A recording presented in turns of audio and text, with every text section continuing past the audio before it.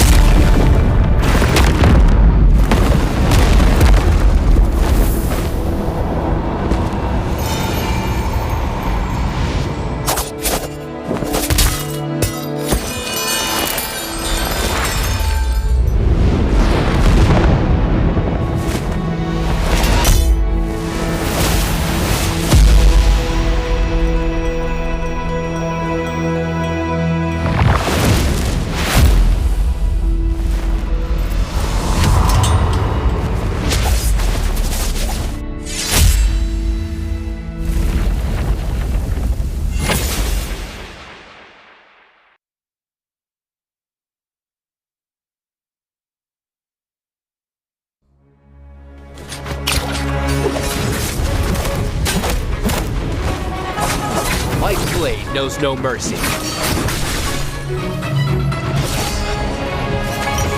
You or many, you will die all the same.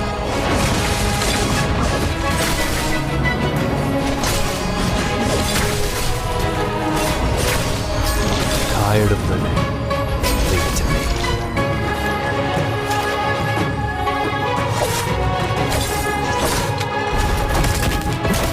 Light's blade knows no mercy. You shouldn't have come here.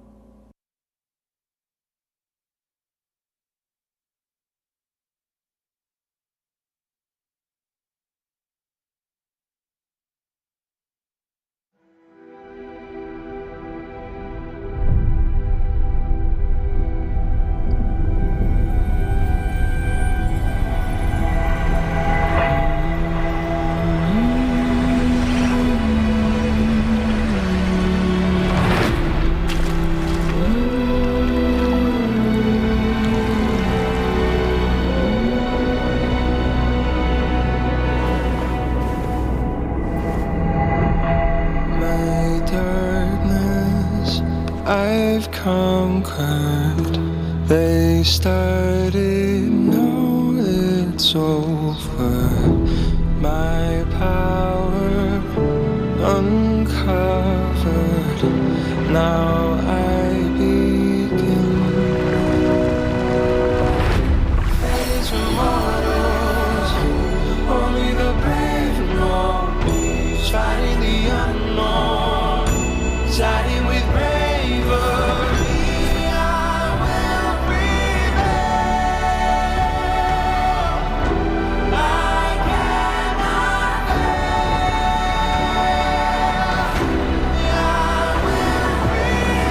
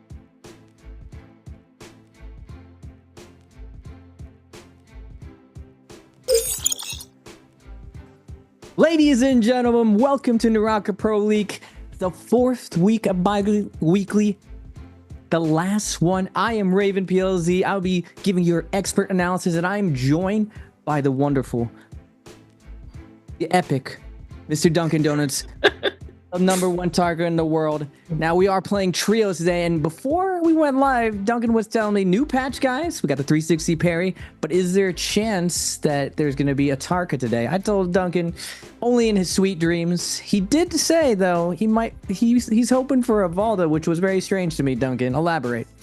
Well, I mean, Valda, I've always thought was a character that had the potential to exist within the competitive scene, you know, not when she's just been changed and had her V2 reworked to the moon, you know, but in a more balanced state. And GG has definitely been showing up in the past, utilizing her very well in their cannonball variation composition. But before we get on to more of the nitty gritty, you know the drill, ladies and gentlemen. Nbpl Summer Twitch drops. Make sure to get your NARAKA account linked to your Twitch account so that you can get your hands on these drops. And a quick,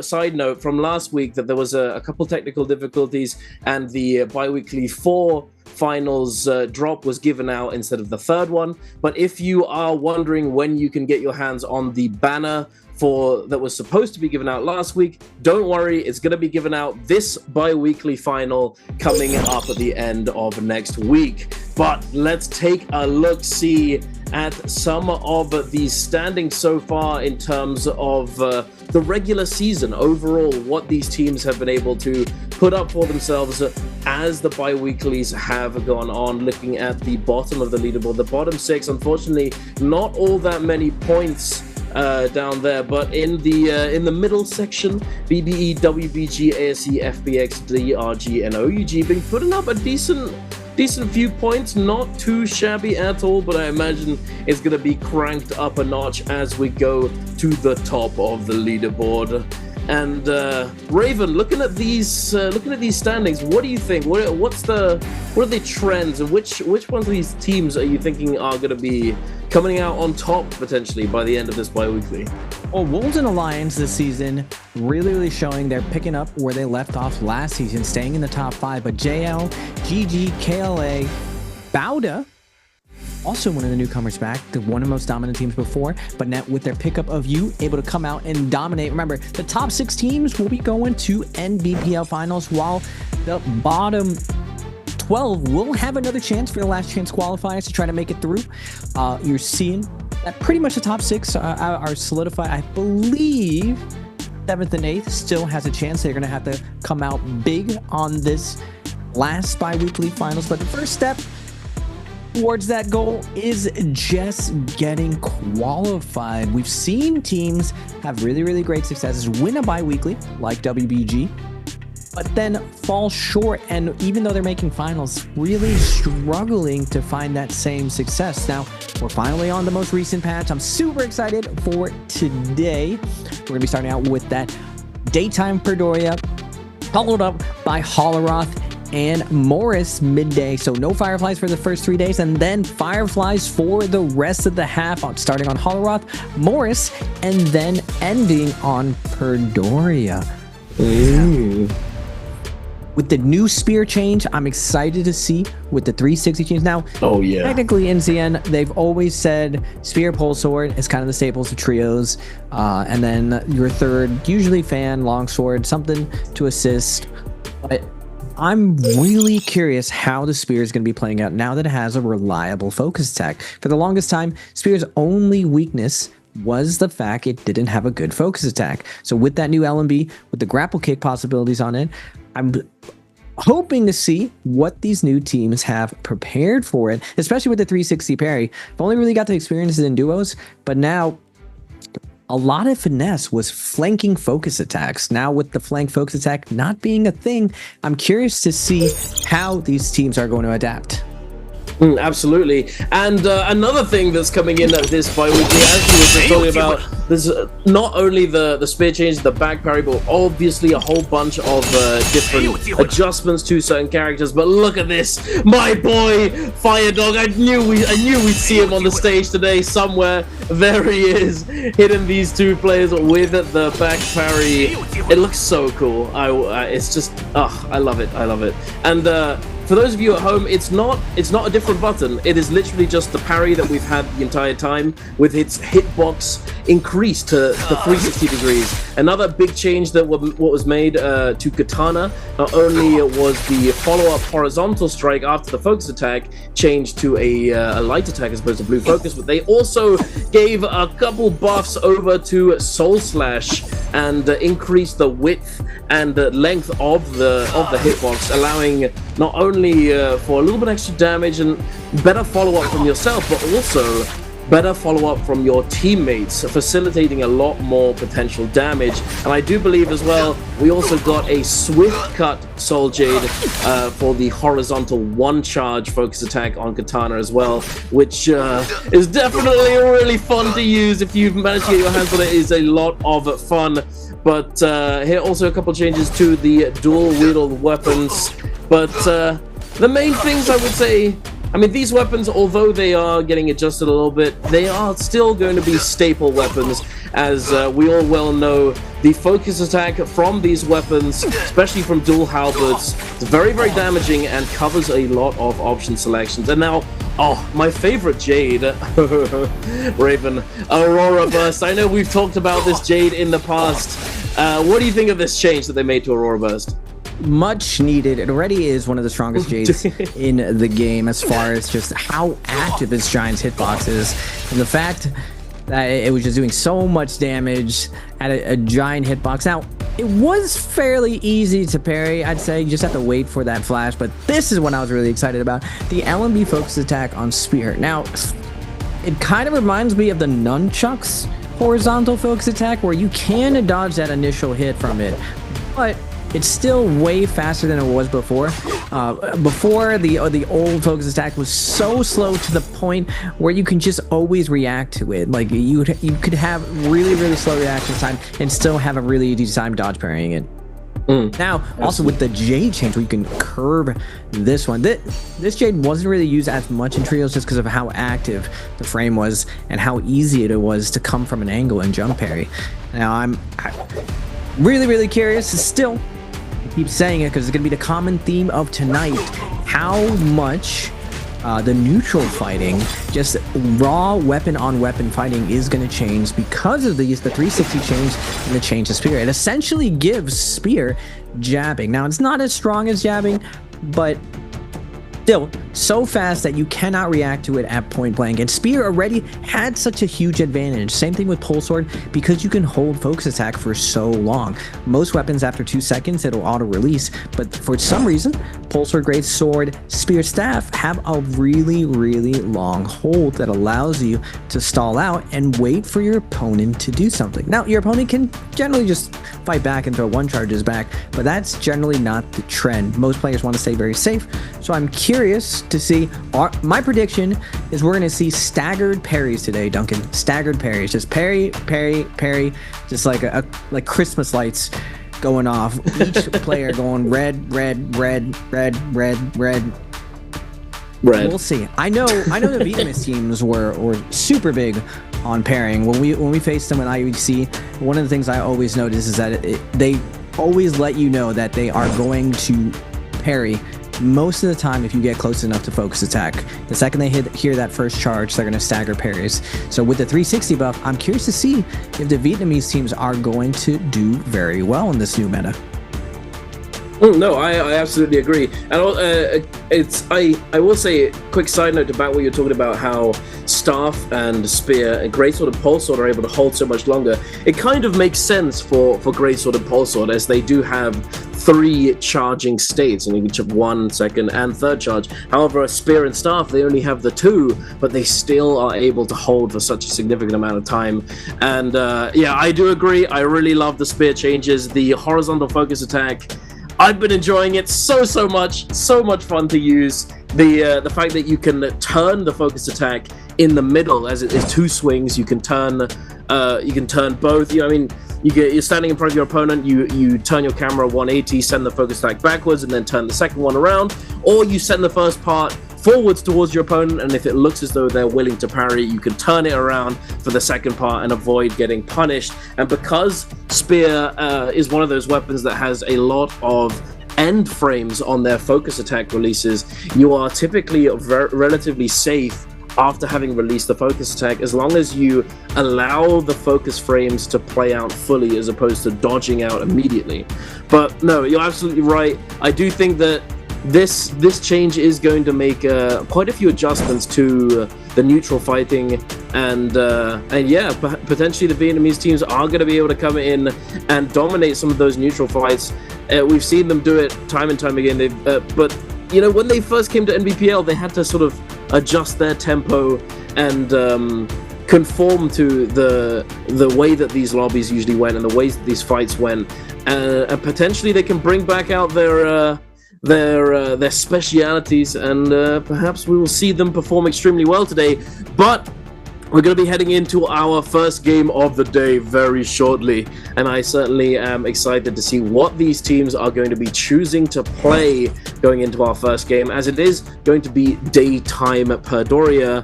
I remember we've talked about it in the past, Raven, how Perdoria, you typically want to secure your Kylin Hardy zipping composition, as it allows you to it dominates certain areas of the map when there's a lot of situations when there are scuffed terrain situations, and it allows you to dominate very efficiently in endgame with Kylin, as you're able to throw people all around the car crash, the pile up, smashing through the windshield, sending you across the land. But do you think that that's going to change at all going in with this new meta, or do you think we'll likely see more of the same? It's hard to say. I know the cool thing that we noticed was Viper was being chosen phase 2. Phase 1 was typically still a lot of Siphon, that Takeda, Temi, Kurumi, but the second Kurumi starts going up in points, it also affects the Zai Matari Kurumi composition, which is a hard counter to Viper. So we're seeing a weird dynamic between those three compositions, especially on Perdoria. Now, the reason why Viper is so strong is the coaches of the top teams, and even TXA, I got to speak with them, they all agree that it's a very heavy neutral meta, meaning that the teams in prior metas, a lot of teams ran a lot of rage, and you just immediately get into the fight and try to space out and trade out your ultimate and cooldowns quickly. This meta is very, very different, and it's allowed a strange Viper kind of creep in. F3 V1 Viper, where it wins very, very heavily off spawn because it provides you with this nice AoE nuke, and the V1 can burn through so many good ults. There isn't a Yushan really running around, and there's only really Matari. So Takeda, Temi have their work cut out for them. Same thing with Hadi and Kylin to try to deal with the pressure of Viper early on. Now, later on, Perdoria is predominantly a very open map with a lot of mountainous terrain, and that's what we've seen Kylin and Hadi really dominate, just because both of their abilities are able to send people flying in zone. Now, typically, we saw Siphon comps that Takeda Temi dominate endgame because they're able to make any terrain work for them, but because they can get knocked into zone late game, and because Spirit Well is so important when it's a White Tiger buff, we've seen a slight change in mentality. But we're going to be going on to game 1. No surprise, a little bit of difference here. Now, phase 2, not littered with Vipers. We're going back to that Sand, Siphon, Hadi, and Xiphon composition, but now in phase 3 everyone is picking that Viper composition. So usually what happens when we have 5 Viper teams plus is no one can survive. The end game is littered with corpses because they just, all the stronger teams that get a lot of advantage off having better armor, better weapon, get picked off very early. So we'll have to see how these teams are able to deal with it. Perdoria, I know, Duncan, you are a Firefly connoisseur, has the most amount of Fireflies of any map, and still new timing attacks with these assassination comments, with this new attack on Titan with these Vipers. I still think the meta is not solved. No, I would agree. And although you mentioned the Fireflies, and I am indeed a Firefly connoisseur, my brain can retain information, but only select information. It forgets important stuff, but I can remember where every Firefly on the maps are. Just Lamau. But sadly, we're not going to be seeing any Fireflies in our first game of the day, so it's gonna be spicy. And I do agree.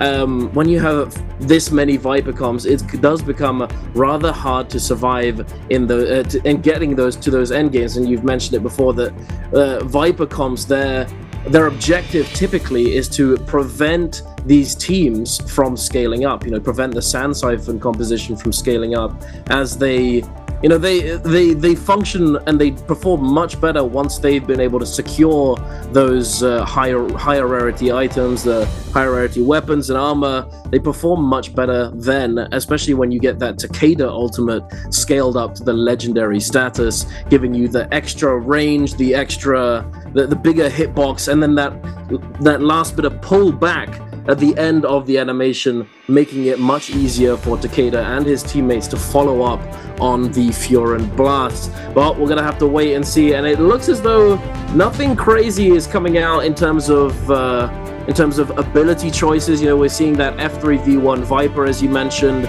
It always in the past we've always either seen F3 with V3, as you have that anti-heal and the little damage nuke from the F, as well as the silence on the ultimate with the V3. And but if you weren't going to go for that, you would typically go for the F2, which was the silence F ability, alongside the V1 to get that stun. But now it's just changed, and it's broken the system that we used to have, and now we have V1 F3, no silence whatsoever, and it's just full ooga booga, get in there, just trying to lock down these players or force out those ultimates, as you said, as V1 is very good at forcing out those cooldowns. If you've been hit by V1 Viper in the past in your games, you know that 5-second stun, it's a lot. You can get absolutely bursted down and just die, and it feel like you can't do anything about it. But again, Matari is in the lobby, so she's the only real significant counter to this, to some extent, as when you break line of sight and you go invisible, you're able to avoid the stun from Viper. But we are going to be jumping right on into the game, kicking it off over here with Alliance and Wolves, scrapping out a beautiful parry coming out from ZK, but the F3 from the Kurumi going to be able to mitigate all of that damage. No follow-up potential. It's going back and forth now. A huge Dragon Slayer from the side of Wolves, locking down multiple players. The follow-up comes through with the Hang Sword as well, and HQ taking a bit of damage, forced to try and kite away and ice off the pressure. BBE going to be jumping in, as well as the third partiers, the Viper composition, trying to hold down these players. XCM, he's running as fast as he can, going for the overhaul base, the parry, and gets overheld himself, but the cube is already up, ladies and gentlemen. The Hardy ultimate is already in play, coming in, trying to peel for his teammates. The Tesla ultimate does come through. The charm onto ZK does get locked down and taken out. XCM now taking a bit of damage, forced to use that combo breaker. The F3 is going to come out there and finally take down XCM, and now it's just a matter of cleaning up this fight for BBE. It looks as though they're going to be able to make short work of him with those double parries back to back. That's a big win off spawn for BB, and that's what I'm saying. Vietnamese teams really, really, really good at pairing, really, really good at working off each other. But going to the south, we got X1 versus EWG. Diana Viper looking for Dragon Slayer with the flank, able to get part of it, easily deleting one of them. Now in a 2v3 situation, can EWG bring this back? Toothpick on the back line, converging on one of them, and they're going to trade out, bring it back to a 2v2. EWG with life in them. LYD trying to hold the line, but Zyolt's going to be popping up. Wuchen port is forced out. Now EWG needs to get up their Karumi. They are going to res.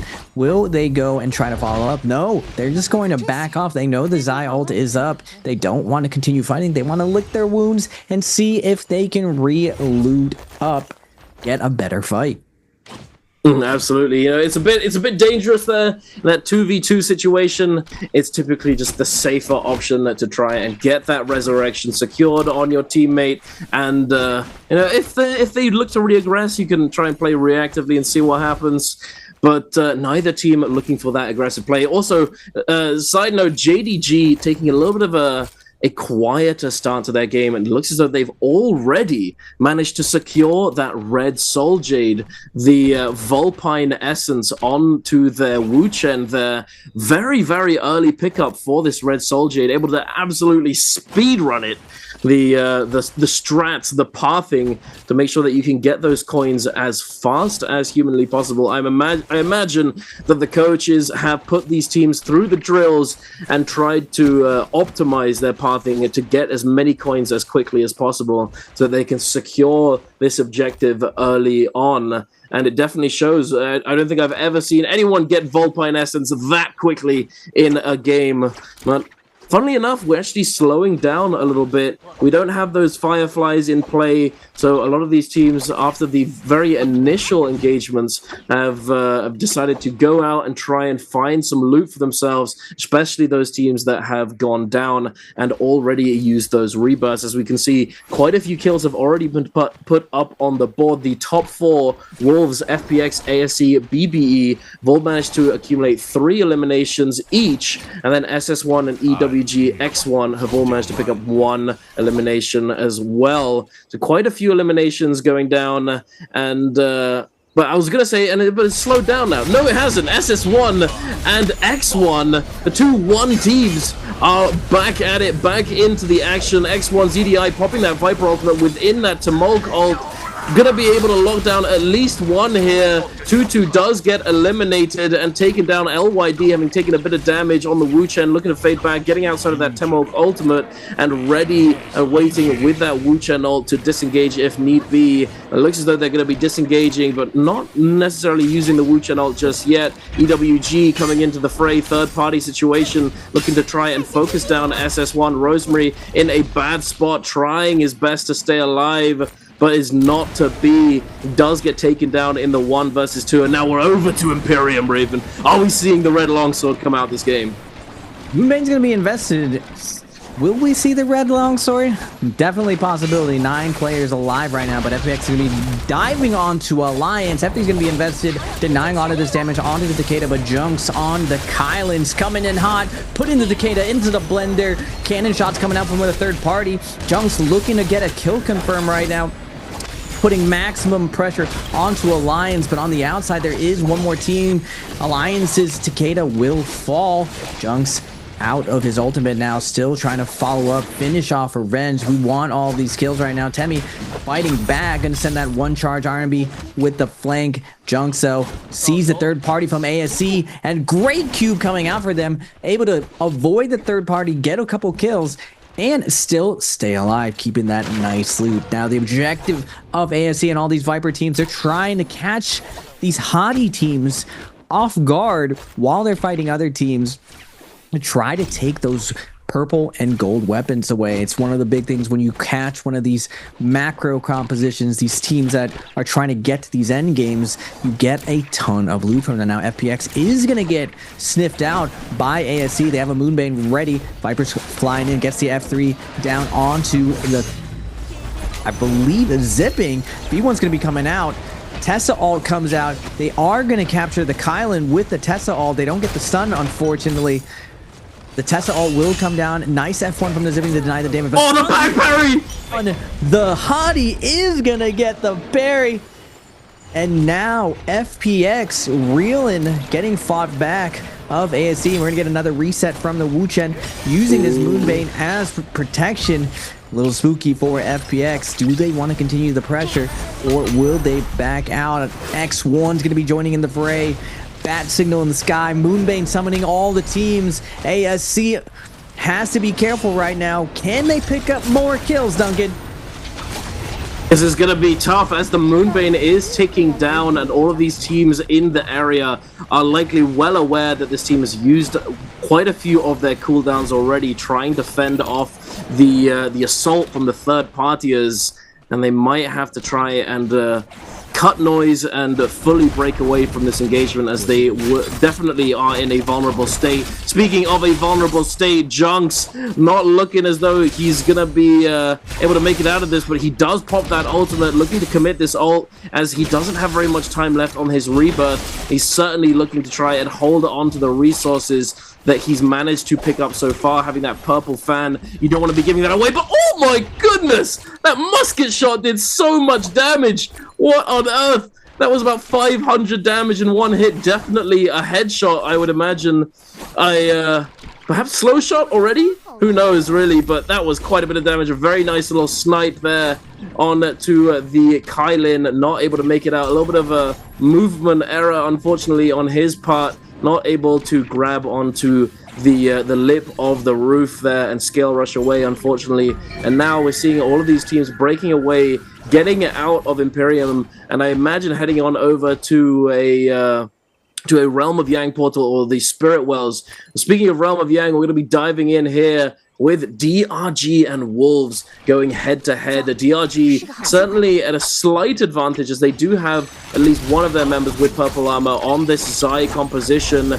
Wolves going to dive in. XCM taking a bit of damage on the drop down. The Hardy Cube has already been put in the air. The Kylan ultimate now coming online to respond to this Matari ultimate. The Comet, the Meteors coming out from the Zai as well. Finding that Karumi now, trying to lock her down to try and force out this Karumi ultimate, as they have used all three of their ultimates. They need to try and force out these cooldowns as fast as possible, or take down one of these members, as they are going to be at a disadvantage if they don't manage to do so. But they do indeed. They take down this Karumi. A parry comes through, but no follow-up. Kakaishi gets caught by the meter burn on the nunchucks. It's not looking too good for DRG. They do manage to take down ZK, taking it down to a 2 versus 2.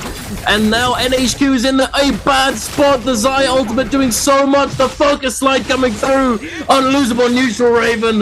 God damn. DRG with the clutch up, now going into the other Realm of Yang. WBG's Jing on the Kylan. Put it in the work. Put in the Zai into the blender, but Zai's trying to hold on to his ultimate. Can he get some value? Same thing of DRG, same situation, but EWG, the momentum swinging in WBG's favor, able to pick up the kill. Han's gonna be dropping down, or Kylan with the cube flank, trying to find the flank. Axio has fallen. It's up to Jing to bring this back to even. EWG now in a 2v1 situation, but Jing is really, really low. It's not gonna matter though. Sleepwalker is gonna clutch it up, cleaning up Cookie, and back-to-back fights. We got the Zai Matari Karumi's fighting against the Kylan compositions. I do believe that the Kylan comp is probably the strongest composition next to Siphon, but it's really, really close. And we're seeing the likes of Wolves. They had the highest average points when it comes to Perdoria. They have a really, really good off spawn, and they know how to navigate endgame perfectly. Now, they were super dominant the first week, a little bit of the second week, but now the veteran teams are catching up to Wolves. Can they show that same dominance? They did fall inside Realm of Yang, but they do have 3 minutes to hopefully cure this Yang depletion and find another kill. It's what defines you as a great team, Duncan. It's not when everything's going right. It's like, can you bring it back when everyone expects you to lose? Wolves is going to have their first test of the day. They are indeed. Also, I wanted to note that it's interesting that this is still the new patch. This is the new patch. Not only do we have a bunch of changes happen to weaponry, but also to characters. But hold on, we will continue that thought in a moment. We've got a fight going down between WBG and JL. One Feng does take down Axiao, but fortunately for WBG, they do have that Vermilion Bird's Might. So even if they do get taken down here, they are going to have the rebirth available. Jing going for the jump parry onto the Hengsword LMB. As we all well know, you can just be tab dodging that one, but in those kind of situations, it can be a bit of a toss-up. And doesn't look for it, instead goes for the jump parry, doesn't find it unfortunately, and does manage to make it out alive, at least for the moment. But we're heading on over to Wolves, the team to watch at the moment, as they do have Yang depletion, 1 minute and 50 seconds left on the clock. They're trying to scrap it out up against DRG here. WX98 desperately trying to stay on his feet, rolling away, tap dodge, roll to victory, trying to stay alive. Unfortunately not able to do so. Damage comes through, and one of these Yang depletions does get cleansed onto ZK. Now XCM looking to follow up. Donkey9 is getting focused down. The Zai ultimate comes through. Now the last man standing on the team, and it looks like Wolves is going to be able to cleanse that Yang depletion and stay alive going forward in this game. But I want to go back to this point, but we'll have to continue talking about it later. Raven, take it away. Alliance up against BBE. Who wins this one? On the Viper, big stun gonna be coming out, but Temmie, nice job putting in a nice Temmie circle to get them out of that situation. Alliance here as well, EWG is here as well. 4 teams all fighting on the edge of zone. Very, very dicey situation. EWG on the cusp with that Yang depletion, fighting against this Draco Storm. The shoves are coming out, but the Zai will not be denied. Luye able to get that kill on to Alliance Revenge. Now Alliance Yuma trying to hide, finds a little bit of a pocket, but he can't hide. The follow-up is too much. The Draco Storm is too much. Yuma will fall in zone, but EWG, they might have overstayed their welcome. JDG is coming back with the vengeance. Matari ult's going to be coming down a little bit too soon. Now they need this for momentum, but Jing on the Viper trying to defend against the pressure. Kurumi ult's going to be invested, but Jing now hop in the V1. Oh, beautiful. Stun coming out. Cookie in a tough position. The Kurumi is going to be executed. Valiant effort by Zai on the Matari with F2. Not able to peel for his Kurumi in time. And finally, the Zai will fall. JDG, a big clutch up in the zone. Absolutely, and yeah, you said that Matari ultimate a little bit too early. Tried to use it for the tempo, but unfortunately weren't able to make something happen during that Matari ult, and immediately were punished by Jing with that Viper ultimate, perfectly timed, able to time it so that just as they came out of stealth, they were gonna get stunned up and CC'd. So definitely very nicely done by JDG. The patience, not pulling the trigger too early on that Viper ultimate. But back to what I wanted to say before, this patch, not only have we seen the changes to weapons and characters, but we have seen a change to Draco Storm. Now, when you pick up Draco Storm in the realm of Yang as the buff of choice, you do get all of your rage replenished. So all of your ultimate's charge gets given to you, just like the other buffs have done so in the past. But interestingly, no team who went to the Realm of Yang and won the Realm of Yang opted to go for the Draco Storm pickup, and instead went for the Vermilion Bird's Might, as I imagine it is a slightly safer pick, at least for the first Yang. But perhaps that will change in the second Yang. Perhaps we won't see White Tigers. Perhaps we'll be seeing Draco Storm getting picked up here as we have this fight in the Realm of Yang unfold. DRG going to the sky. Dongqing looking to dive onto this zipping with that F2 from the Zai, taking her to lower HP. The Hardy Cube coming in clutch, able to save the day. But oh my goodness, Jing, the Kylin, taking so much damage, able to cube out just in time, and now has time to utilize that ultimate. The healing is going to be coming through, focusing down this Zai, trying to lock her down at least a little bit and force out this Zai ultimate, as if it gets delayed, it's going to be difficult to stand up against it once the Kylin ultimate goes down. The F3 comes through, the Kurumi ultimate as well, keeping him topped up on HP. That empowered wave is going to come through, but the Scale Rush comes in and locks him down. He's not able to stay alive. No peel comes through from the side of DRG. WBG looking to take out this team and succeed in the Realm of Yang. WX98 unfortunately not able to do anything in the 1 versus 2 situation. A beautiful parry coming through from Kakaishi, manages to pick up that golden staff as well. Gonna be upgrading that weaponry, and now does have the staff to potentially try and kite this out. Looks for the jump parry in, doesn't find it. Now the jump LMBs are going to be coming out. Another Material comes through. The slap and the pistol shot to finish him off. Ooh, good lordy. Are we seeing the Draco Storm here though, Raven? That's the question. Most likely. They were doing it even when the Ultimate didn't refresh, but WBG, what a crazy turnaround. They immediately get all of their abilities burnt out. Really, really clean execution from DRG.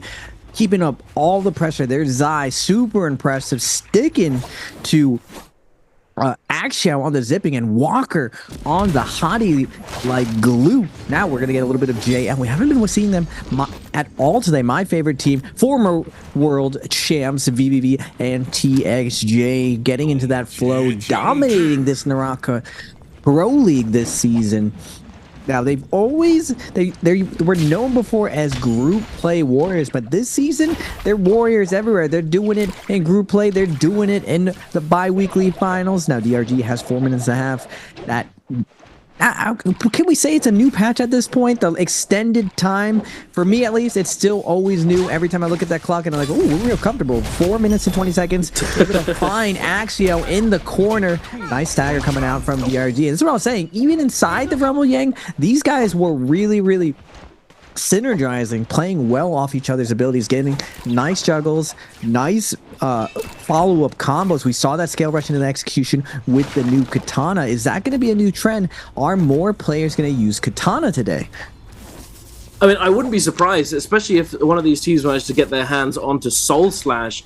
I've tried it out myself, and Soul Slash definitely feels a lot better to use. It feels a lot nicer. The hitbox being larger makes it much easier to secure damage and have your team follow up. So certainly, I think that if we see that Soul Slash get picked up, we will be seeing it getting utilized. But I don't know if just the changes to base Katana are truly enough to bring it into the trios meta. I think that if you manage to get your hands on Jade, sure, but without it, I'm not all that certain. I think that Hangsword likely still it still sits on top there if you're talking about the weapons as base without any Soul Jades being added. And then even with Soul Jades, you know, Aurora Burst, although it has received nerfs, it has had its damage reduced and this silence duration on confirmation reduced, it still is an extremely good Soul Jade as it has that huge AoE.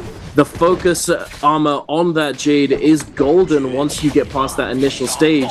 So golden focus plus the AoE plus the silence, even though it's shorter, I think still will likely end up being more of a priority than Soul Slash. However, you know, if you have Soul Slash, you don't have Aurora Burst, I think Soul Slash is definitely going to be a much better pickup nowadays. Yeah, before it was really unusable. We're going to DRG. Nice, that's all coming out from JL, disrupting their chase down, taking advantage of that to get the double touch solid. Big deep fire coming in. Everyone's getting juggled right now. No gold to stop any of this damage. DRG's Dom Q on the Zai, using that meteor to divvy up this damage. Nice coordination coming out from JL, but they are going to hit and run, get that nice poured out. DRG, really, really good recovery right there. They almost got 100-0 within that Tessa ult. Triple focus attack from JL. Now, Wolves and WBG, it looks like Zem, they're going to lose their hottie, but with their Kylan and Zipping alive, going to try to find a res right now, but WBG is going to be holding zone, waiting for these guys to come back in. ZK recognizing the danger. Are they going to force this res? No teammate left behind. JL's coming in to try to scoop up some freebies, forcing WBG away. They're not going to be able to sit there and camp the res of Wolves, but JL will be there now. WBG will be there. There's a wall of players waiting for Wolves. Can they make it back in alive? Already one down. It's going to be a tall order to ask of them. XEM losing another teammate now and getting it stunned up by this Tessa Charm. Does get focus attacked by that Katana in the back from another team. Runs straight into the clutches of JL here. Unfortunately, no escape for Wolves. Although, you know, it's not the end of the world. It's not the worst game to have off the rip. You know, they did manage to secure 7 eliminations. 7.5 to start off the day is not bad. You know, it's certainly not a bad game. It's a consistency game, and that's what it's all about, Raven. Consistency. We love to see it. You know, as long as you're putting those points up on the board, 10 points-ish each game, you're going to be coming away from the day with 60 or so points, and that is certainly a very solid performance that a lot of these teams sometimes just aren't able to put on the board. But here, taking a look at FPX, they are certainly happy with themselves as they've managed to pick up 6 eliminations so far, get their hands on a White Tiger's Prowess buff here from the Spirit Well. Going to be going into this transitional period of the game, mid to end game situation with a buff. Very, very safe. I would imagine they're feeling pretty strong. They're likely not going to be taken down with ease, especially considering the double golden armor they've managed to get their hands on. But as we go into this end game scenario, we're starting to see the number of players dwindle down. 19 players left alive at the current time. JDG lurking on the outside of this area. DRG in the area as well, looking to not necessarily commit to a fight. However, speaking of committing to a fight, X1 and SS1 going up against each other. It feels as though these are rivals, just continuously scrapping it out every time I see them. They do manage to take down the last remaining member of SS1, but they may have put themselves in a bit of danger here, Raven, because they don't have all that much HP, and they're running into a lot of players. Yeah, riding zone, really dicey. A lot of these Viper teams trying to pick off anyone who wants to overextend right now. It looks like ZDI is going to be the first victim of this overextension. FPX coming in, super scale, triple gold armor, looking to pick up all of these aggressive Viper teams as they snowball out of control. FPX at 6 kills, leveraging this huge lead. But the thing about the Viper composition is that it doesn't need much to finish you off. That F3 coming off from the Viper, as long as he has a purple weapon, is going to be doing tons of damage. Now, FPX has to be careful right now. 80% Moonbane's coming in, taking up 80% of the zone, forcing everyone to the edge. DRG, their execution has been phenomenal all day, but they are getting lobbied by everyone. The cannon shots from both sides peppering them up to the point where they are gonna risk it all to get through the zone. Now FPX doesn't want to fall into the zone, doesn't need to take a risk. They're up to 6 kills right now, still 15 people left alive. 12 possible kills available to them, and JL on the outside pressuring in, taking advantage of all these teams rotating around. We got TXJ with that meteor, with the white cannon, still that consistent pressure with the cannon, able to rotate everyone away from them. And you're seeing on the minimap in the top right just how free this space is now for JL. Yeah, absolutely, and it's a very nice spot to be in as well, as they are right next to this Spirit Well, although it can be a little bit dangerous, especially if they have a team come up behind them. But having pressured them off of that space, they are able to turn their attention over to the Spirit Well that has just spawned in, and it is going to be the White Tiger's Prowess. Now, another change that came through with the most recent patch, the patch that Nbpl is now currently on, is that White Tiger's Prowess was adjusted, it was nerfed, so that skadoosh effect that we've seen before, where the entire lobby simply explodes as the chain of White Tiger's Prowess roars comes through and just takes down all of the health of these players. We're not going to be seeing that as often. It's going to be much more staggered, as now once you've been hit by one of those shockwaves, you have an immunity to a follow-up shockwave for about a second and a half, if I'm not mistaken, meaning that now it's going to be much more difficult to fully eliminate the entire lobby with simply a few kills in this end zone situation. But speaking of this end zone situation and speaking of kills, JDG Xing does get taken down by DRG Kakaishi. Now Junks, although the White Tiger's Prowess did get nerfed, having that buff pickup is going to allow him to get that second ultimate online very, very quickly after having used that first one, pulling the trigger immediately. JDG 2-tick also going to be taking down FPX, trying to pick up as many kills as they can with this buff, as it is going to consistently be healing them. The Viper ultimate is going to be coming through. The V1 might be able to lock up Junks. He does get stunned, but no follow-up is going to be coming through from the Viper herself. Instead, it is going to be WBG. Junks jumps in, goes for the aggressive parry here, and unfortunately not able to find it, not able to find this punish, but he's going to be cubing out instead, and this is really heating up. Raven, who's taking this one?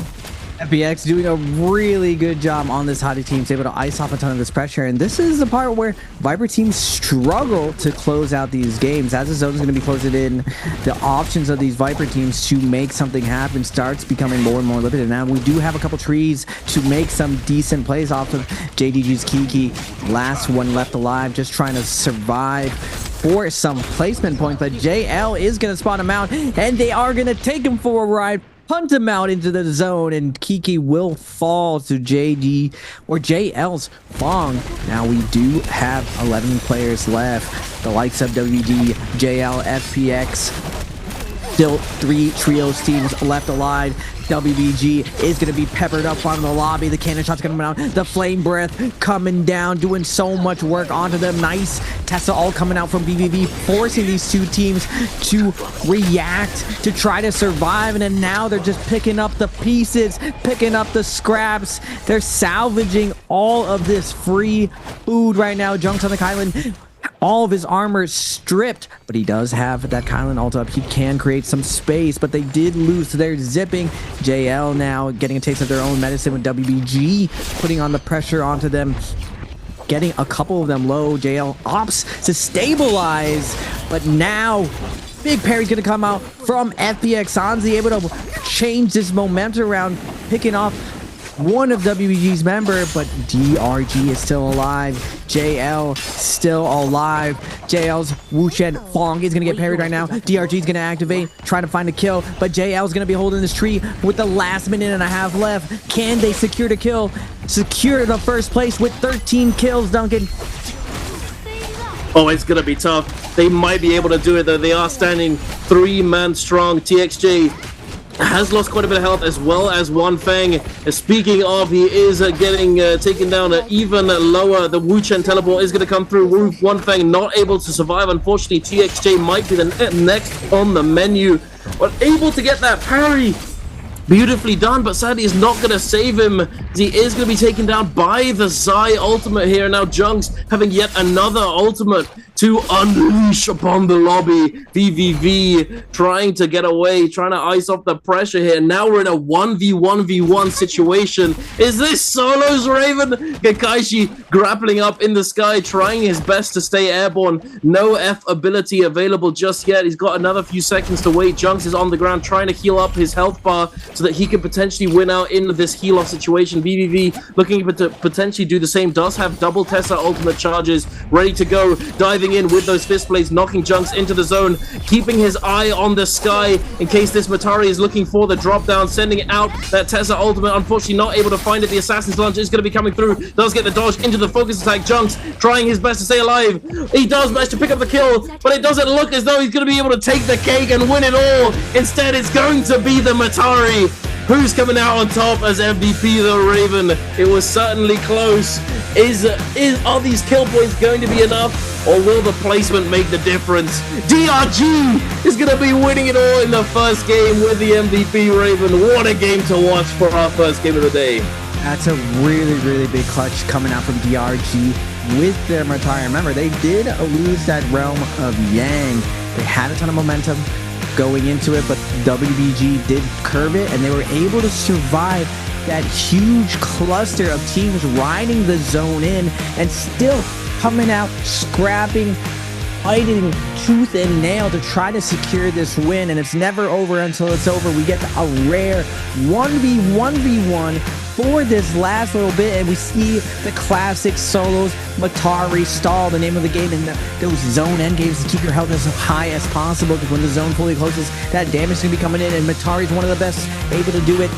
DRG doesn't flub it. Now, it's very, very easy to accidentally grapple stall in midair and pull yourself into zone. And even if you take one tick, that might be the difference between winning and losing. And we see DRG able to clutch it up even at the likes of BVV. Everyone knows BVV within the league of being someone who can 2-on-1 a lot of situations, but BVV unfortunately not able to find the value Tessa ultimate going to that last leg, and DRG is going to steal it away, Duncan. Yeah, they are indeed. I think VVV, he was trying to be as aware as possible in that situation. He was fighting off this Kylan on the ground while still trying to keep an eye on the Matari above him. I think that may have that may have been the thing that lost him that situation, as he was a little bit too focused on the Matari in the sky and wasn't able to focus on the fight on the Kylan in front of him. But enough of that, more on it later. For now, you know the drill, ladies and gentlemen. Answer for treasures. If you want to get your hands on a Summer Split random gift box, make sure to get your answer to this question in the chat. And the question is, which team won game number 1 today? Was it A, CD Wolves, B, Alliance, C, ASE, or D, SZDRG? And now, obviously, I think this is the trend that has been rather evident for a while now, that the first question is usually a freebie. So if you don't know the answer to this one, you'd probably be safe to just copy off the rest of the viewers in the chat, putting in their answers. But speaking of, make sure to keep an eye on the chat and on your whispers, as if you do end up being the lucky winner, you don't want to miss out on claiming your reward. But taking a look at this scoreboard for the day, Raven, it's looking pretty spicy. DRG coming out on top by only 0.2 points above JL. Yeah, look at the point spread. I love the new point system. Everything's a lot closer. Those teams getting kills, getting on the board, but it just shows how important getting that last little bit of placement point is. JL with 15 kills gets the same amount as DRG. That Matari able to clutch it up, take that first place, get that multiplier. But FPX also dominated. It just goes to show that all compositions do very, very well, but in that end game, it's very, very hard to make that Viper team win it all when you're on the likes of the Hadi, the Kylan, or the Takeda Temi Siphon, or the Zyphon with the Zai. You're able to hold space and play these heal off situations a lot easier than the Viper compositions, and we see a lot of those kill confirms actually coming out from Kakashi on the Matari. Lots of parries coming out from him, lots of damage, but I did see Don Q save them in so many situations where the team got caught lacking. Big staggers coming out from enemy teams, but he came in clutch, managing his meteor perfectly to create space for his team. Now looking at the highlights, brought to you by Born For You Gaming.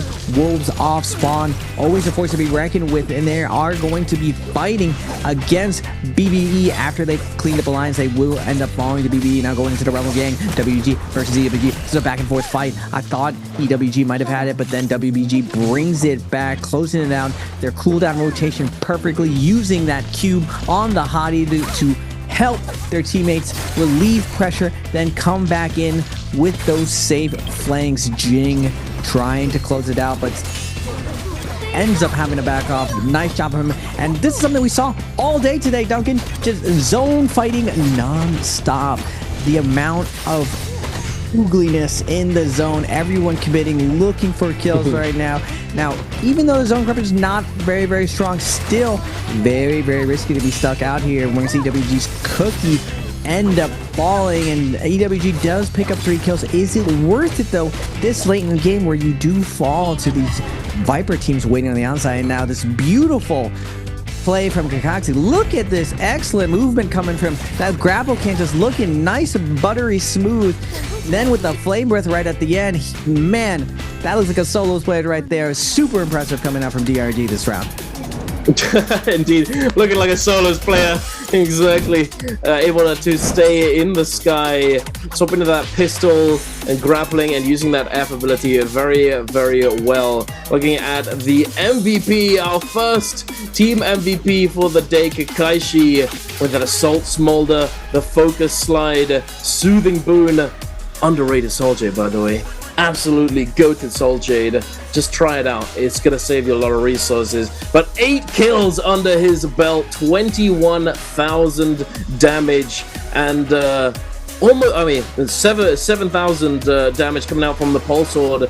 Close behind, 6,000 damage coming out from the skill and the ultimate. So doing quite a significant amount of damage with that charged up F2 ability. Now, if you aren't a Matari player, you haven't been playing all that much lately, the changes done to Matari changed her F ability. The rework came through, and with her F2, it acts as a thrust dash. You can do through players and look for the stagger into a combo, or if you hold down the button instead, it charges it up, escalating its focus state, making it so that you're immune to more focus states coming your way, a focus attack from a blue focus or potentially purple focus or even gold focus. You're able to charge it all the way up to golden focus, and if you charge it all the way and you dash through a player, you're going to be doing a significant amount of damage, and that's how he's able to get so much damage from those skills and ultimates.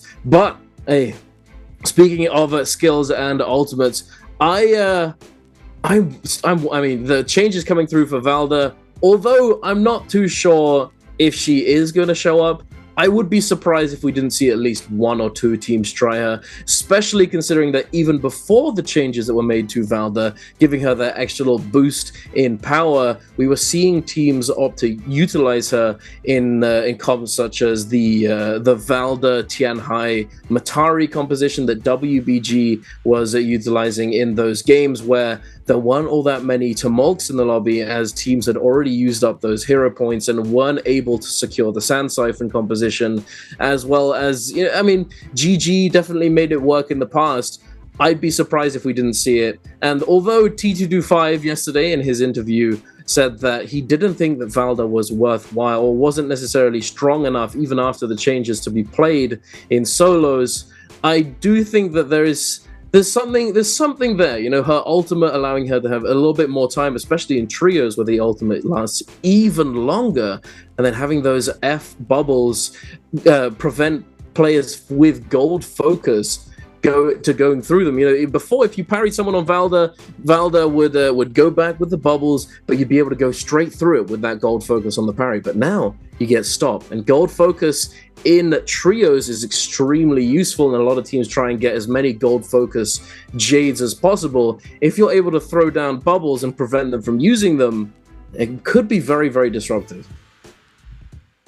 Definitely a crazy min-max. Looking forward for Valda to be played. Now again, we did see WBG use that Matari Valda, like you were saying, is mainly at the end when character points are used up. Now, if you're just tuning into the Pro League, these teams do have to deal with the function of phasing and character points. Each team is separated between 3 groups, and you see it in the beginning of each match going through those 3 phases. And as characters are picked, there are allocated more points. So you can technically pick that character, but you're limited to 9 points for every 6 rounds. So let's say the first phase, a couple Kurumis get picked because it's one of the strongest support heroes right now. When you pick it yourself, you may get penalized 2 points. Now, if you're in phase 1 and 2, the big benefit of going first is none of the characters have any points allocated to them. Now, there is an advantage to being in phase 3, and that's usually where you see the counter comping coming in. And that's what I was wondering today. How are we going to be countering today? Previously, in the previous bi-weekly 3, we saw Vipers coming out in phase 2 and being countered by Matari in phase 3. Now we saw the opposite. We see the Hottie comps coming out, and we see the Vipers countering in phase 3. A lot of teams preemptively going Zai just because they want to play that matchup. And now Zai does do a good job versus Hottie as long as you sequence your abilities correctly. Really, really cool stuff coming out from all the teams. And And I would say for the first time in the 3 years of NARAKA, the advantage of each composition is very marginal at best. Most teams, it really comes down to the mechanics of the team, the tactics of the team, and their overall gameplay of how they're going to macro and set their team up for success. With the addition of the Spirit Wells, with the addition of more time for that second Yang depletion, we're seeing a lot of teams step up their aggression a lot more than we've seen in the past, which comes out to a lot more oogliness, Duncan, a lot more exciting fights, a lot more zone fighting, where we're just seeing festivals going on. It's not even a third party, it's not a fourth party, we're just having full festivals in the zone where everyone's invited and only 1 or 2 teams end up getting out alive. Yeah, you might find yourself face down in the mud, having just had a little bit too much oogliness and not being able to recover. But hey, if you make it out alive, you're going to be making it out with quite a bit of money, quite a bit of loot. So it's one of those situations, risk versus reward. It is a significant risk. However, certain compositions do perform very well in the zone. You know, Viper functioning very well in those storm fights, as she has that F3 typically nowadays, which prevents the person or persons that you hit with that ability from being able to heal themselves for quite a significant amount of time. But not only does the Viper comp function quite well, but also the Zai composition, as Zai has a considerable amount of fire damage within the kit, within her kit. So not only with the F2, the meteor that you rocket yourself towards players, once you hit that confirmation is going to apply fire damage, but also the ultimate, when you get that empowered V2 wave chain attack, it also applies fire damage. And as we all well know, or at least we should do at this point, fire damage is so important, especially in those storm fights, especially in those end zones, allowing you to bypass the armor of your target and potentially finish them off much more easily. But going into this game, I think we're going to be going over to Holoroth Raven. And now, considering that it's Holoroth, we've seen lots of different trends come up in the past. You know, back in the day, we saw Tumulk being one of the biggest priority pickups on Holoroth, as it allowed you to fight out in those open spaces without all that much pressure from the outside, as you're able to stay within your Tumulk ultimate, utilizing it as that protective wall and that sort of thing. What do you think these teams are going to be looking to pick up going into this Holoroth game? Is it going to be a lot of Sand Siphon, not so much Kylin composition? Do you think it'll be quite a few Viper comps coming through, or perhaps a surprise pickup? We're probably going to see a lot more Sand Siphon than on Perdoria. Sand Siphon has just always been very, very strong on Holoroth. Unlike Perdoria, Holoroth is a lot more flat. There isn't as many cliff sides for Hotties to take advantage of. So, and for the most part, all of these teams have been playing Siphon forever.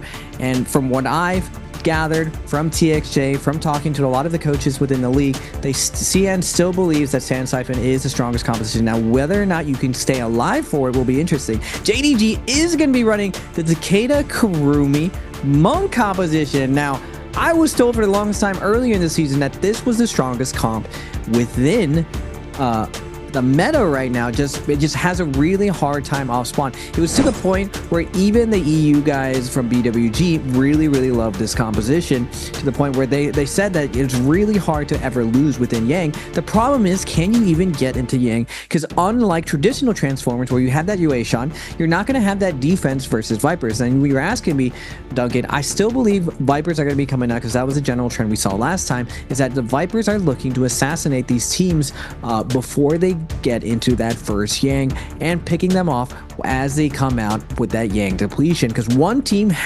or 3 teams have to lose in that Yang depletion, and it's a perfect time for those Vipers to hunt on Holoroth, especially now that they're running V1 with that nice F3 nukage. Now, I'm curious to see whether or not more Zai comps come out, because the reason why Xiphon is so strong is that it has that budget versatility. Unlike Takeda comp, which everyone needs to buy weapon slots, everyone needs to have a bunch of purple weapons so you can get their Takeda to that purple and gold ultimate. all you need to do for Zai is give her a good armor and give her a good weapon and you're good to go. So we'll have to see the dynamic coming out between Siphon, Viper, and normal Siphon as this Holoroth progresses. Still, I didn't see as much 360 parry as I thought, and staggering, it still looked like business as usual. If anything, because parry is so strong right now, I saw a lot more ability rotations than I'm accustomed to. Before, it was very, very heavy. Neutral based teams would go in for those double hold gambits, for those parry gambits, but it looks like teams now just want to start exchanging those cooldowns once they get connected to their prio target. We'll have to see, with we're only on to game 2, how these teams are evolving. Usually the first 2 games take a little bit for these guys to warm up. We see DRG looking in high spirits after their nice win. We'll have to see. They've always struggled with consistency and momentum. That big clutch, though, should set them up pretty for the rest of the day. Indeed, they are going to be going down to that last round selection. They're going to be having to pick up the scraps from the teams that are picking before them. First round selection, EWG Wolves, ASE SS1. Second round, X1 JDG, and a couple others. But we will be seeing it soon what these teams are going to be opting to pick up going into this Holoroth game. And the whole dynamic between counter comping is certainly very interesting to me, and I think it speaks to how NBPL has developed over time. You know, in the past, there weren't as many team compositions as they are now. The dynamics between the two, it only really started out with Attack on Titan, with the Viper Wuchen Yotohime composition that has now evolved into the Viper Tessa Wuchen. As it lived up to its name, you know, Attack on Titan. It was able to take down the Transformers composition, the traditional Transformer composition that we saw for so long, be one of the most dominant compositions, Tianhai, Yueshan, and Karumi.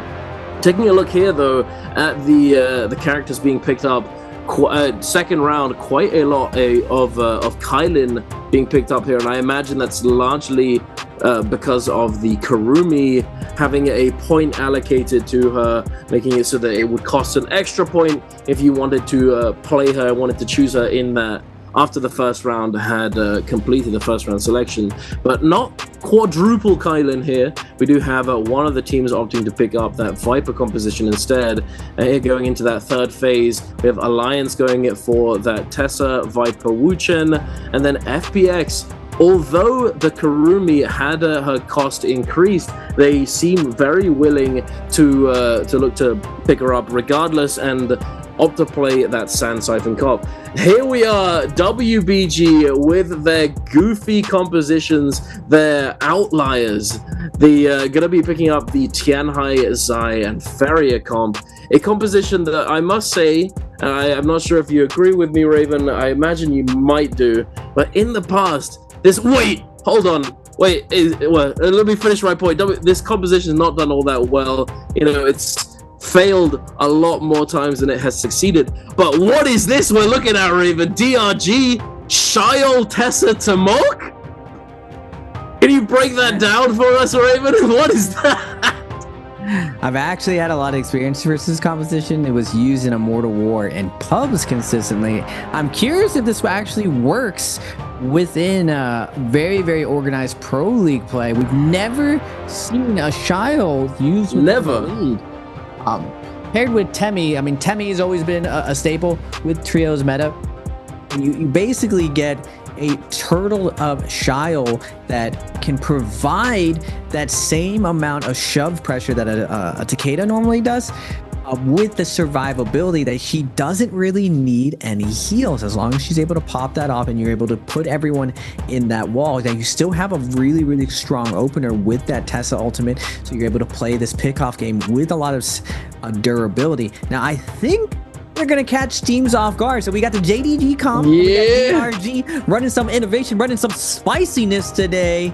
I'm excited to see whether or not these guys are gonna go in. They're definitely Yang composition, so I want to see some interesting matchups. I want to see JL running into this. I want to see people's facial reactions as they see these weirdo comps. Now, something. Wait, what is this? A Shiol?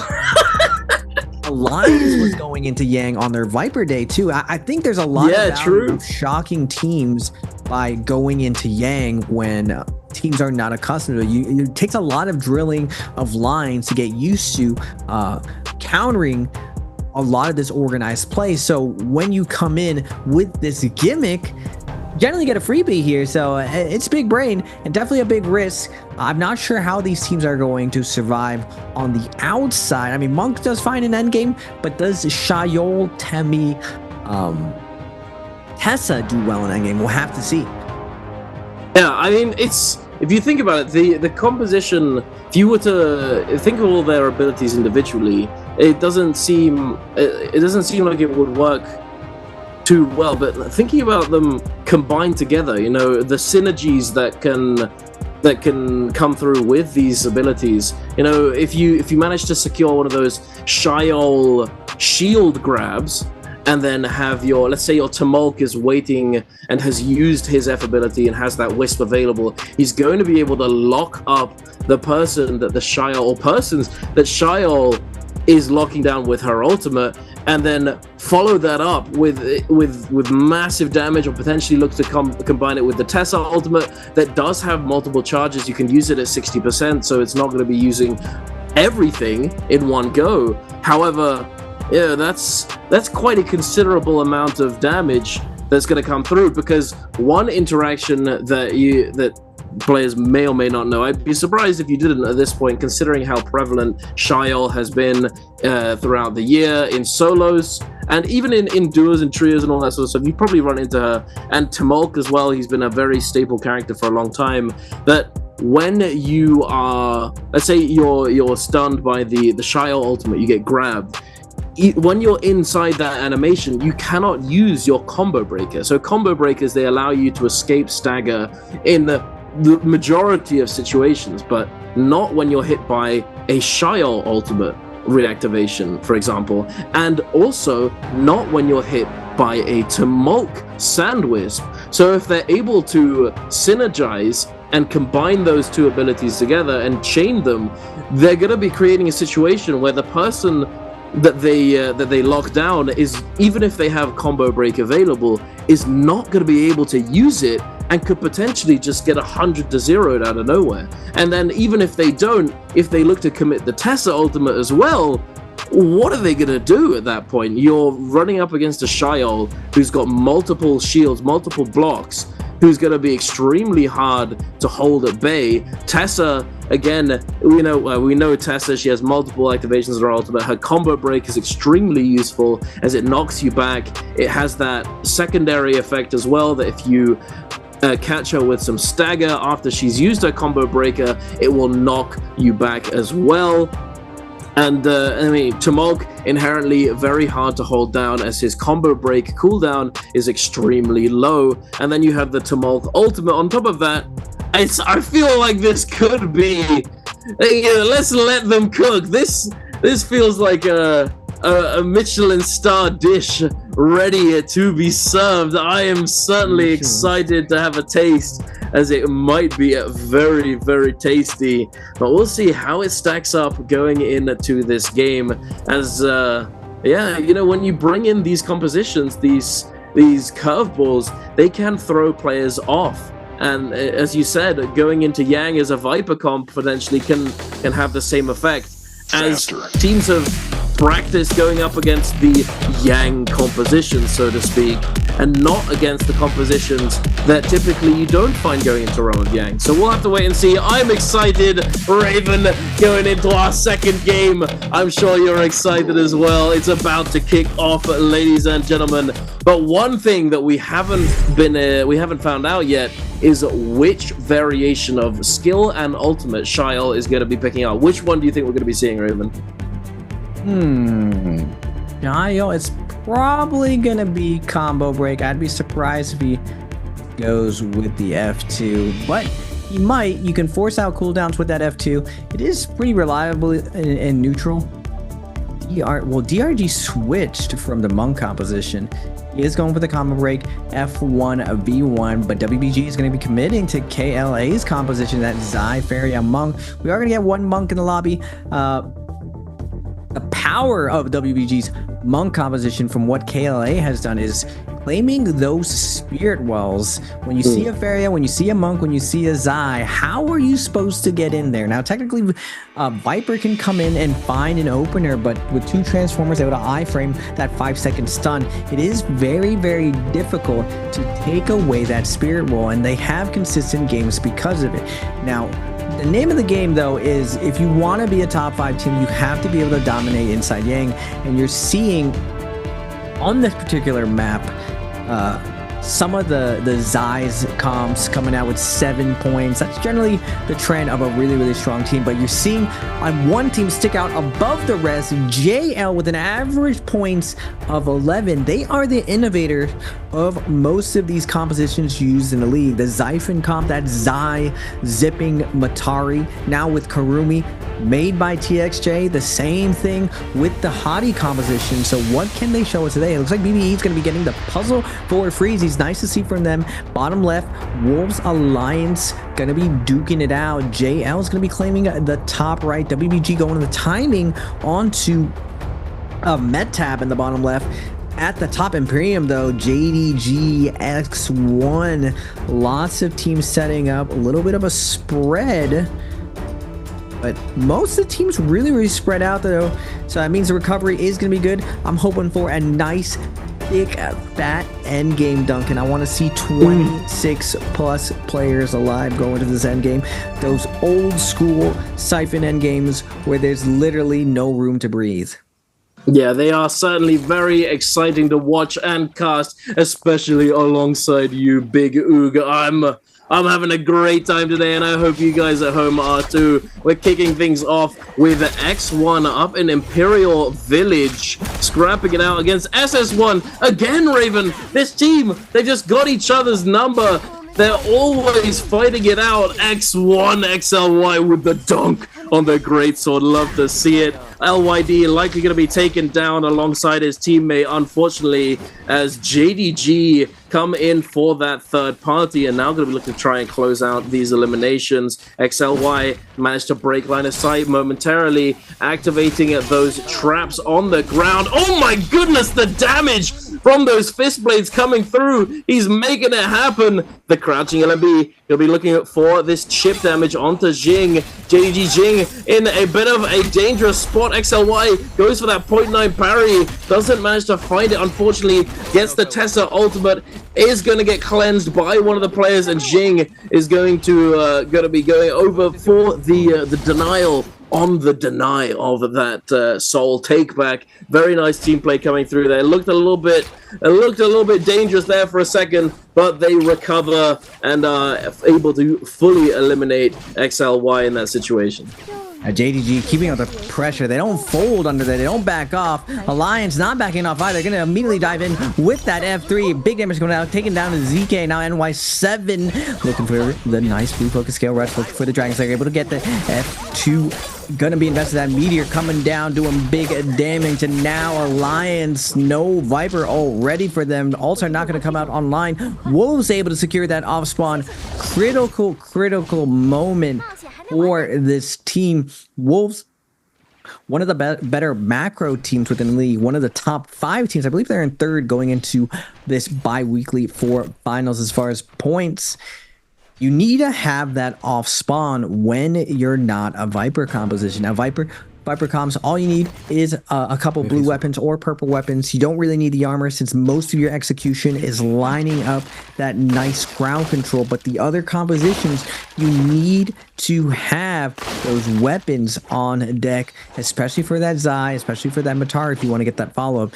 And especially because when you play those compositions, you don't really have a combo break. So it's very easy to get 100-0 by these teams. Good call. Now we're going to get WBG macroing up with their Feria Zai Monk composition. And this is what I mean by playing it a little bit slow. They're in the south, going for that money, unlocking all their jade slots. The difference between having blue armor with 6 jades, melee resistance, health, or attack is basically having the equivalent of a purple or gold armor as long as you set up your jades correctly. Now, it's very, very hard to buy in Immortal War. It's not like ranked.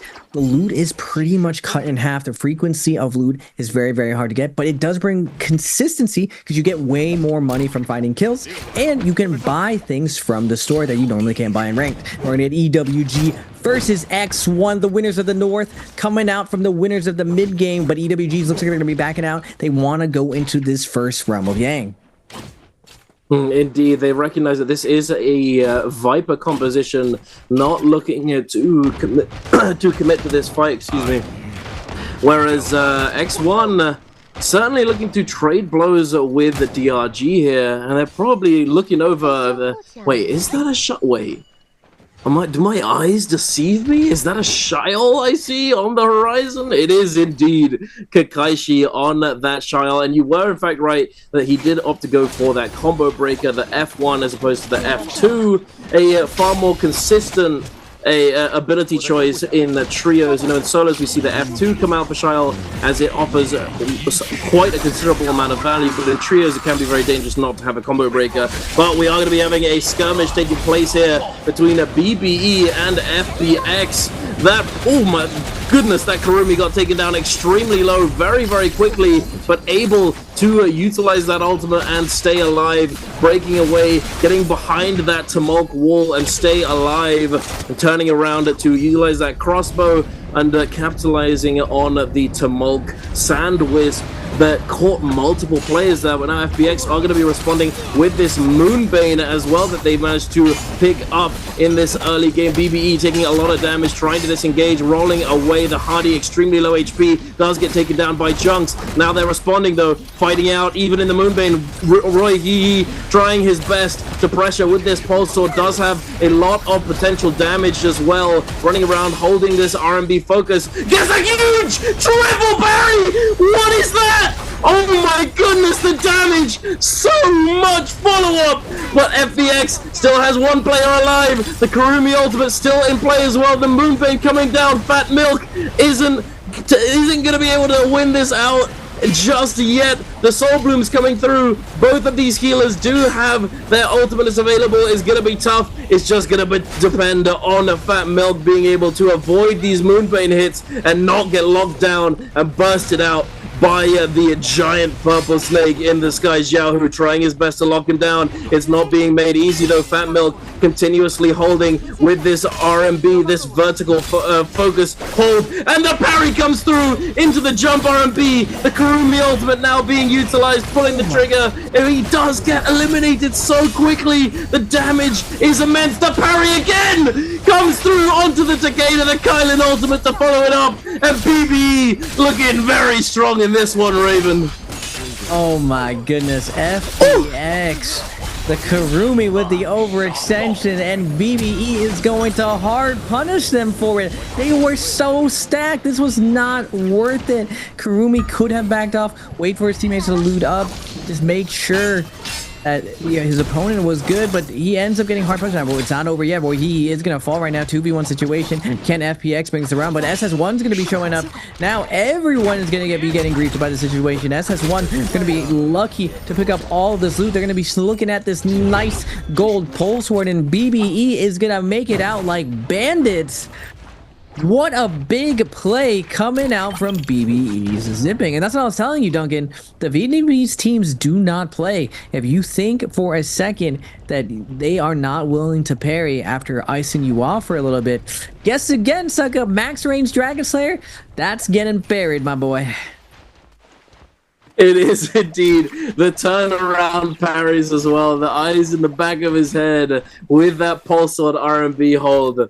Oh, a sight to see. Although I will say, I am a heavy sword connoisseur, you know, and that parry could have potentially been capitalized on a little bit more. Quick tip to you in chat at home: if you get a parry with a great sword or a pole sword, as long as you're not too close to your opponent, mid-range parry, you are able to follow up with a jumping horizontal, and it will net you potentially quite a bit more damage, as there is a frame trap that you can do after the jumping horizontal into a jumping vertical and get quite a bit more damage. Or if they're at close range point blank, instead of going for the jumping vertical or the jumping horizontal, instead you go for a crouching horizontal follow-up, and that in fact can be extremely good to follow up from, as it puts you in a position to select from multiple different options. You can go for a hold, you can go for a dodge out, you can go for a immediate follow-up with the LMB. But we're going into the realm of Yang Raven. Take it away. Who's coming out on top with this one? The Monk Zai Ferrier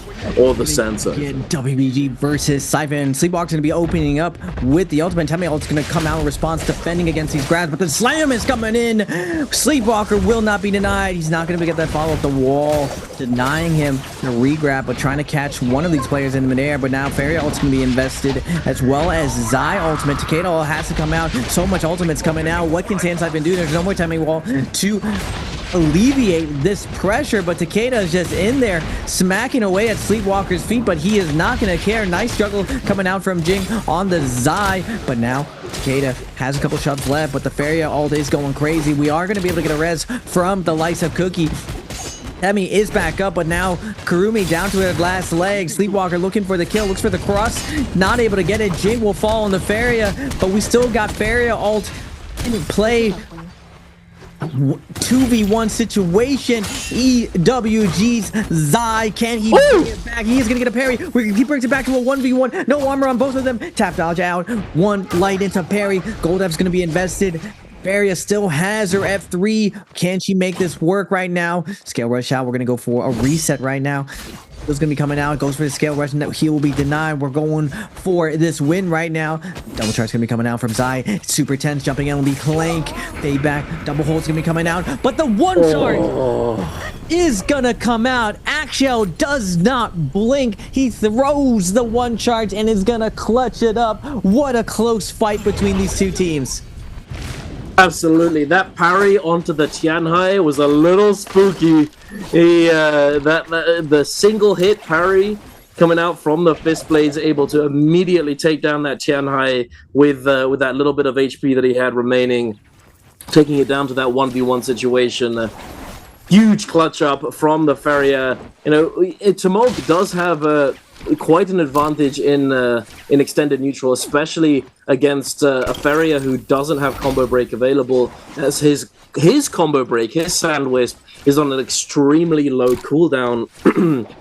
And if you're able to extend the fight and you're able to not take too much chip damage, you're going to be able to utilize it quite well and take full advantage of that combo break being available. And you know, especially going up against a fan that's a double hit parry attack, you can potentially look to release a blue focus, be a little bit riskier, as long as you have that combo break available and ready to go. But we're going over to a fight between JDG and X1. LYD caught out in the open. Unfortunately, it's not looking too good for him. The follow-up, the erudition comes through into the fan focus vertical attack, and LYD unfortunately is not going to be able to stay alive here. Although he does have his red, well, he does have teammates alive who could potentially resurrect him. However, it doesn't look as though they were anywhere close to him, nowhere in the vicinity. Speaking of there being no one in the vicinity, EWG out in the edge of the map, looking to resurrect themselves here. And it looks as though they've been followed here by another team who has who's died in the realm of Yang, has gone down and looking to try and claim their soul blooms for the Yang depletion cleanse here. This is going to be a very important fight for both these teams. XCM pulling out that Zai ultimate already. It's going to be a close one. Raven Cookie taking a lot of damage. Is he going to be able to make it out alive? XCM getting juggled. Can he survive this, Raven? This is going to be a tough fight. Wolf really needs to win this fight. It's pivotal for them. 2 minutes left for the Yang Bleachers. EWG taking a ton of damage, getting juggled right now. Takeda trying to get his way out of this. Only blue armor on both of them, and XEM sees the Takeda, who has him in his crosses, but the Temi wall coming out. Nice peel coming out from the Temi of Zai. Cookie and the Temi going to be sitting on the outside.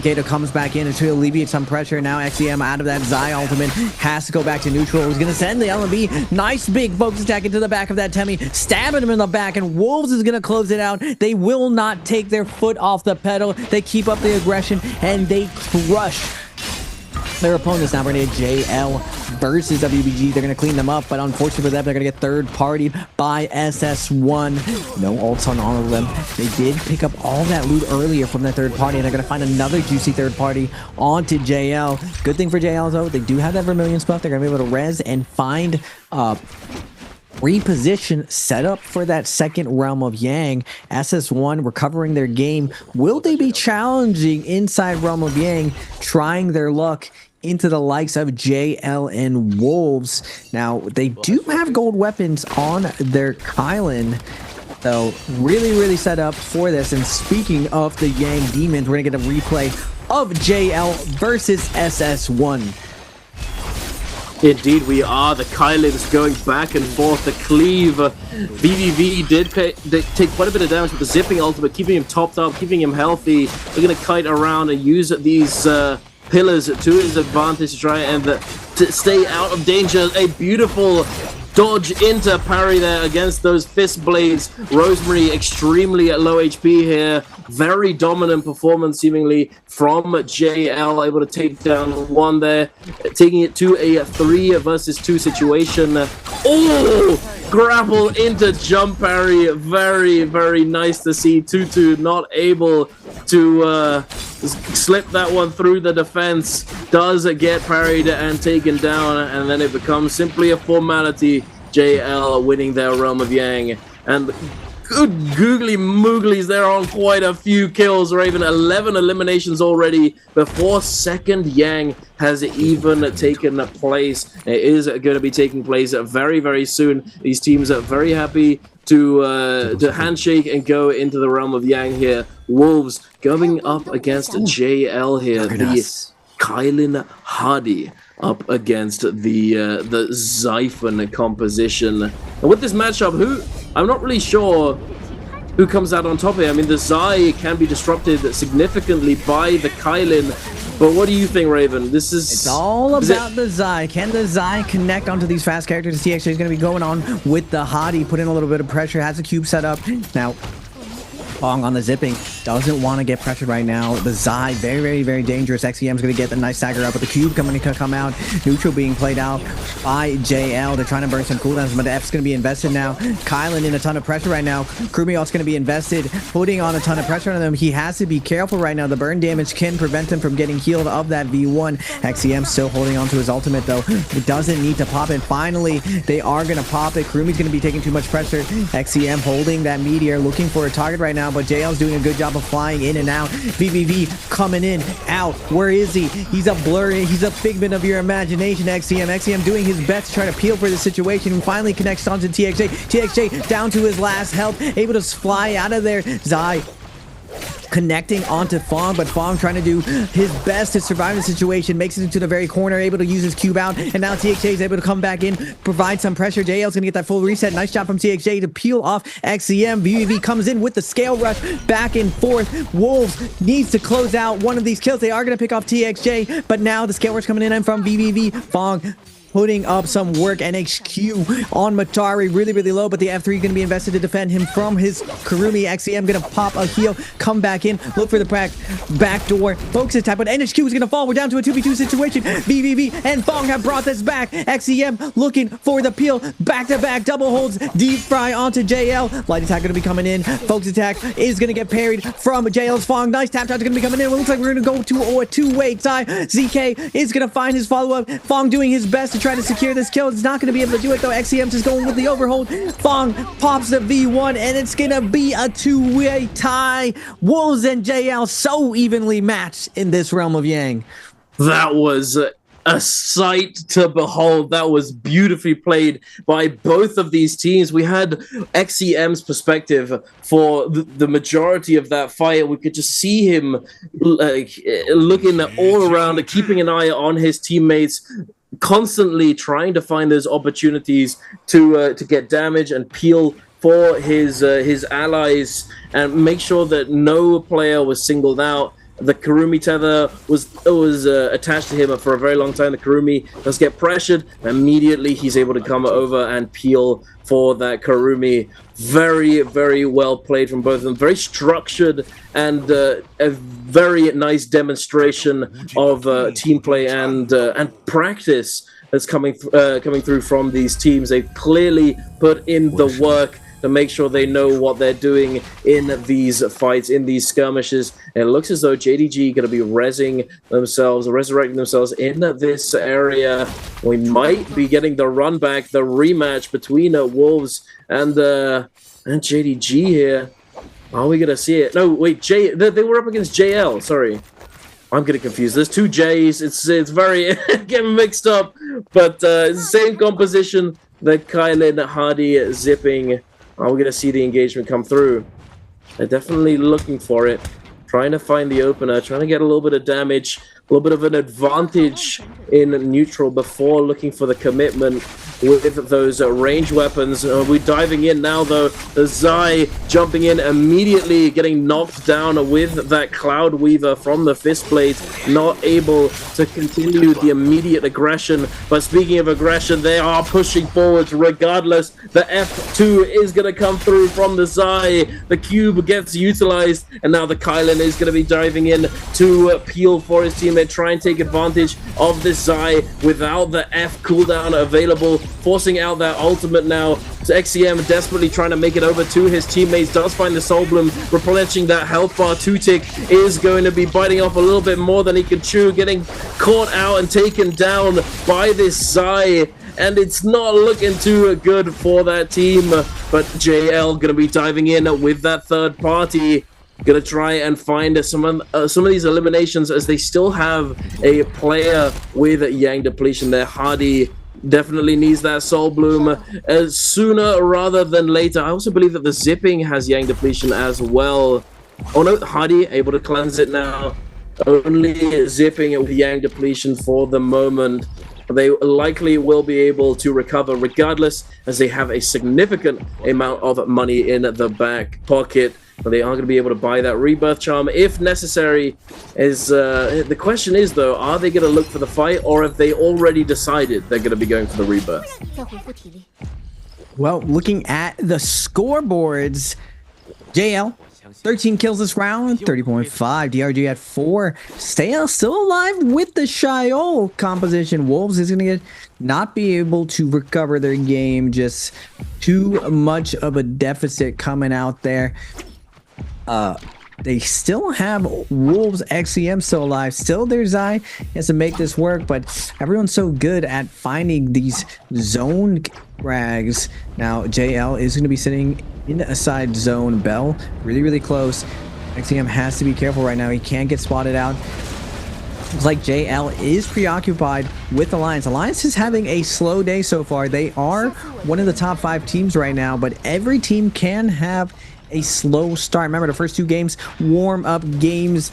Third game, usually when teams are going to be heating up. WBG on that Monk composition with the Farrier Zai. Going to put that Farrier all down. What do you do when you stare into this? You just see lots of Transformers inside this dome. You can't even hit them where it's weak. The Zai ult is going to be coming down as well. There's no way to put on pressure onto the CM Sleepwalker with these cannon shots, laying down their artillery shots into BBE, just fading away. But look how juiced up WBG is now. We got double gold armor plus purple armor, gold weapons on everyone, and all 3 of these characters scale significantly by having these gold weapons. We do have that fat end game I was talking about, Duncan. I was one off. We got 25 people alive, but Junks is gonna fall right now. He is gonna raid. Well, no, I was correct. I was spot on. 26 people left alive. FPX on the high ground, on the ballista, shooting down at everyone. Now they have their work cut out for them. They need to scale up a little bit, play the scraps off of the Spirit Wells, but they are getting pressured by every team. The dead zone right under the Ballista, the safest place to be, but why not just go up and poke up top? They're seeing the Blueberries try to fight it off. Now, it's going to be tough, though. When these teams are rotating in, how are they going to be able to get out? And it looks like WBG doesn't want to risk it. They're just letting them know, we got gold armors. You're going to have to back out first, but FPX is forcing them to move before they back off. The zone finally presses them off, and now WBG letting them know, we will have a revenge for you poking down at us. But now FPX, good job moving as a group. They're going to spot out Wolves XCM, the solo player, but the Zyald is going to come out, and now WBG has to back off. Who is going to be able to pick off this Wolves player as everyone rotates in? At least 15 players all rotating in on the southern side. It's so congested right now. So much pandemonium coming down. Sleepwalker trying to look for the kill, but it looks like Alliance NY7 is going to pick up the kill off the Wolves, and now WBG finally going to be able to pick off one of these kills away, taking Alliance NY7's life for yoinking that kill. Look, you want the solo? We're going to take your life instead. And now Alliance is getting lobbied by the rest of the lobby. They certainly are. It just immediately exploded at the blink of an eye. And now we've got the DRG, the Shiol to Mulk Tessa composition being aggressed upon by a WBG. That Zai ultimate being utilized. The lockdown with the shield grab. Perfectly spaced as well. I will say that was potentially not fully intended, as the Tumult Wall came down, was able to secure the stagger for a moment, if not to actually confirm the kill, but to keep them alive for a little bit longer. But unfortunately, the Shiol is not able to stay on their feet and does get taken down here. It's not looking too good for DRG. They do still have that Tumult up and running. However, the Tessa has also been eliminated, at least for the moment. So many projectiles, so much fighting going back and forth here. JL having utilized that Hardy ultimate, have that cube placed down just now. We're gonna try and make something happen with it, pressuring FPX here. The Blueberries in the lobby, having all three blue armor, not the spot you want to be in going into this this period of the game. Makes it extremely hard to survive, as obviously you have a smaller health pool, but not only that, you inherently get targeted far more as a blue armored player. It looks as though because of this Moonbane, it slowed down the fight a little bit now, and we have these players looking to try and hold on to a little bit of space and keep themselves out of the crosshairs of these very, very scaled up teams, such as JL, who have one of those players on that golden armor, going to be trying to secure this Spirit Well for themselves. And it looks as though Spirit Wells, even though it is White Tiger's prowess, is now nowhere near the same level of contention as it was before. You know, the nerf that came through for White Tiger's prowess has now made it that it's not as big of a priority as it has been, as now you aren't going to be able to immediately just kill the entire lobby with a few eliminations at the right time. However, speaking of eliminations, JLBVV in a very bad spot, does have his secondary ultimate forced out there, the cube being utilized as well. Oh, the drop down R&B focus comes through, not doing all that much damage, thankfully. The zipping there to peel it off, still able to fully heal up. A lonely JDG member is hiding in that bush, and it looks as though he's gone unnoticed. Perhaps not for long, though, as dangerously close to being spotted out or tagged by one of these hits or one of these ranged projectiles. Walker just running around with that warrior pace on the greatsword, trying to hold his ground. But the aggression, all of these projectiles, the merciless havoc in play as well. So many teams going back and forth, trading damage. FPX trying to hold on to this space. The cannon fire coming through. The tether is in play. Roy Hee looking at, oh my goodness, look at the follow up there. Not able to do so. It takes quite a lot of damage. The Hardy ultimate cube is going to save him for the moment. WBG in the driver's seat now, looking to try and close out some of these players. They do find one. XLY goes down to WBG, and LYD goes down to SS1, I believe, as well. Unfortunately, not able to stay alive. X1 has been fully eliminated. One Feng finds the kill onto Yuma. Alliance also in a very bad spot. They have one player left alive. BBE also, speaking of a bad spot, Fact Mill getting juggled by the Zai ultimate, followed up by the Halbert's blue focus vertical. Beautifully done there, able to fully capitalize on this terrain situation and on this juggle. Is going crazy, Raven. It's getting oogly. This is make or break for these teams right now. WBG doing a really good job of rotating their transformer ults. Zai ult getting those pickoffs right now. It's looking old school right now, but JL has their Kylan ult, has their zipping ult. They are laying siege onto these transformers. Non-stop cannon shots are coming out, but VVV is out of repair kits. Nothing left to reload. Will a teammate give him a repair kit to possibly keep up the pressure? WBG is going to be stabilizing, but they're still getting dropped down, folks, attacked by these hotties out of nowhere with these RMBs. JL's going to see an opportunity to try to put on pressure on a WBG, but both transformers are going to come out, and now Sleepwalker letting everyone know his grab. Double grab comes out. SS1 is going to survive due to the Kylan ultimate, but Sleepwalker looking for more grabs. He is F2 right now. Every slam is going to heal him a little. VVE is going to come down, but VVV steals the kill from his hand. Sleepwalker lets it cook for too long, ends up getting burnt out of him. He ends up getting burnt to a crisp, and now JL is poised to take this. JDG down to their last players, but JL still has all three left alive. FPX on the other end on the siphon. Takeda ult's going to come out when we have one shove left. SS1 did a good job of icing off a lot of pressure, and now FPX trying to probe for weakness, realizing JL is their main competition. We got 11 alive in the building. FPX goes to try to stabilize right now. Karumi with the tether needs to get some armor onto himself.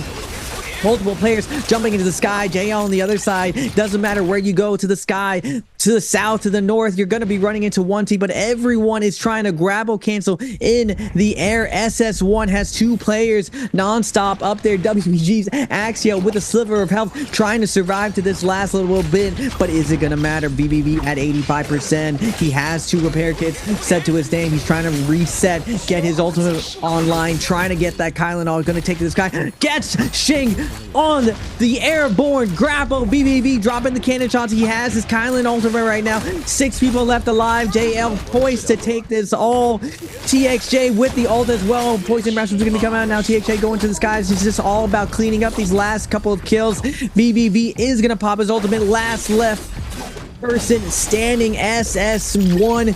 Zen will fall, and JL puts a clinic for the lobby, letting everyone know you're just imitators, we're the creators, and they take down everyone using that hottie composition. That was insane, Raven. That was actually crazy. JL, I think that was 25 kills at the end with the first place finish as well. I don't think we've seen a game like that. Have we? Since, I mean, maybe with the White Tiger's prowess explosion, I don't know, but that's a lot of kills to be putting up on the board. An insane number, and that's gonna be a 30-point game at least, I imagine. Huge performance coming out from JL, dominating the lobby here. I was looking at the scoreboard at the end there, you know, I was looking at 6 kills, 7 kills, 24 kills on the board. Scoreboard, let's go. JL, the innovators, the creators, as you said. This is my comp, buddy. You don't know how to do it like I can. And they definitely showed up and showed the lobby who the J-Cup champs were last year, and they were the champs for a reason. Holy moly, what a performance. I have very few words other than what a banger. What a banger game. What a banger performance coming out from JL, and I want to see this scoreboard as soon as possible. But oh my goodness, that was so packed. That was such a packed end game. And you were right, 26 players, Raven. Ooh, 26 players. It got very oogly. Ooh. Well, you guys can be right as well. We're going to be having another question for you guys. How many players chose Viper Ning in game 2? Was it A, 1, B, 2, C, 3, or D, 4? This is for the summer split random gifts. Put your answers in the chat. Hopefully you'll be lucky enough to pick that answer. 26 people live. I told you, Duncan, I was looking at the spread. You know, the spread showed we were going to get a nice thick end game, and I was not disappointed. Even with the likes of WBG, we saw the durability and sustain of the old Faria factory, where the Faria doesn't ever take her mech. She lays it down for one of her teammates. In this case, it was the Zai. The Zai would pop ultimate, then go into mech, then come out, pop ultimate after they received a couple kills, and they kept rotating it over and over. Now, in modern 2024 NARAKA, it's kind of a cheese way that they're able to steal the Spirit Well away. I was surprised when they were so far ahead that they didn't push JL off the second Spirit Well, because if you let JL get the buff, set up for that, you saw the min-max that comes out from BBV. Now, when we talk about the composition Siphon, the Takeda comp, the most dominant comp in NARAKA's history, it was anti-burst and it won endgame. Now, the new hottie comp that TXJ was able to put together, I would say it has the best sustain and durability out of every composition, because you saw the ult rotation go down over and over. There really isn't a good target on that team to go on. The most vulnerable target is maybe Zipping, and if you go after Zipping, you're having a Kylan and Hottie take free shots at your back over and over, with Zipping having multiple gold abilities to get out of sticky situations. We saw the perfect rotation coming down. Every single time he went on VVV, he popped on. If he got stunned, he popped on. He procced his immortality. Then he cubed out of this situation. Both teammates came in with the peel. And it didn't even matter that there were transformers everywhere. JL doing it big, 25 bomb, and in this modern day NARAKA, 12 teams, 25 kills is absolutely insane. By the old metrics, this is easily a 30-35 kill game, but 25 kills, 34 points going out to JL. WBG on that monk composition coming out big with 12.5. Wolves still showing their sustain, showing their macro ability off spawn. And remember, they didn't have a really good end game. They ended up tying with JL. Spectacular 3v3 going out from both of them. And JDG, SS1, we saw them consistently throughout the lobby, finding those nice third parties, playing the edges, playing the third party game, and they still show up big with 10 points this half. Indeed. Eyes on BBE as well. That 3 versus 3 within the Moonbane in the early game was also just beautiful to watch. Very calm and collected play coming out from them. But oh my god, look at this! Look at these stats! 39,000 damage from TXJ, 51.2 thousand damage coming out from VVV on the Kylan, 12 kills, and then you can't count out the Zipping, 48,000 healing coming out from that Zipping. And I don't even know, I wouldn't be surprised if he actually didn't have the advanced group heal setup that we typically see when support characters are putting up those numbers, as there was just so much fighting, so much going on. He could have potentially just accumulated that much healing from just his abilities. But here we are taking a look at the total standing so far for the day. JL, no surprise, sitting atop the mountain with 51 points so far with 2 games! 51 points! That's insane! Actually, and so the second place is WBG, who's been performing pretty well, are on 23. 10.5 and 12.5 is, that's pretty solid, you know, considering that it's pretty tough to get this many points with the new point system where only the first place players, the team that survives until the very last seconds and comes out in first is going to be getting that kill multiplier. But here we are taking a look at the replays for JL from that game, fighting within the storm with a Moonbane.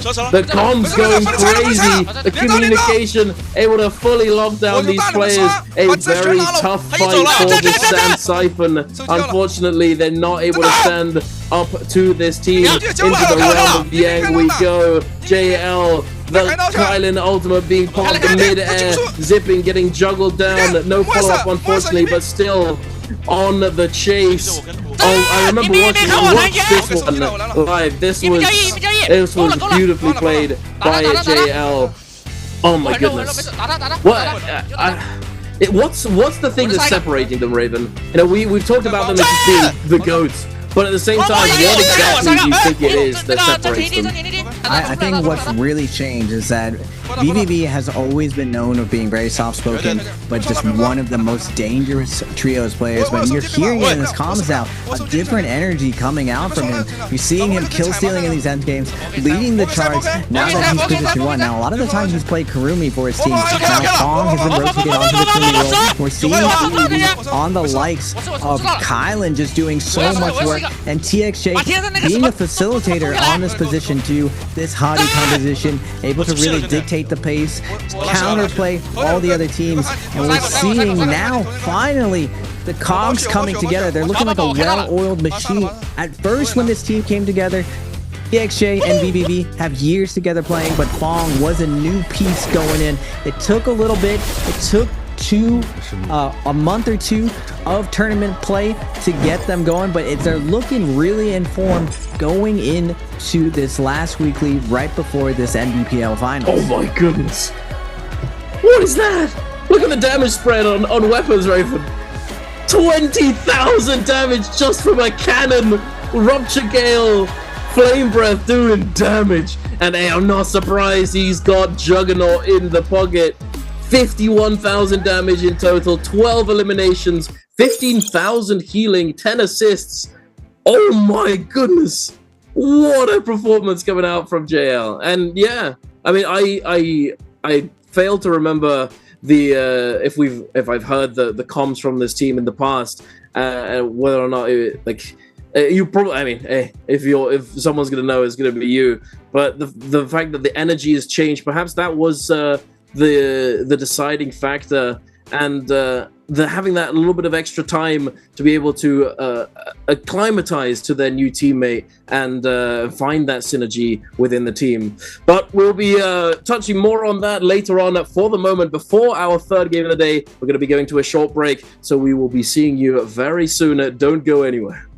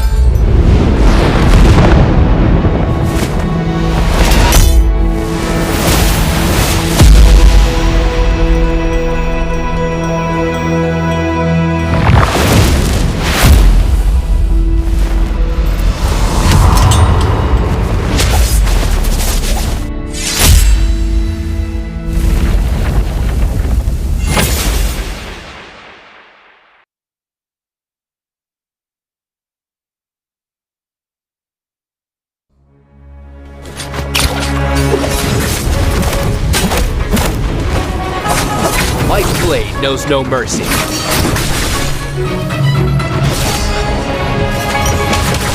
Lenny, you will die all the same.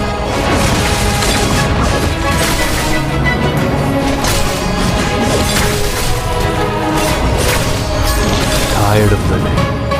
Leave it to me.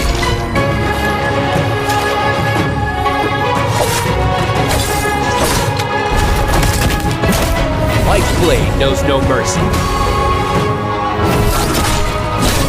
You shouldn't have come here.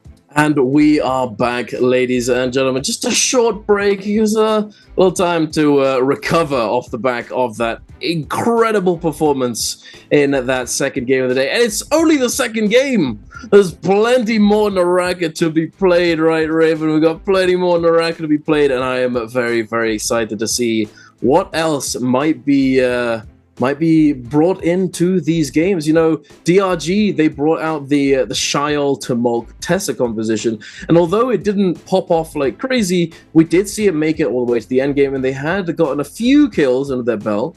You know, even though they've pulled it out on this stage, it could still be, they're still working out the kinks of the composition, and they as well as the fact that, you know, group stages for the bi-weekly, if you're one of those teams that's consistently able to get to that bi-weekly final and do well, then group stages can simply sometimes be the place to test certain compositions. But oh my goodness, we're gonna take a look at some of these replays. BBE with this fight. Oh, beautiful, beautifully played. It was so nice to watch. This Paul Sword putting in so much work, changing hands multiple times, the parries back to back. And I will say, I want to point this out because I really like it. When we've been looking through these replays the past couple of days, there's been this little slow motion effect added to clutch moments and clutch things that have happened within the highlight. Very nice to see.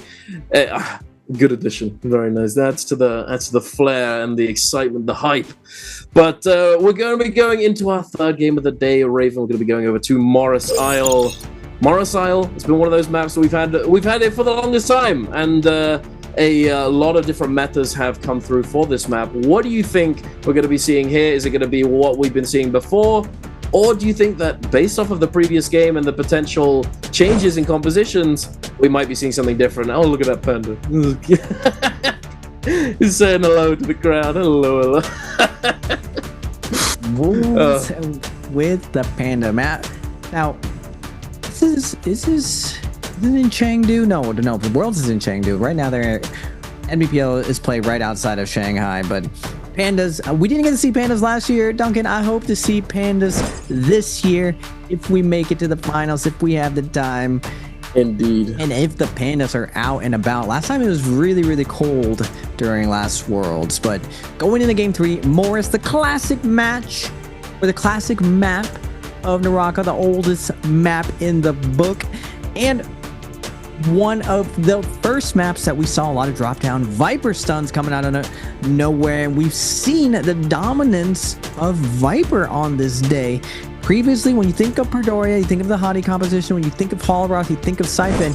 I would say now it's pretty safe to say that on Morris, we're seeing a lot more Vipers come out. Now, we are going to be having a daytime Morris, and that typically is not ideally when you want to be running the Viper composition, because you want to be able to go from Firefly spots to Firefly spots to pick up that ultimate and find really good third parties over and over.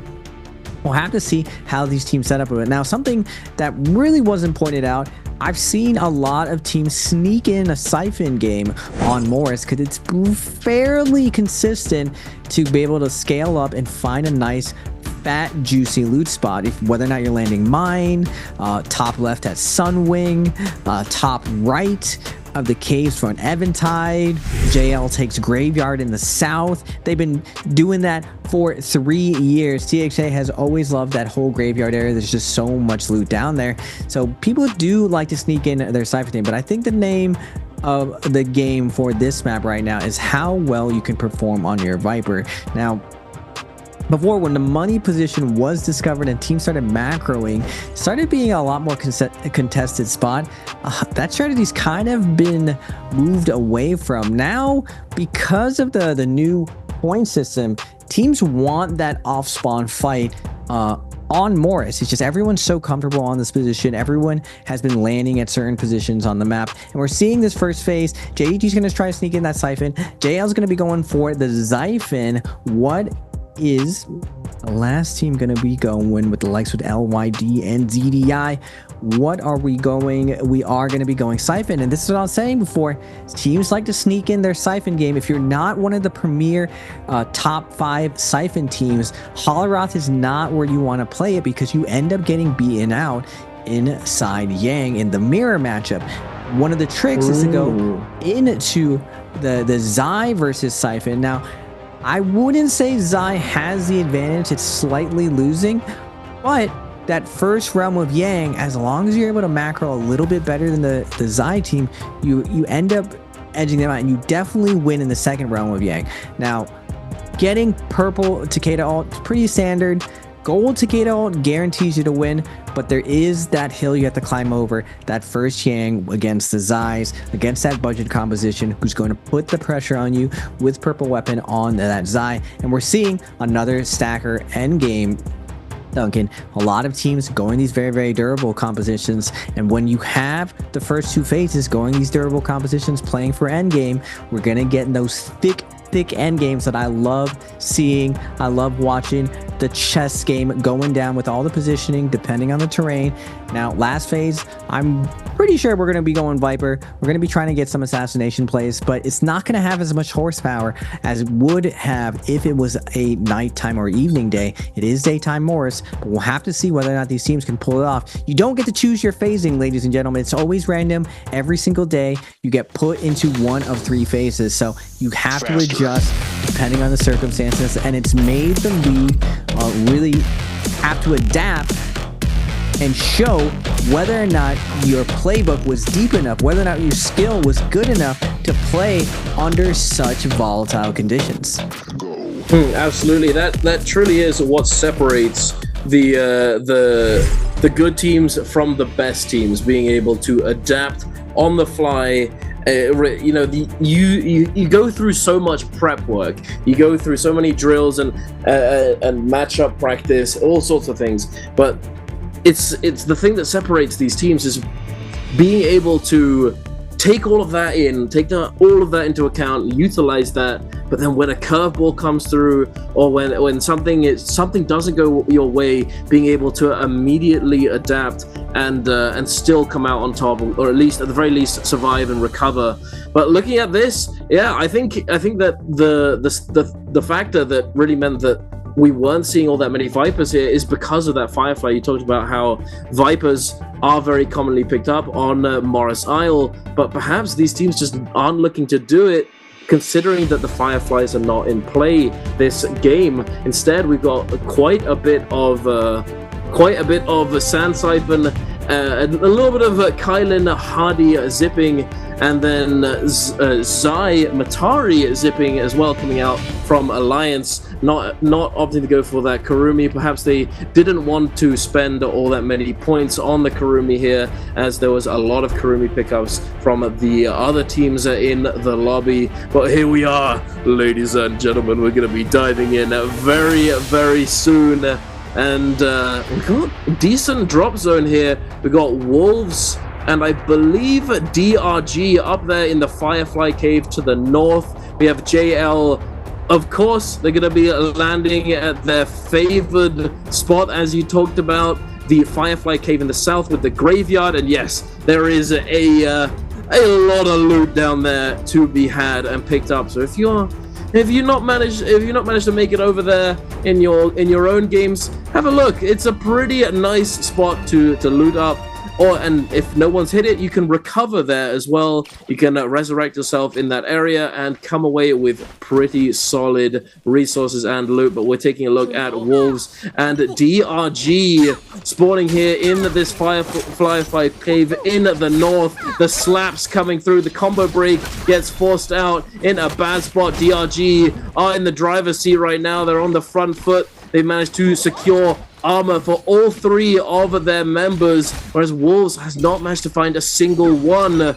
It's not looking too good for them. Unfortunately, the Zipping F comes out, does find the connection.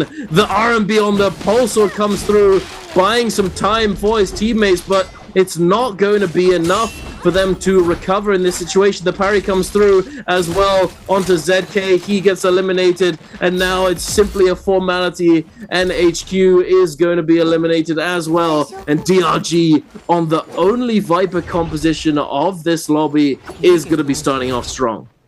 Yeah, nice job from DRG to be able to pick off them off spawn, claiming the Firefly location, now setting up for more kills, and we're going to see a lot more aggression coming out from the rest of the lobby. So many Kurumis in this lobby, and this is where the hero points end up mattering on these weird connecting days where you notice that everyone's going these compositions, and if you're the odd team out, it's very, very hard to blend in and find ways to survive towards the end game. And if all the teams are going to be playing very, very slow, you want to be playing slow with everyone else, but BBE doesn't want to play slow just yet. They want to take this off spawn fight if they can probe some weakness from ASE. They see the purple armor, that juicy, delicious purple armor onto Gundong, but Roy Hehe not able to connect, not able to find the R&B. Nice job from ASE to keep this pressure off, splitting up the attack. But now X1 coming in with a third party. Takeda going to be popping his ultimate. Now BBE has to back off right now. They are going to lose their crewmate. Fatnik will fall. Tough point for him, and X1 is going to pop and see Roy Hehe. No armor to his name. Roy Hehe trying to make his way out of here, but the Takeda ult is going to clip his legs. He is going to get chopped down, and now JL showing up to the party. Fifth team to show up to this. JL's going to invest their Zyle. Temi ult's going to be coming out from it. X1 to try to ice off this pressure. They are going to drop their Moonbane right now, but JL is going to be fighting with inside this Moonbane. They're trying to secure the kill right now. BBB trying to cover his teammates as they fade out of here. Fong with the tether, and now JL's going to slowly make their way out of here. X1 ZDI is going to be chasing down, though. Wants to hold down if he can. Doesn't want them to get the free armor reset, but JL does a good job of fading out of that situation, dodging the first 2 light attacks from XLY. Meteor's going to come down, juggling XLY. He's going to pop that F1, and now Kurumi ult's going to be invested. Now JL be able to zag, get away from the connection of X1. Now they're going to be popping the ultimate right now. Ton of value coming out from them. Can they live? JL on the ropes right now, getting moonbaned, but they have stabilized somewhat. No, JL's Fong will fall, and ASC is going to join in the fight. Oh my goodness, it's just going back and forth. So unbelievably difficult to stay alive in this situation. JL found the initial third party and were able to stand strong, but then the Moonbane coming in, forcing them to try and fade back ever so slightly. Cover and move. Don't let your teammates get caught in. They managed to make it out alive, but unfortunately just not able to win that neutral fight afterwards. And then another third party coming through as well. So many players looking to come in, vulture some of these kills, and capitalize on having their cooldowns available. But here we have Alliance fighting it out against ASE. NY7 doing as much as he can with that Zai ultimate. Unfortunately, Yuma has already been eliminated. He has held E, so he might be coming back for that respawn, might be coming back for the run back. I'm not sure if that will be the best idea in this situation. NY7 now being aggressed on by this Kailin. Jiangdong trying his best to lock him down, but the knockback from this Kailin ultimate is making it a little bit difficult due to the terrain in this situation. NY7 doing his best to stay out of danger, but he just can't.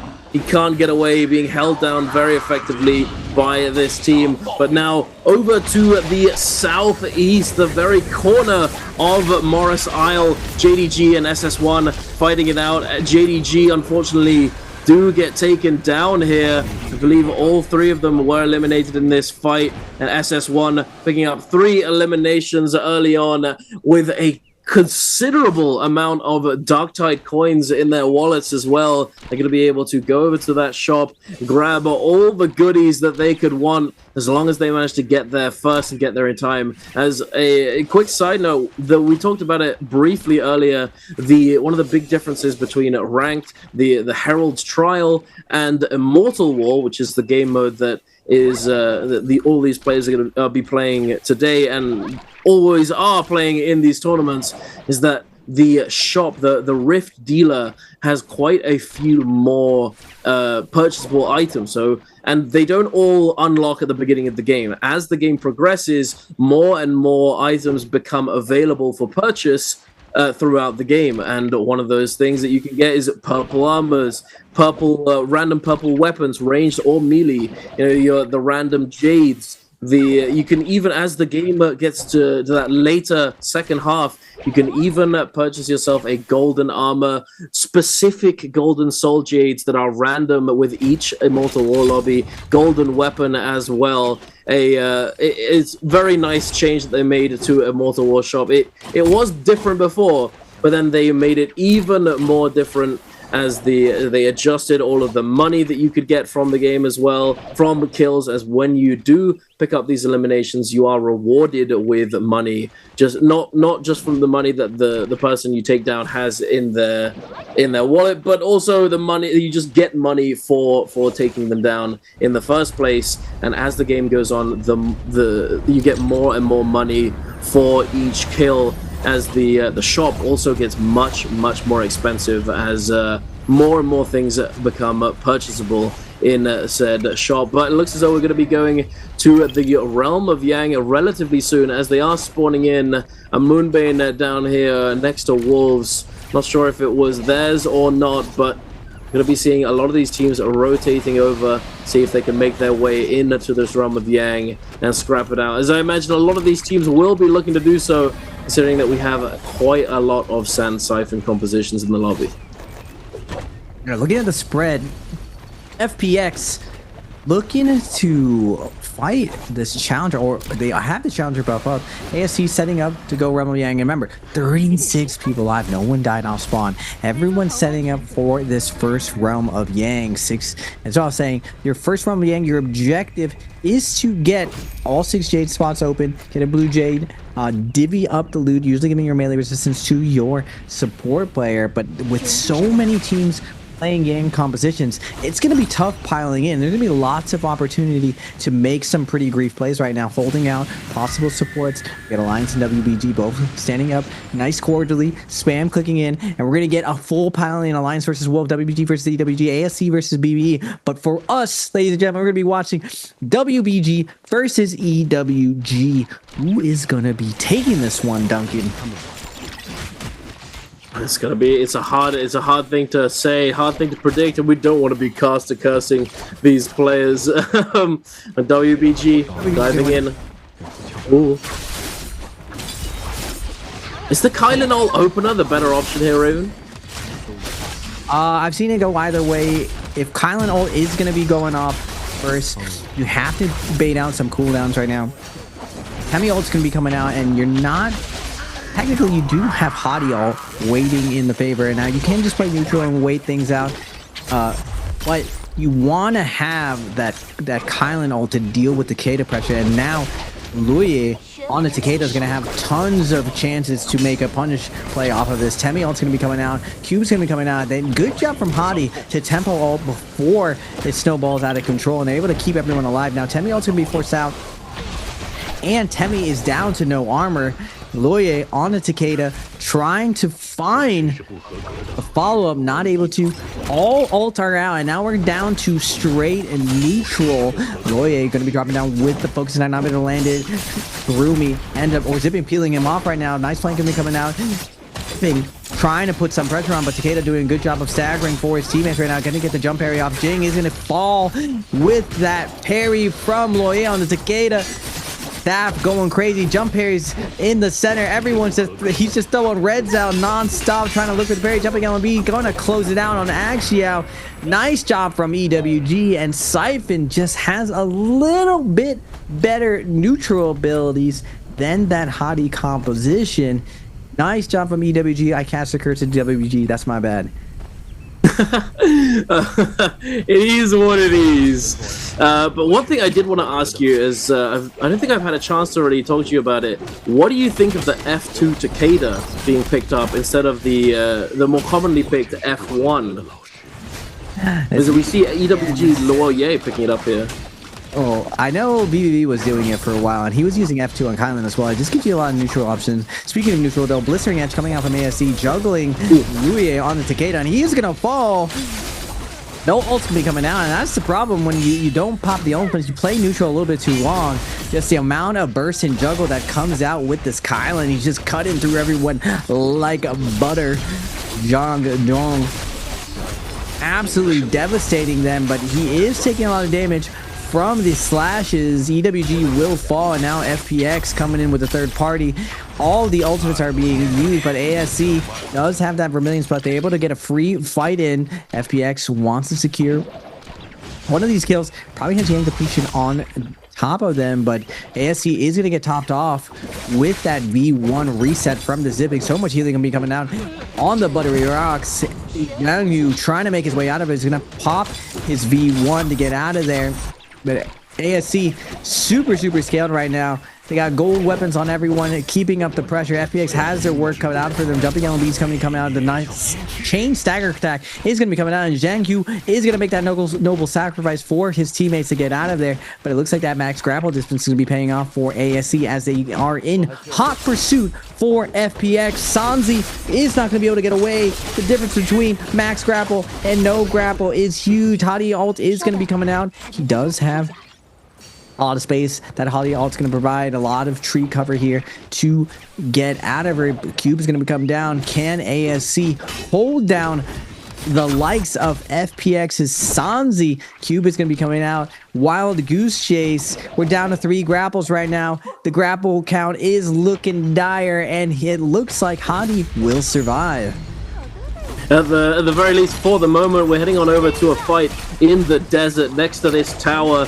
DRG on the only Viper composition in this lobby, scrapping it out against Alliance. And BBE diving in, a very good timing on this Wuchen ultimate to get them out of danger and not risk getting taken down in this third-party situation. BBE going to be taking full advantage of this opportunity and taking down Alliance. NY7 does go down. A revenge pushed up against the side of this building, trying his best to stay alive, but he does get taken down as well. And now Roy the third party has become the third partied by SS1, diving in with this Takeda ultimate, able to take him down, but not the full team just yet, so they can recover. We're immediately heading on over to Jade Pond over here, the little mirage in the middle of the desert. WBG JL fighting it out. Axiao in a bit of danger, though, being pressured by all 3 members of JL. WBG taking the time to heal up, knowing that they need to try and recover if they have a chance of winning this skirmish. They're trying their best. Jing now popping that Kylan ultimate, looking to fade back for just a moment, potentially looking to peel for his teammate. I'm not sure where he is at the moment. All of these players are on the map in the top right, makes it extremely difficult, but we are going to be seeing Jing focusing down One Feng. JL unfortunately getting split up here and taken down individually. VVV and One Feng, they're getting taken down. But JL, are they fully out yet? They're not. They still have their Matari still alive and kicking. Dongxing jumping in on the Wuchen. Position 1, Wuchen getting oogly. Jumping in onto Jing. Jing, it's unwinnable situation there. Unfortunately, he gets parried off the rip into the jump LMBs. Not able to survive. Fortunately, though, for JL, this did give them the time and the opportunity to get that resurrection onto the Zai here. However, DRG spotted them out and are immediately looking to chase him down. Kekaishi has 23 grapples, but unfortunately does whiff the 1 grapple there. it might mean that TXJ will be able to break away and break line of sight. I think that may be the case. DRG instead are going to turn their attention over to the Spirit Well, try and claim some of these goodies instead of chasing this player down. Nice shot from TXJ to go to the Spirit Well. It's like, do you really want to chase me, or do you want a Spirit Well? It's like Spirit Well is a little bit more tasty than one kill. We are going to get the rematch, EWG versus WBG. This time I'm going to put the curse on EWG. EWG is going to be taking this one. Hey, it's only one guy though, so one guy from I don't know about that. sneak it in. He tries to go in, get the ninja gets a ninja res for his teammate, but unfortunately for him, EWG was camping it out as well, waiting to go into this Realm of Yang last second, and they were willing to take that risk. And look at the gamble paying off. Gold armor, purple weapon. Takeda's gonna be jumping up all the way to that gold ultimate, and now EWG's gonna be sitting pretty going into this end game, and we are gonna get another big stacker. 26 people alive going into this last leg of the game. Now, it's kind of controversial whether or not Draco Storm needed the ult refresh. For the longest time, for at least 2 weeks to a month, CN teams were going Draco Storm even without the ultimate refresh, and now there is an ultimate refresh on the Draco Storm, making it super strong. And it looks like DRG's Kakashi is able to yoink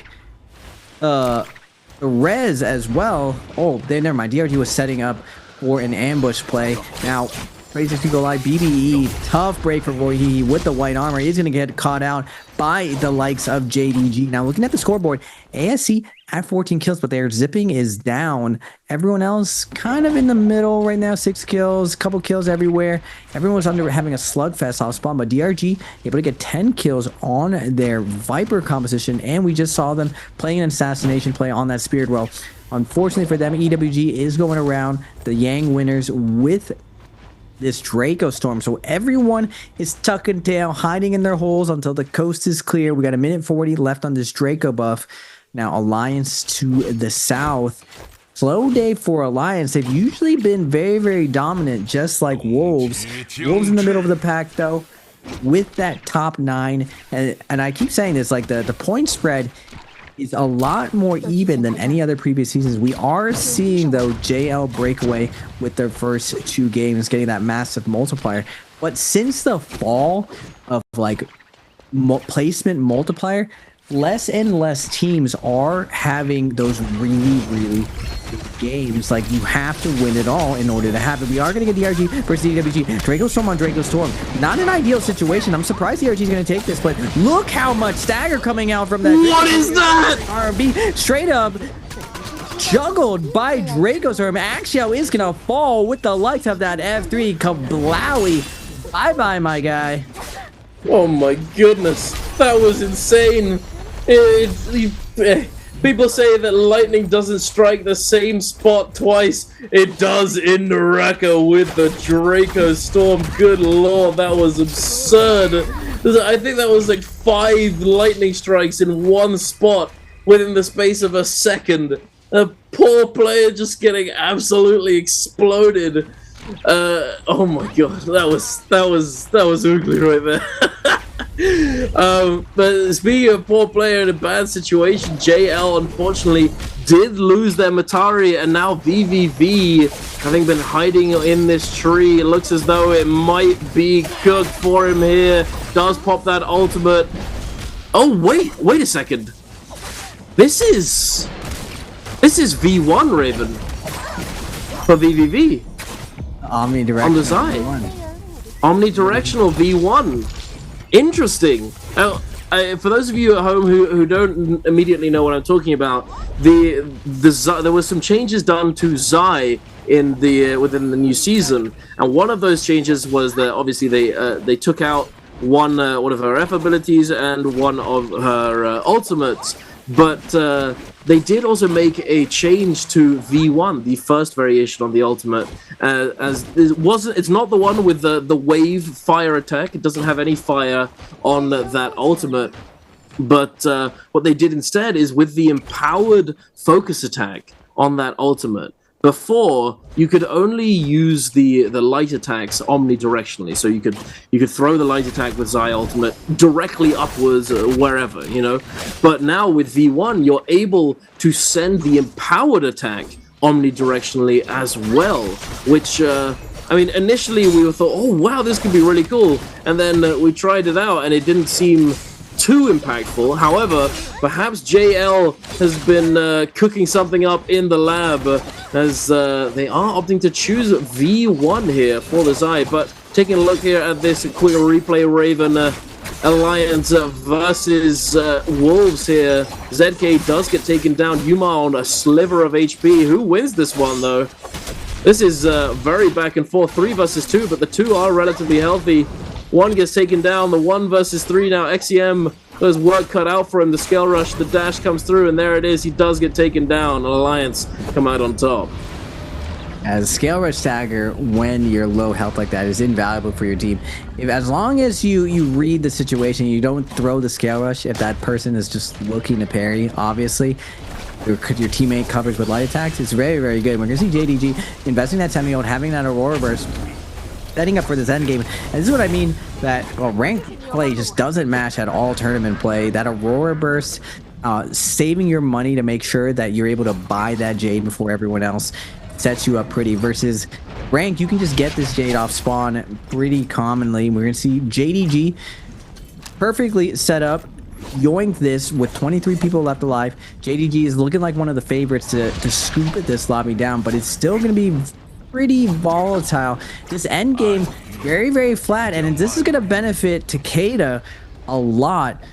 Takeda's composition is able to utilize no cover terrain perfectly, because Temi will always be able to create that cover. Now Hadi and Kylan, they need some type of verticality in order to stay safe, to stay alive, because every time they're cubing up, they need to be able to land somewhere safe.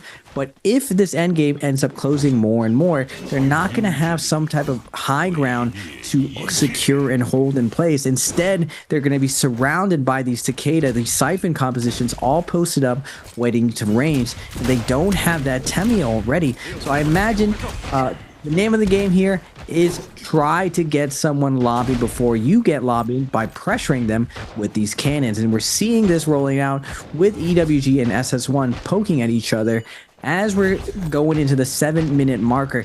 Another plot twist to all of this, Duncan, is we're going to be getting a no ult zone as well in this end game. Going to be very, very spicy, and I don't think the no ult zone end game has been completely solved. Maybe a couple teams have a good grasp of when that no ult zone should be pressed and what your objectives are as a team, but I'm curious to see patch no ult zone and the old school Siphon, what Nbpl is going to be cooking going into this last bit for this endgame.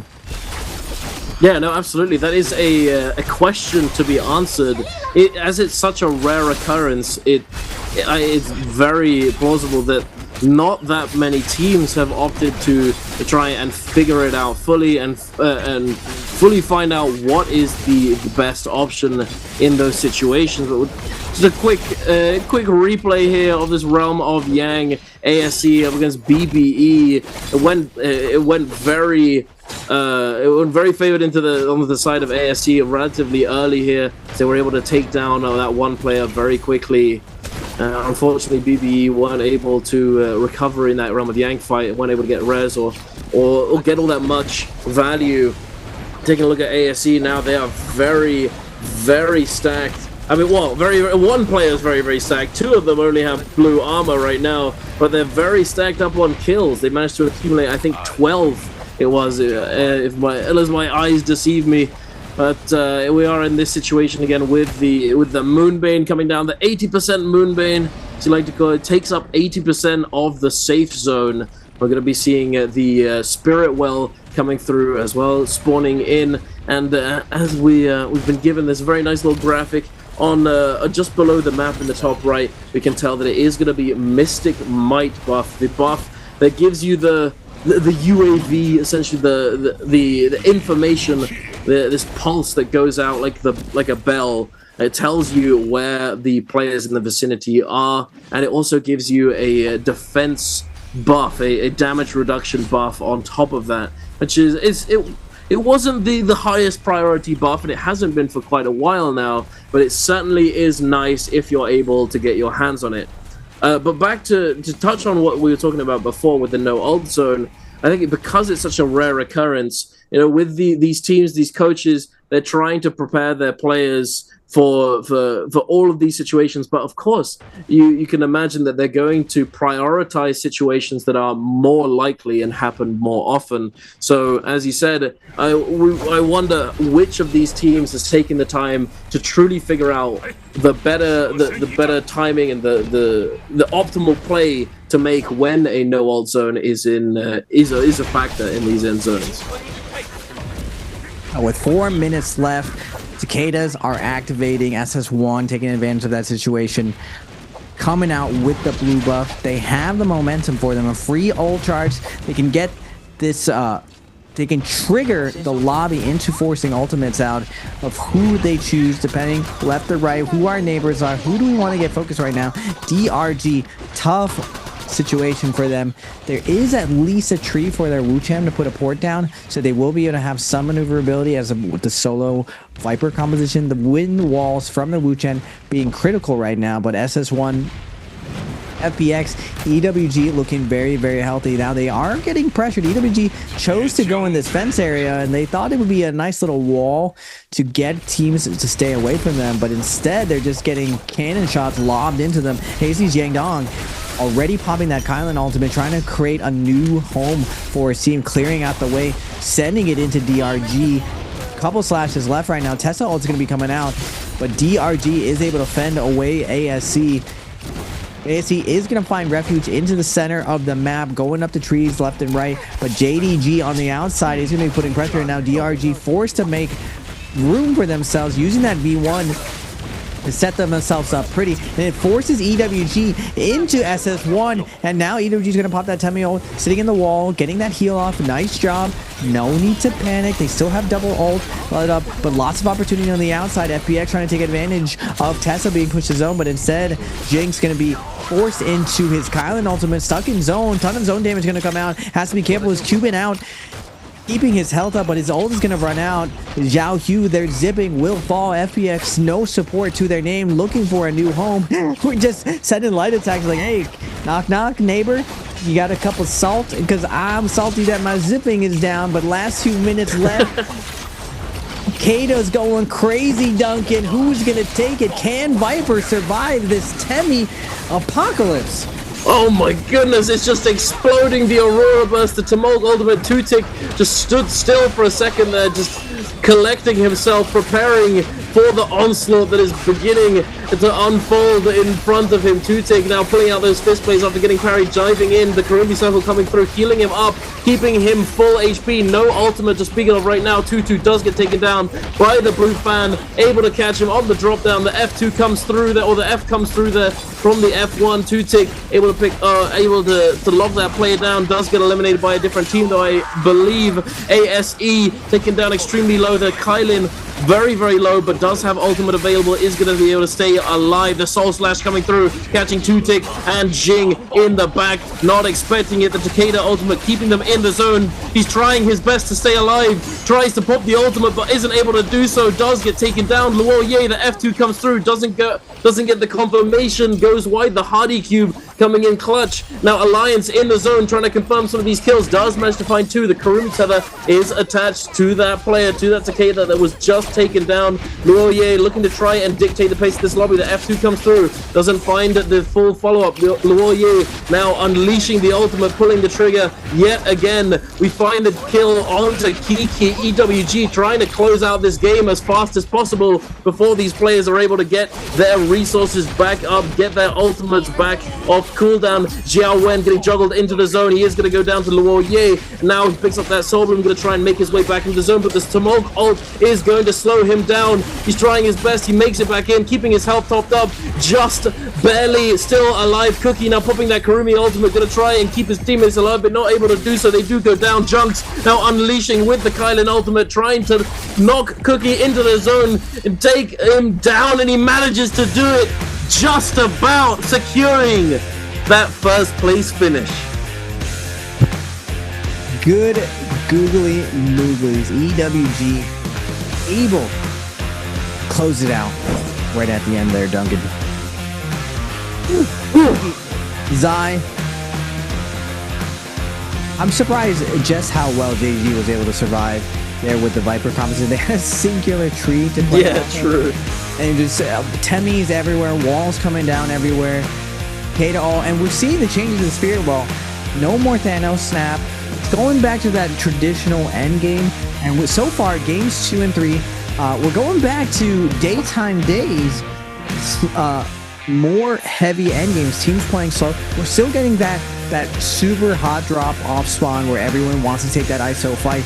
But we're seeing a lot more intricate play with third parties, fourth parties, fifth parties, boom-bane strategies, teams weaving in and out, and also zone camping. NARAKA meta is being pushed to its absolute limits this year. Every single year I've seen a huge leap in strategy from all these teams, especially with the new phasing, especially with the new points. It looks like everyone's getting to a nice, comfortable position, especially with this new patch. I really like, so far, what the new patch has really shown us. We haven't seen as many parries as I thought we would. A lot of teams just like sitting there and camping. It still looks like the fighting as normal. We did see, the only time I really saw it was when BBE is fighting over and over.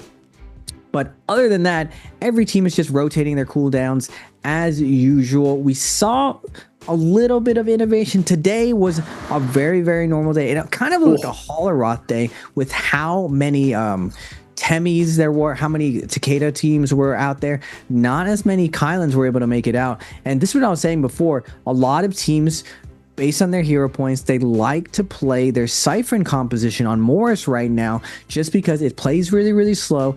Everyone's going to a very spread setup. It's very, very easy to find some loot in order to recover your game.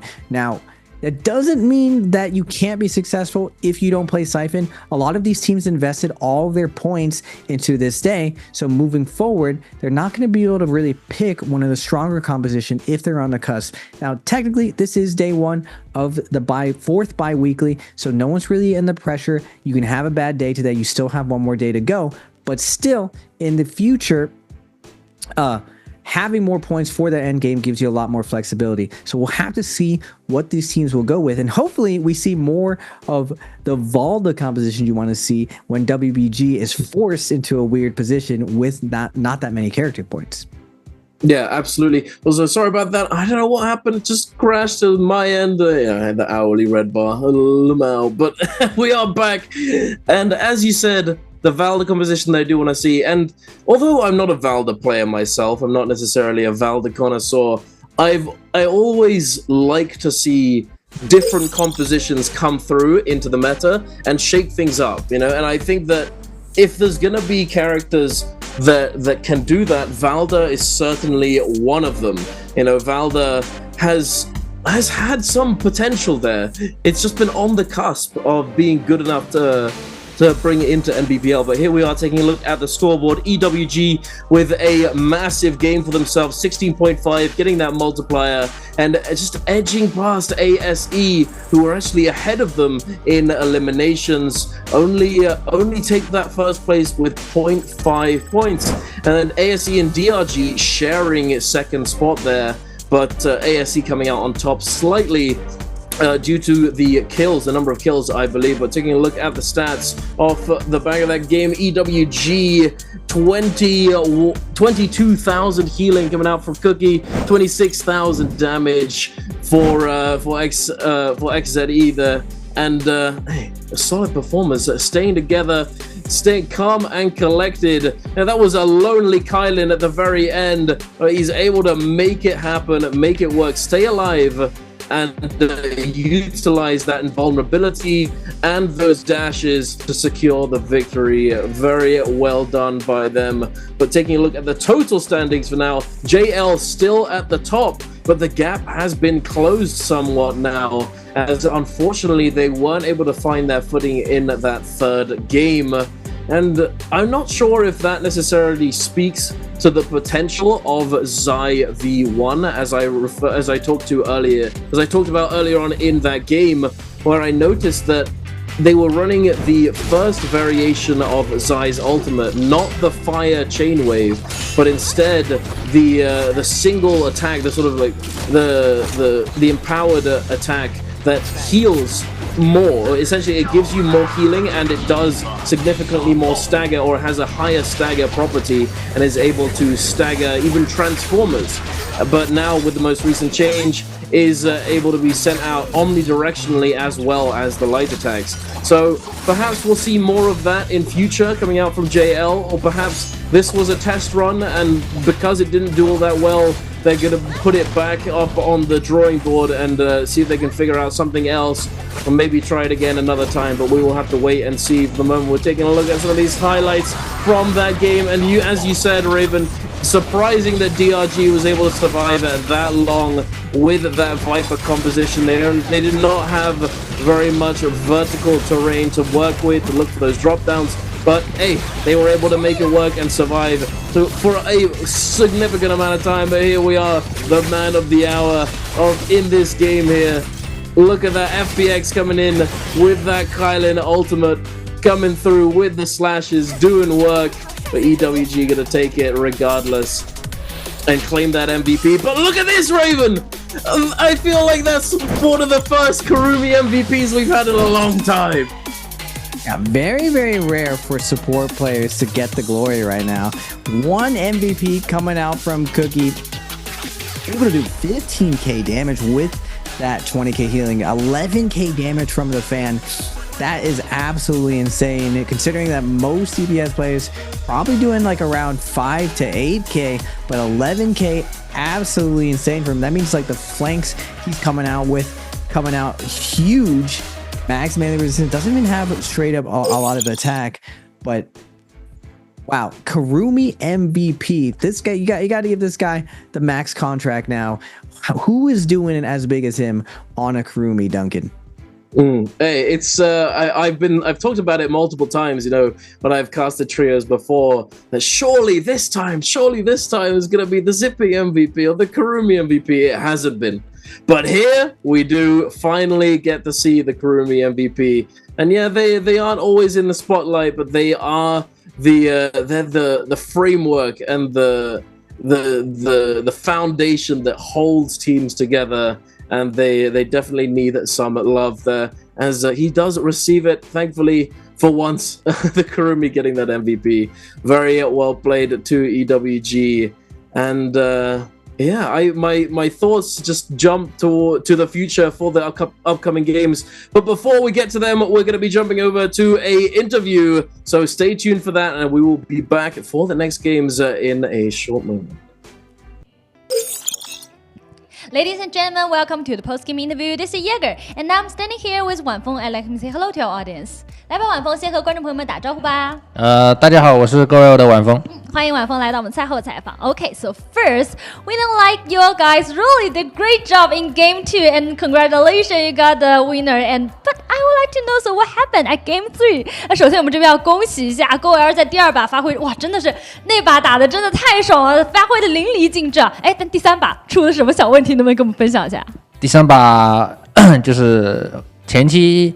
我们去抓了一个独狼，然后过去开了一队正在抓独狼的队，但是被盖服了，然后输了，然后我们就去搜到双指甲，然后没进回阳，就是没有进回阳，导致了整一把好像整个节奏给自己断掉了。对。Okay, so to be honest, at the beginning of the game, like we are chasing opponent only one in their team, but also we met another team that they are also chasing that only opponents. So after that they used the charm, and that's why we lost. And after that we tried to enter to the realm of Yom, but like we failed again, and that's why Like Game 3 really a pity。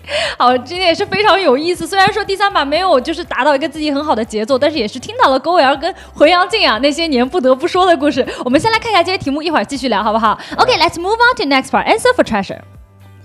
Okay. 那我们已经可以看到题目了 So now we can see the question this turn and like today's question is How many kills did team JL get in game 3? 哎，又要说到刚才这把比赛，那刚才这把比赛 GoL 到底拿下了多少击败呢？我们来，我觉得大家应该知道答案，我们先不公布。Okay, so we talk about the latest game and we talk about the Realm of Beyond and why I would like to say again, maybe you can share the story with us. 那我这边因为刚才我们说到的是又一次没有抢到后腰影，哎，晚风什么情况？能不能给我讲讲那个故事？就是我们买完甲过去，那个发现门口人很多，有起码2队吧，2队，然后。小伟和丹学就在抢，没抢到。哎，上一次是什么情况？你还记得吗？上一次是收的很肥，3个指甲过去集地城，也没抢到黑暗镜，然后那一把就烂了。我明白了，2次其实碰到的情况都差不多，都是在自己的状态和自己的装备非常好的情况底下，但是没有抢到回阳影的这个资格，对不对？哎，接下来对于这个怎么去抢回阳影，会不会去做一些策略啊？放个技能恶心一下别人。Okay, 已经准备开始放技能了。Okay, so to be honest, like the last time we didn't like enter the realm of beyond because we have really good equipment, but we like press E every time, but like we just failed. And this time also we have like 2 purple armor, but when we want to enter to the realm of beyond, we just failed. And for this turn, and I think maybe after that, because we think the realm of beyond is really important now in the Show's game, and for us, maybe next time we will use ski. And just show us.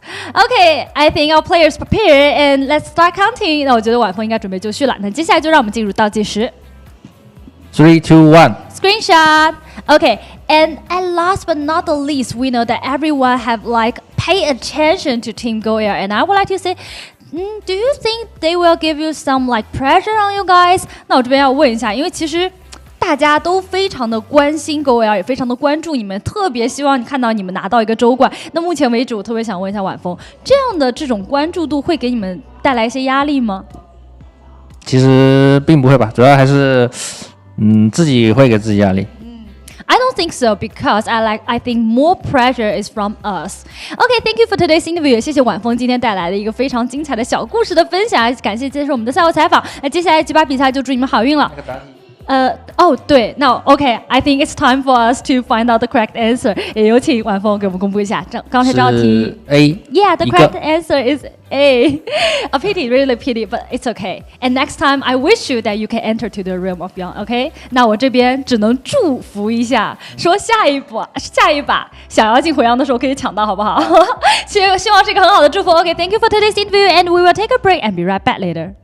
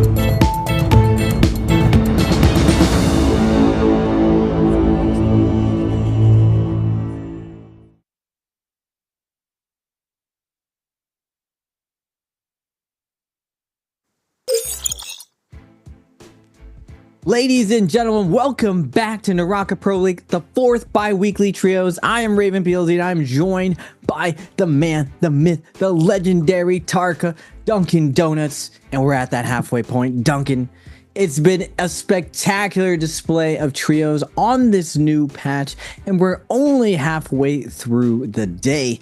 I cannot wait for things to start spicing up. Fireflies are going to be on deck. Points are going down. We have been seeing some thick end games, but first we're going to get some nice thick drops for you, ladies and gentlemen. 60 minutes for those bi-weekly finals, 6 sick drops. But for today, just 15 minutes for some take, 30 minutes for some silk, and 60 minutes for whatever you'd like from these choice gifts.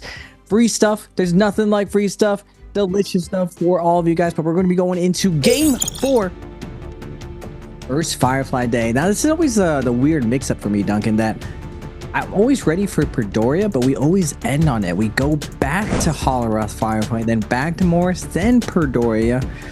So first we're going to be going to Holoroth Firefly, and unlike the previous Holoroths, to be that evening time. So will we see what we've been seeing in the past 3 weeklies, Vipers coming on, or will we see the lobby go back to Siphon? We'll have to see what the teams are going to be choosing for this particular lobby.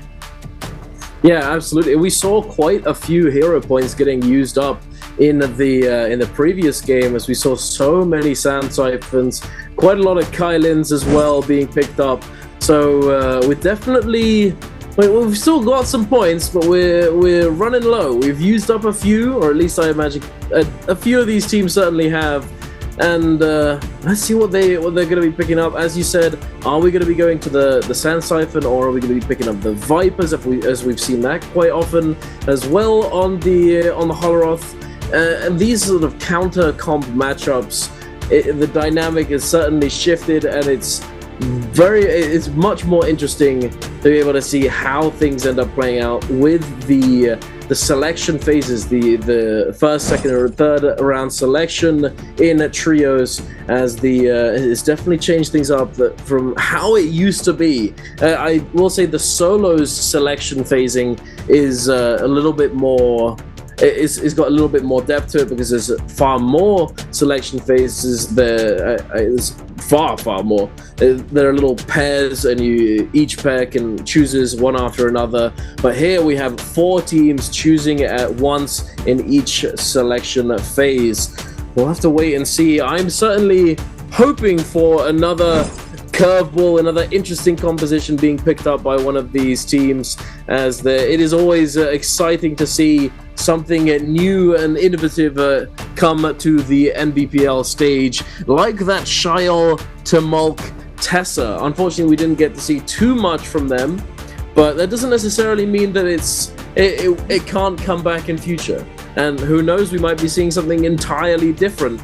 Obviously, I'm always on that copium. Let's see the Tarka, but at this point, the Tarka F2 change after so long. F2 Tarka is now finally relevant within the trios environment. It certainly can do quite a bit for you, but it's still so hard to find a spot for Tarka within the trios meta.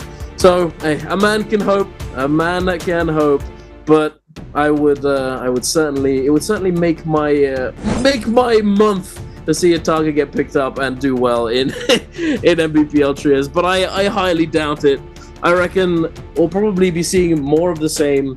But if there was an outlier composition, Raven, what do you think it would be? The outlier composition from... I would still say that the Feria Zai Monk is probably the biggest outlier right now. That the fact that WBG and KLA is running it. Now, I think KLA runs it a little bit better. WBG was running Matari Valda Monk. I thought that was really interesting, and I wanted to see more of it. It's because Valda does a really good job versus Zai. Matari is always going to bait out at least 2 cooldowns, or else your team could just potentially just get blown up, and then you can just always close it out with Monk ult. Now, tough part is that when hottie compositions exist, really limits your outside strategies. The only thing I could see that being an outlier that really hasn't been played around with yet.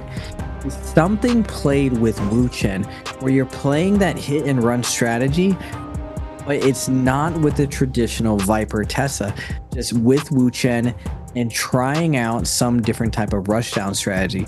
I feel like that's the only thing really left in NARAKA that hasn't been explored. There's been so many different variations of monks, but I can't imagine something else other than that. Now on this Holoroth, we are seeing the Siphon coming out, but Alliance and DRG are going to be going with the Siphon instead. They're looking for basically that first Yang assassination play onto Siphon instead. Let's see what phase 2 is going to be looking like. RG EWG1 Wolves. Looks like we got a mixture of Kylan. EWG is going to choose to go Viper here. What is Wolves considering? Now this is closer to what I think you should play. I'm surprised that a couple teams picked their Siphon composition. Now everyone is a little bit different on when and why they're going to be playing their Viper composition.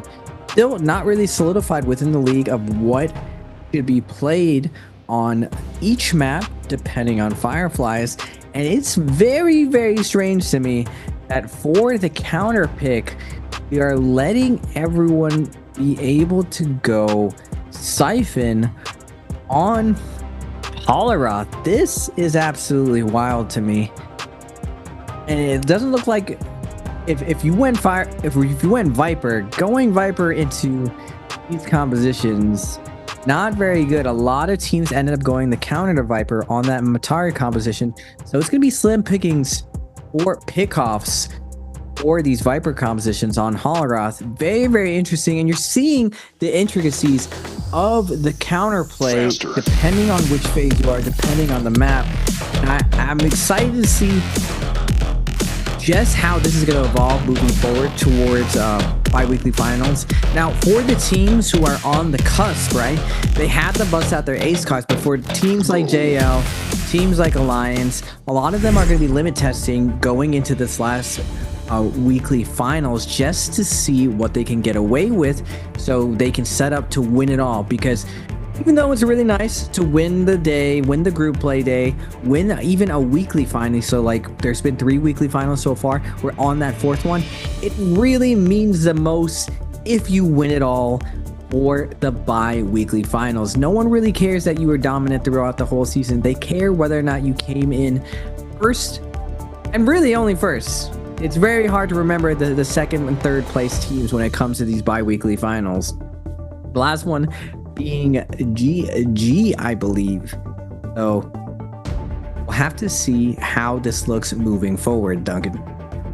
Indeed, and I was just thinking about it. Do you think that perhaps this whole selection phase was a bit of an oddball, so to speak? Do you think that potentially these teams are deliberately not stacking up the picks on the 1st and 2nd rounds and trying their best to not give away what they're picking to the teams that are going to be picking in the next round selection? So because whenever a character gets picked more than a certain number of times, there's an extra point added to their cost for them to be able to play them. So that inherently gives away what the teams that have picked before you are going to be playing and allows you to then look for the counter comp.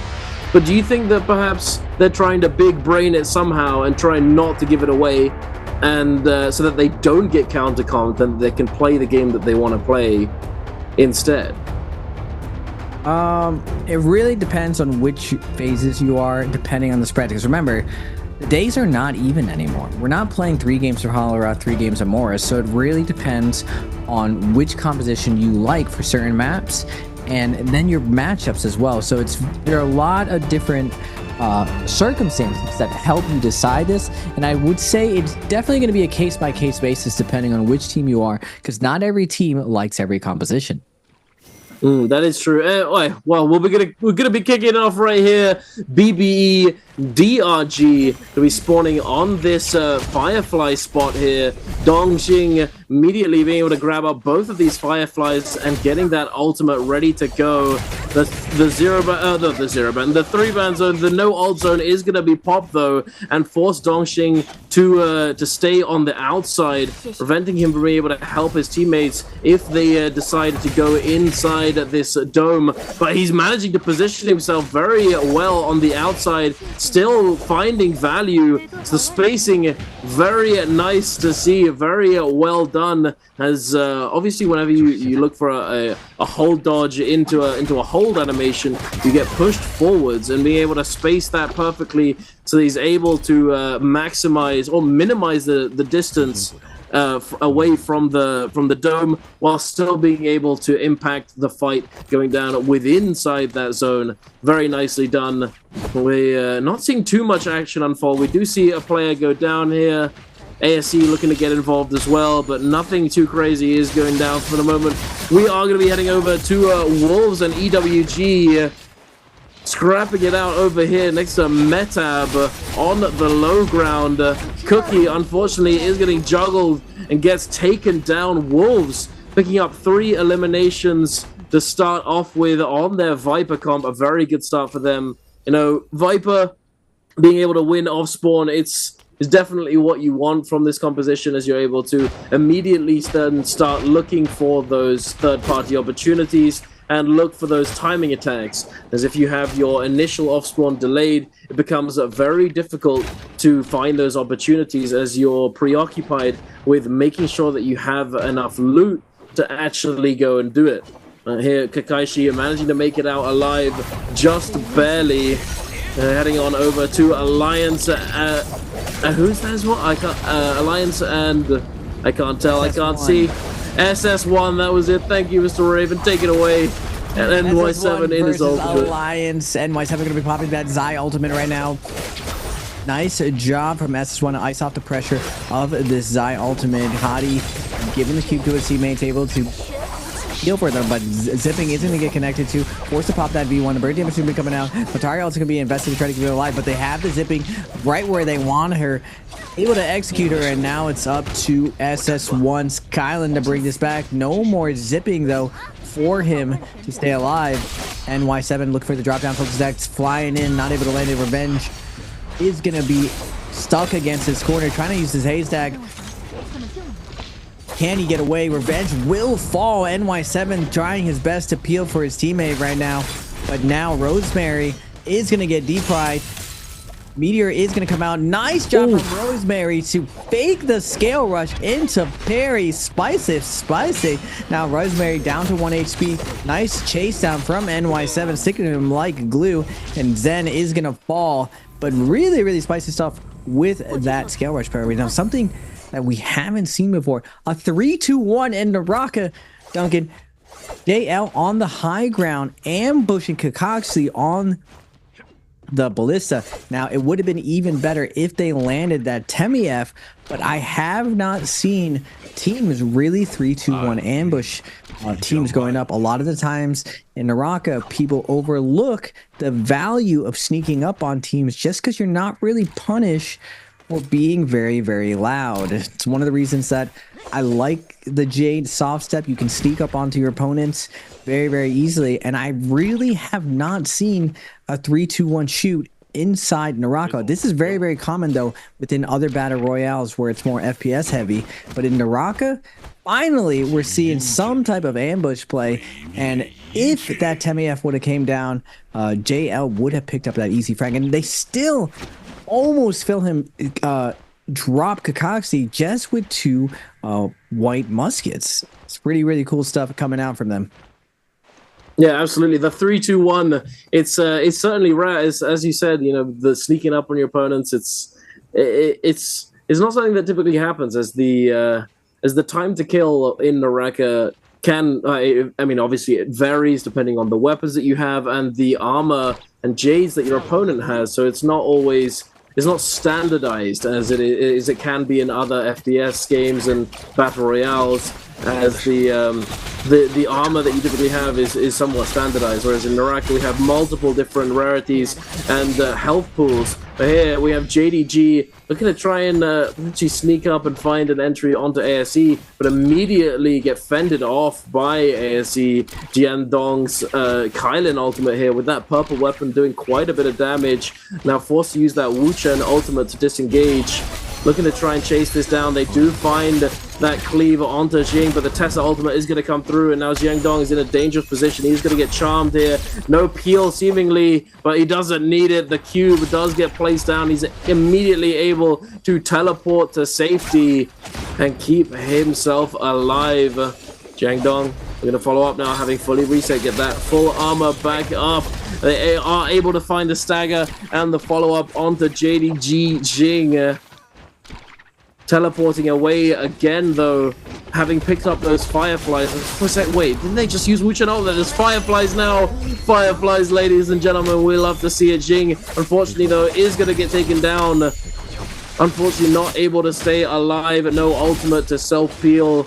Just immediately getting collapsed on. And now Jiandong with another Kylan ultimate going to be slashing through this Tessa. Two-tick desperately trying to get away. Break line of sight, but it's not to be. And he too gets eliminated here. ASE coming out strong and putting up, wait, how many? 9 eliminations already on the board this early on into the game. Yeah, absolutely insane. That's what happens when you get the snowball off spawn. You find these nice kills, and it looks like Viper compositions.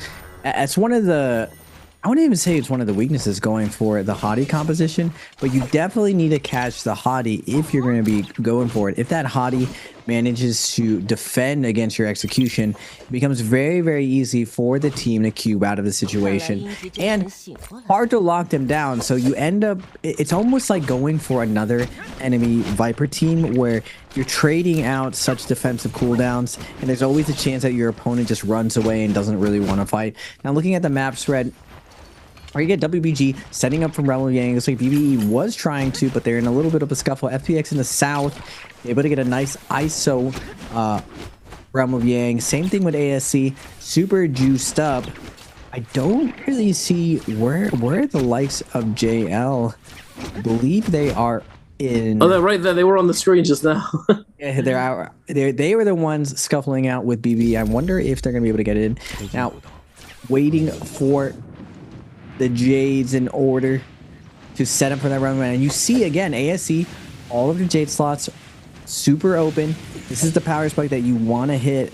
Now what's interesting here is they're putting the purple armor onto the zipping. A lot of the times you give it to the Kylan or the Hottie just because you either want Kylan to be a little bit beefier because he's very vulnerable coming out of his ult, or you want to give it to the Hottie because you're trying to get him to get that second cube up. But we're going to get WBG versus, I believe this was ASE. ASE super stacked. Can Jiandong come out with a win here? Oh my goodness, so much light attack. Ariel was all the way in the landing. We're just all jumping in to the pile. Slam is going to be coming out, plus the TMF, and Kurumi ult is going to be baited out. Kylan ult is going to be invested. Looks like Hottie ult was canceled, so we're on to the Kylan phase of this.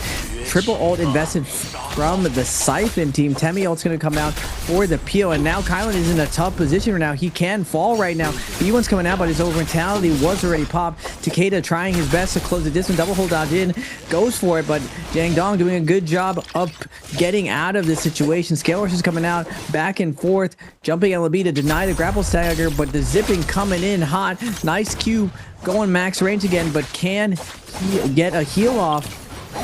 The peel is coming out from their Hottie, and WBG will fall trying to chase down the Kylan. They just give up their back. Nice job from the team to give that banana peel, get his team out of there, and ASC is going to win this Realm of Yang. Indeed, it's the banana splitting out of there with that Hottie cube. No danger to this Kylan, able to stay alive. That jump LMB was so close to catching him, but the tap dodge very nicely timed, able to dash through yet again into the double scale rush, and then the bait at the edge of the Yang with the heal and then immediately using that cube to max distance himself.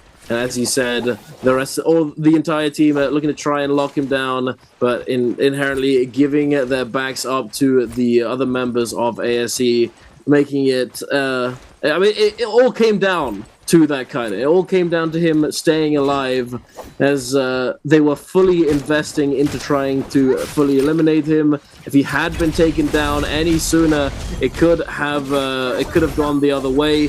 Unfortunately, he was able to stay on his feet. But now heading on over to a fight between Alliance and X1. LYD getting knocked up by this F3. The Matari ultimates coming through. The Zaya ultimates going back and forth as well. NY7 does have advantage on his cooldowns though. F3 is available. The Matari dash is going to come through. LYD taking a lot of damage. Kurumi ultimate now being popped to keep him alive. The chain comes through, tries to make it into the circle, but not able to do so in time. Does get eliminated. Thankfully, he does have that Vermilion Birdsmite. He is not down for the count just yet, whereas WBG now diving in. They have Yang Depletion. They're looking to try and take full advantage of the situation and cleanse this debuff with those Soul Bloom pickups. Looks as though they're able to find one at the very least. Unfortunately, they still have two to find. Thankfully, there are quite a few players in the vicinity trying to fight it out, trying to take advantage of these buffs that they have from the realms of Yang. NY7 getting pressured, goes to the sky, trying to break away from ASC's Jiangdong. He's chasing him down with this Kylan ultimate. The zipping then becomes the focus. Revenge breaking away, trying to ice off this pressure. Jiangdong changing targets left and right, constantly trying to find at least something of value.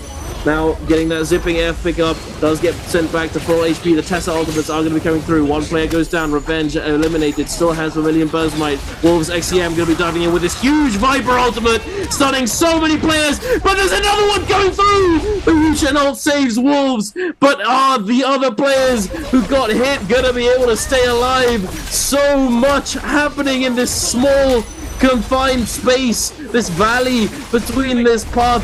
Dongxing taking so much damage, but thankfully is able to use that F3 self-peel. The Kurumi tether is attached as well. It is not in all that much danger, but what chaos is ensuing here, Raven.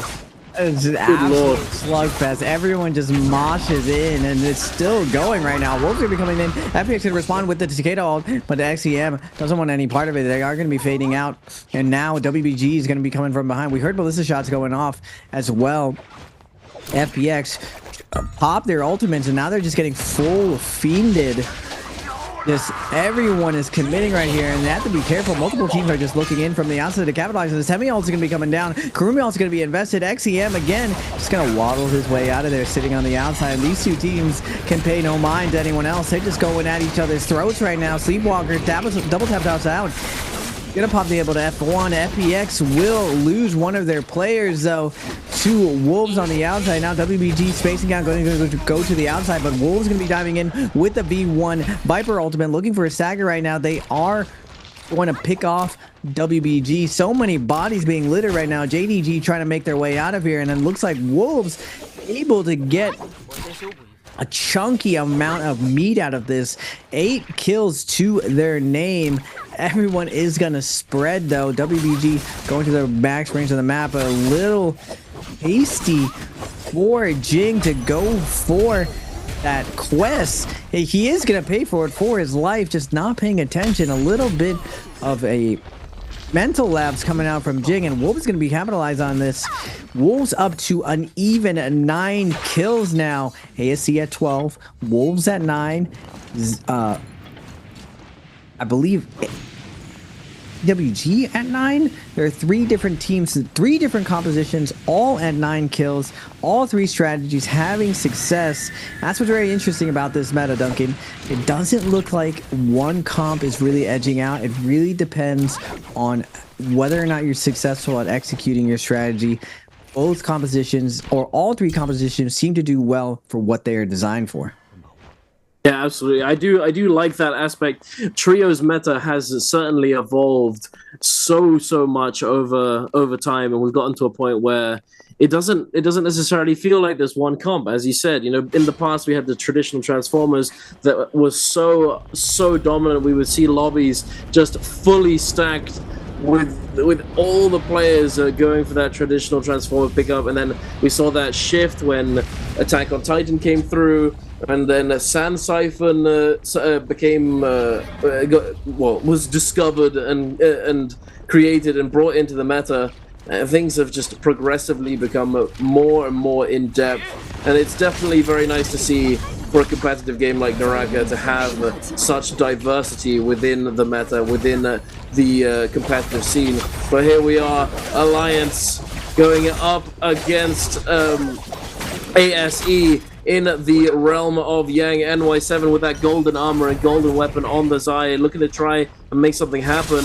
Unfortunately, not able to get too much. However, he is able to force out the cube activation from all three members of the opposing team.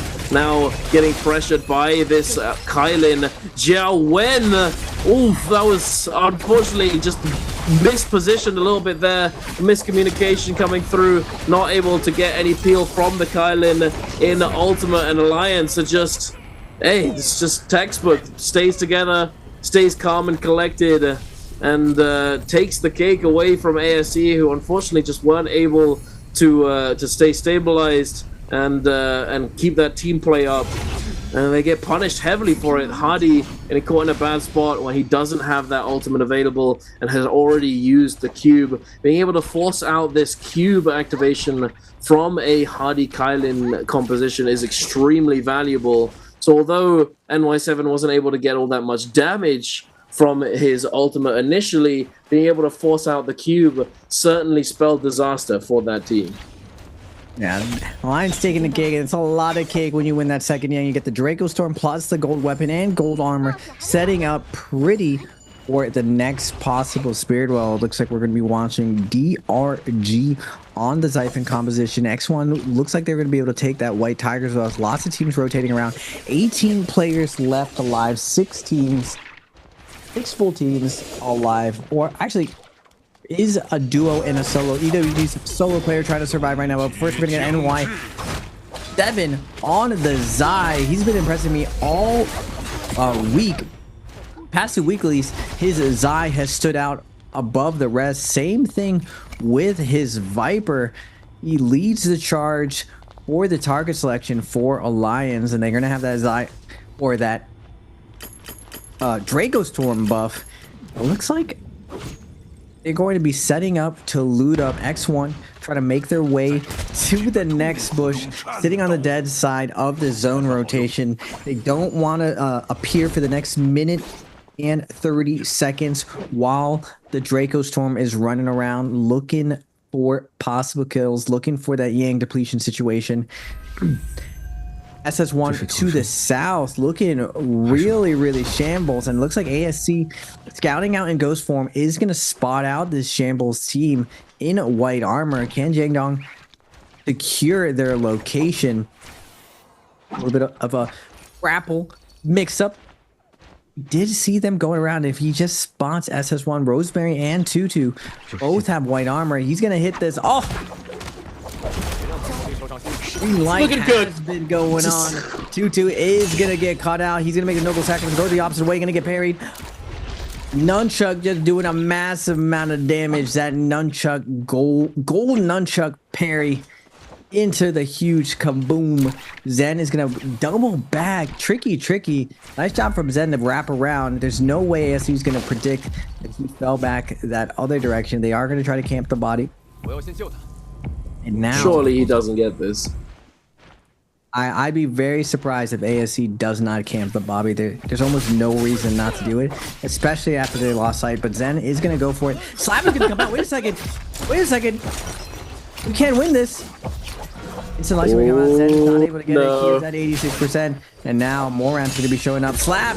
The fade slap into the parry. Wait a second. Zen's going Ultra Instinct mode. He's going to be able to pop ultimate. But the flamethrower is going to be coming out. He is going to be going away. Will his teammate try to slide in to try to get the res next? But Zen has his work come out for him. He's down to his last health. The bow shots are coming out. You see the shots going. Oh my goodness. The Kadi ult is going to come out. Then trying to around the corner, but Jang Dong is too accurate. He will pick up that kill. Really, really good stuff from Jang. The fadeaway slap, Duncan. Get off me. That was really nice. Get off me. Leave me alone. He buys so much time. Yeah, that was. I saw it. I saw it happening. I was like, oh, he's got the slap. Okay, he immediately goes into the hold. This guy's gonna release. Absolutely gets the parry, beautifully done. But unfortunately, I'm not sure if it was done deliberately or if the melee aim assist made it scuffed it a little bit. But the parry animation going it towards the zipping, potentially deliberately, as zipping doesn't have combo break, so you are going to be able to secure that full damage onto the zipping. However, the other target may have been the slightly better choice, as he wasn't full HP. But who knows? You know, it's a little finesse, little trick that you can do. If your teammate who's standing right next to you gets parried, and you try and go point blank up against the person who did parry him, that you can essentially screw with the melee aim assist and take priority, and then at the last second, as the parry animation is going to come through, you can dodge away and iframe the follow-up attack from the parry and protect your teammate. But it's not always possible. It is a little bit scuffed sometimes, but it is a nice little finesse that you can try and work on with your friends in trios if you're looking to level up just that little bit. But we have a fight taking place here over this Spirit Well. X1 and Alliance trying their best to secure this for themselves. LYD popping that ultimate along with the Matari as well. Karumi ultimate is still in the back pocket, still ready to go. Here it is. Does pull the trigger on that one as the Spirit Well is about to pop, and they're going to get their ultimates refreshed. Why not use it? You know, why not? Might as well. So we're going to be getting another one anyway. Alliance immediately, they got a plan. Alliance with a plan, recognizing that they're not going to be able to get this Spirit Well pick up, and having used one of their cooldowns, immediately path over to that no ult zone and negate a lot of that potential pressure coming through from the team who does manage to pick up that buff and refresh those cooldowns. Very, very nicely done. Now, if you're aware like this, and you're able to stay conscious of what's around you, like no ult zones, just certain pieces of terrain like towers, ballista towers, all that sort of stuff. You know, ballista towers, for example, are very useful for kiting, and you're able to utilize them to your advantage to stay alive in situations where typically you wouldn't be able to. You're able to loop up and down all around, play ring around the rosy with the tower and stay alive and buy time to for your teammates, or just to try and stay alive on your own. Very nicely done by Alliance there. But now we're heading into this phase of the game, Raven, where things are slowing down. Players are looking to try and find a place to call home, as we're going to be getting this 80% Moonbeam coming through very, very soon. We are going to be ending somewhat with Puzzle in. The Blitz is going to be in play. Or I believe one of the sides, not both sides in play, but one of the blitzes is in play. It covers a lot of this area, though. That means it's going to be no man's land all on that bottom left side. The interesting part about puzzle endgames, though, is one team can post up in the tunnels below and guarantee that endgame situation. But we are going to get that 80% movement, as you were pointing out, Duncan. All the teams are going to be pushed to the edge. ASC doing all right with the purple armor, double purple armor, blue armor. Still have the Spirit Wells to contest for, and the good thing about the Spirit Wells is generally the most stacked teams are able to claim it, and since they're upgrading from that purple armor to gold armor, you can go in and snag a nice upgrade pretty much uncontested, because most teams just peel out and back off once they get what they want. But until that point, there's really no incentive to go in. And like I was saying before, only this top right area is very safe. The other side will be contested by that ballista. It becomes very, very dangerous. It even becomes a little bit dangerous to go on that ballista and shoot up. You want to maintain your repair kits,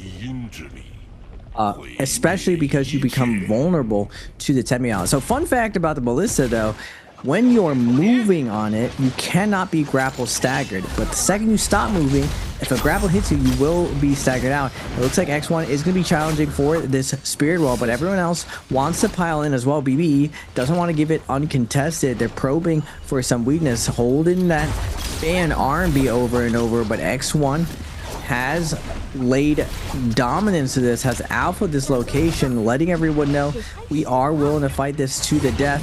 They are going to pop their ultimates, set up, and see if they can get any value. And like I was saying before, purple armor's gonna be left behind. Who is X1 going to contest as they come out with the double ult from the Spirit Well?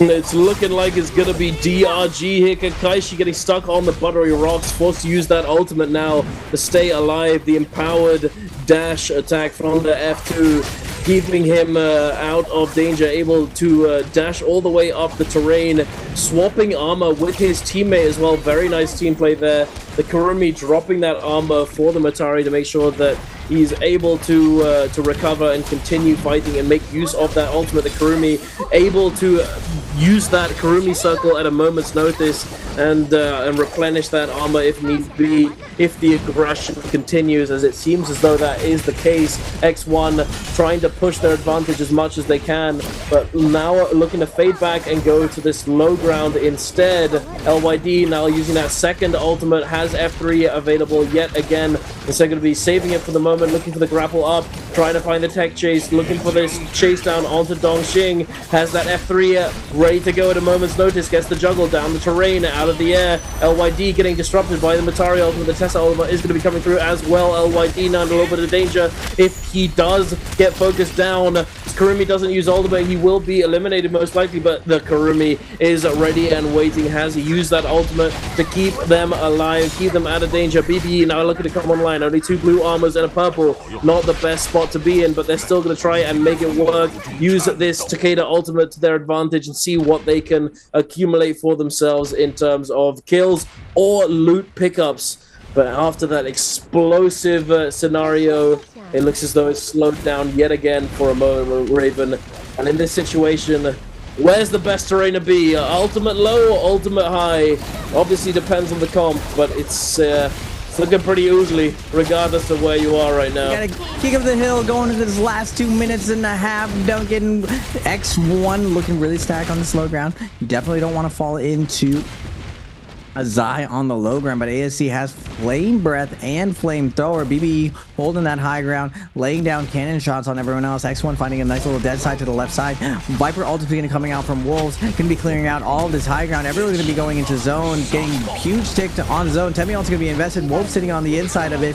Now, King of the Mountain right now. XEM happy with his results. They're not going to force any pressure onto anyone with that B1. It was mainly a zoning ult, and now everyone else is going to be going after each other, but Wolves has a nice safe spot to secure some placement points. Any striker is going to be coming out. It doesn't look like anyone's going to be contesting right now, but the X1's ZDI grapple canceling over and over. X1 trying to stay on the high ground, but Wolves able to eke out a little bit. BBE still shooting down at Alliance, trying to yoink a kill right now.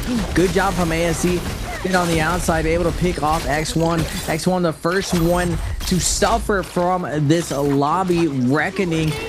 Ubi is going to be coming out, going to the high ground as ASC trying to secure a position. But 2 teams on the high ground will not let them go down. ASC's Jangdong on the Kylan, zipping through, letting everyone know on the high ground, you're getting evicted. This is going to be our spot right now. Pat Mickles is going to fall. BBE doesn't want to give up, and they're going to be punished for it.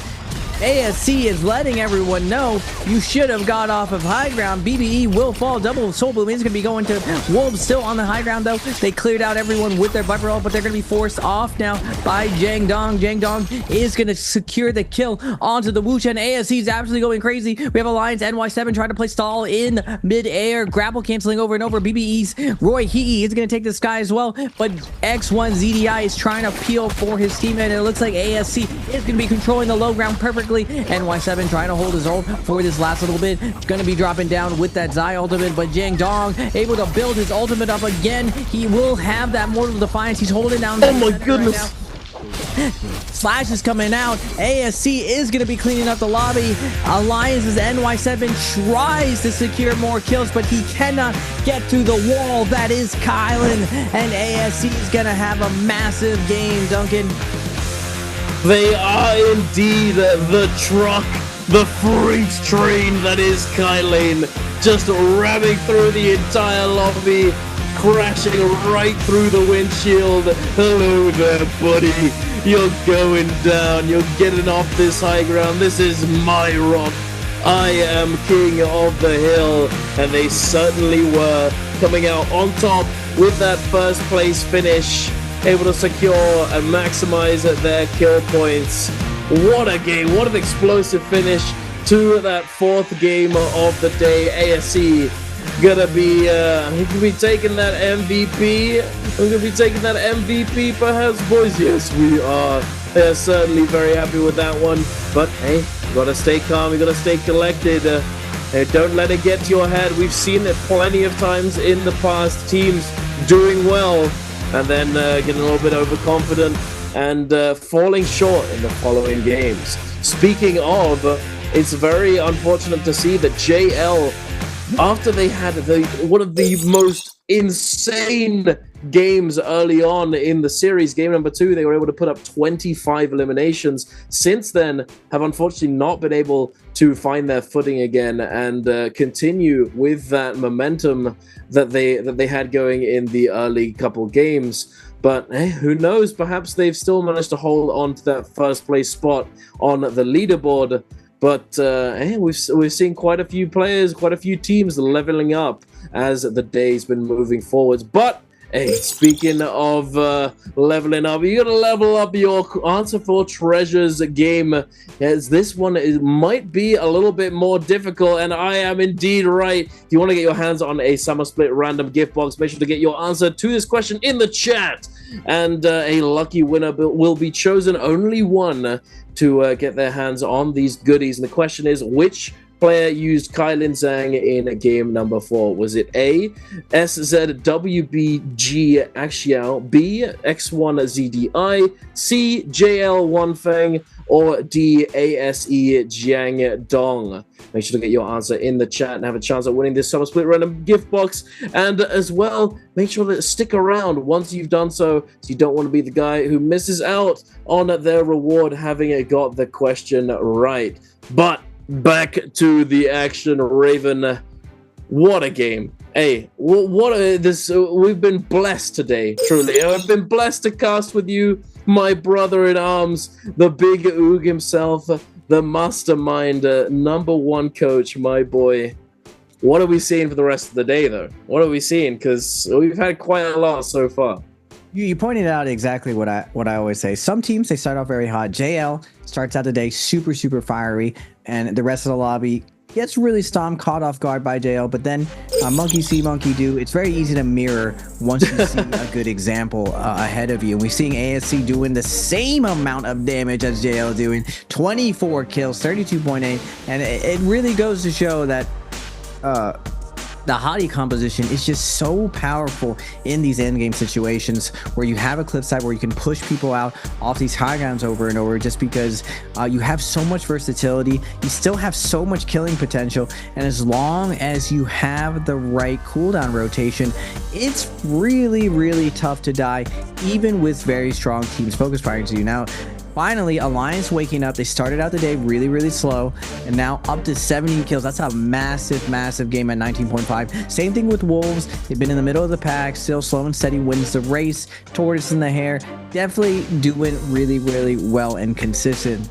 X1, we saw them very active this lobby, not able to get as much out of situations as they would like. WBG was active inside a Rumble game. We saw BBE, great positioning coming out from them. Unfortunately, I would say they're still a tad bit on the passive side as far as going in aggression, having those triggers that once they see a good opportunity, committing to it, because you cannot play in a way that you're playing to not lose. Want to play to win, you will have to take risk, and sometimes you're going to be wrong, but when you're right, you're seeing these massive games. ASE getting a massive game, JL having a massive game, And I've been saying it the whole time. The second I played this composition, the Hottie Kylan zipping composition is probably the strongest composition within this meta, as long as you play everything correctly. Now, it's still very easy to get rushed down and zerged by the likes of Siphon, by the likes of Xiphon, so it can be frustrating at times, but if you iron out the defenses and the cooldown rotations, you're gonna have a ton of success. And we're seeing JL and ASC, both of their pop-off games are on the back of that composition and off of the back of very, very common terrain situations. That's super high cliffside verticality where you're able to push people in the zone over and over. Hottie and Kylan are second to none when it comes to that strategy. Yeah, absolutely. We see it time and time again. And if you yourself at home have been playing NARAKA ever since Kylan released, you probably know what we're talking about too. You've experienced it firsthand. It is certainly very hard to stay on your feet, but hey, funnily enough, JL still able to hold on to that top spot, thankfully, but the gap has been closed significantly, and they're gonna have to put some more numbers on the board if they want to stay at the top here. But we're taking a look at some replays from ASE and from the players in this lobby. ASE being the MVPs of this round. Sponsored by Thunder Robot. This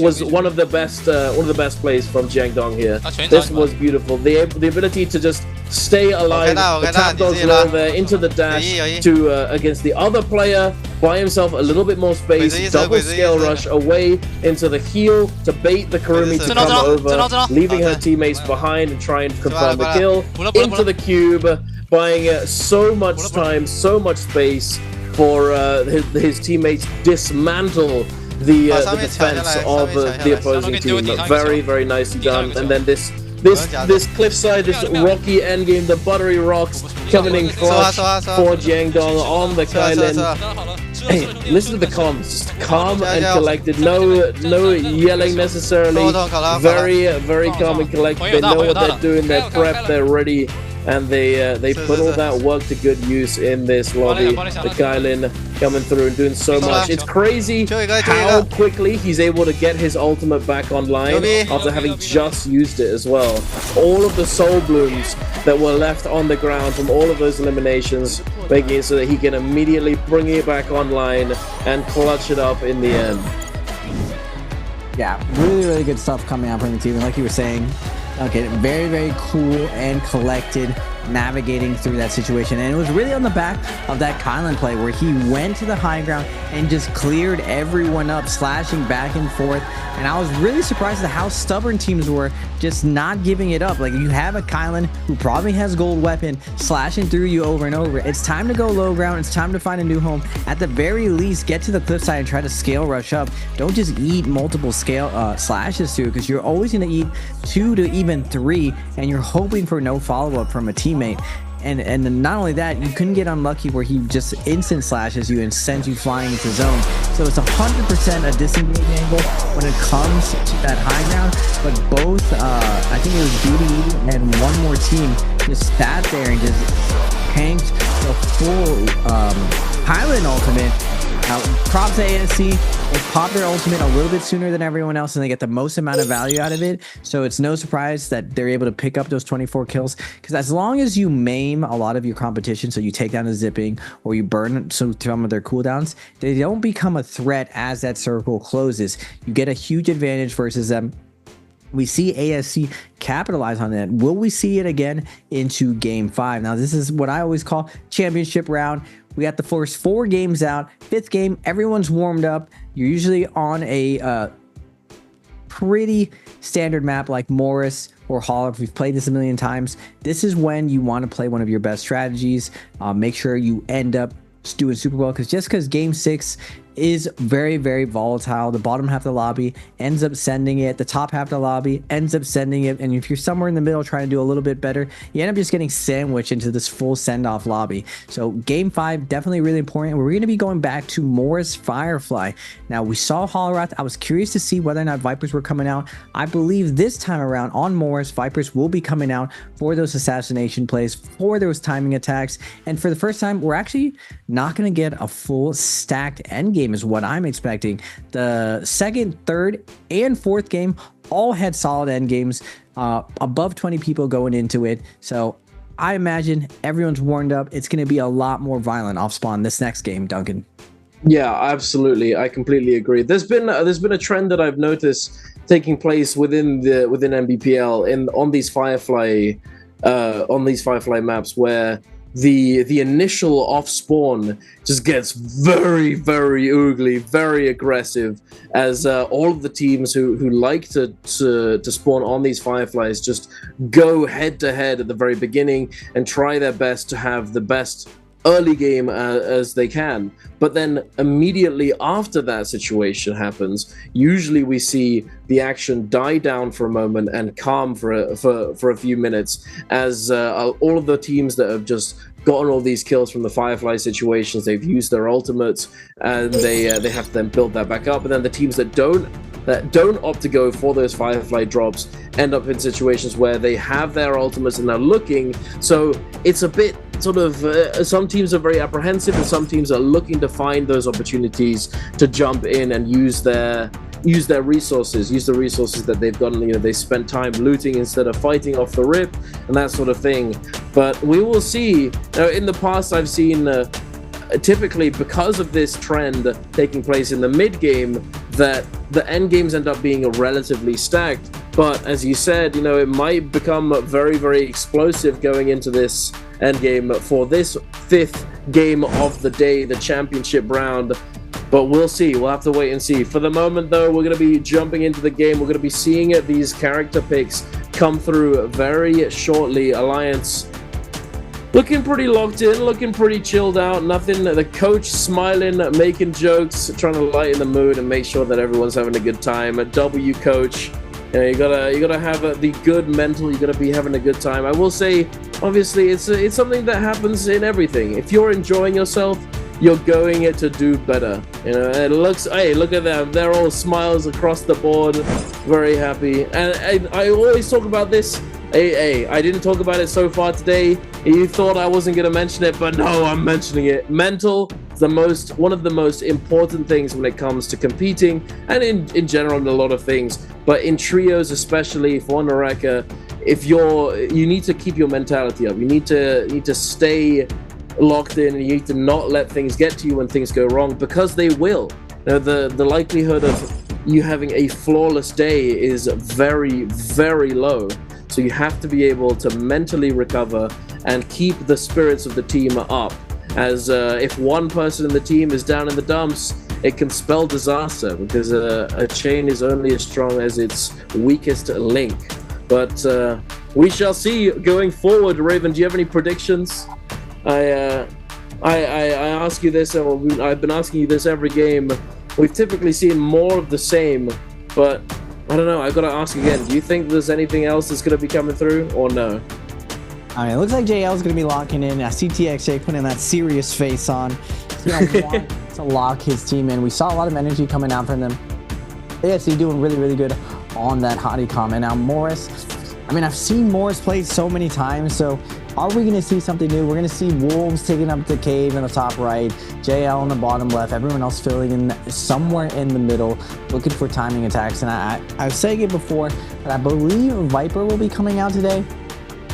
That's because of the Firefly timings, and because of Viper, Matari is the natural counter to this. But I am curious to see what the phase ones are going to be picking. It's hard to keep track of which teams are using a certain amount of points when it comes to 12 teams. But I imagine the fact that we played that Morris, I believe, that was heavily stacked with Kurumis and Zippings, that it's going to be tough for teams to choose exactly what they want for this game 5. I believe you can choose at least one more day, but you're going to be at the mercy of your game 6 of whatever phase you'll be in.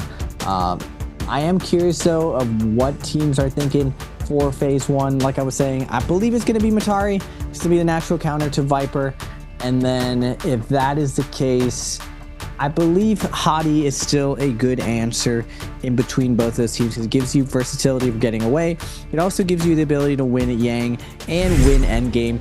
And with the amount of verticality that trees are going to provide, and especially a lot of these heavy building endgame possibilities, Honeycomb is going to be a little bit better than Siphon on this Firefly day. Yeah, I do agree. So you think there's not going to be all that much Siphon, as the Siphon games have been used up somewhat. We saw in the previous Morris game a lot of teams opting to go for it, and yeah, I think a bit better on Predoria, I'd say. Yeah. I mean, we've seen it's gone back and forth. You know, the preference of the teams within Nbpl has changed, and it seems so flip-floppy that some teams opt to go for.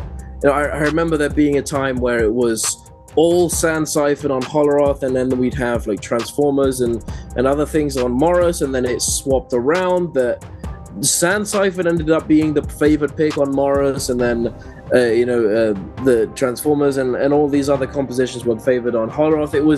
It changes just so easily, and it's hard to always tell what exactly is the optimal choice and the trend, especially with these phasings, these phase picks coming through. And funnily enough, again, we're seeing things just go completely sideways. You know, 4 Kylin Hardys. I mean, we did mention that Kylin Hardy is going to offer a lot of utility in a lot of scenarios. But the first phase phasing being split between Xiphon and Sand Siphon is definitely interesting there. I mean, do you think that it's ever going to be worth it to pick a Viper comp at the beginning in first round, or no? We did see it for the bi-weekly trios finals, but it was also in a different patch.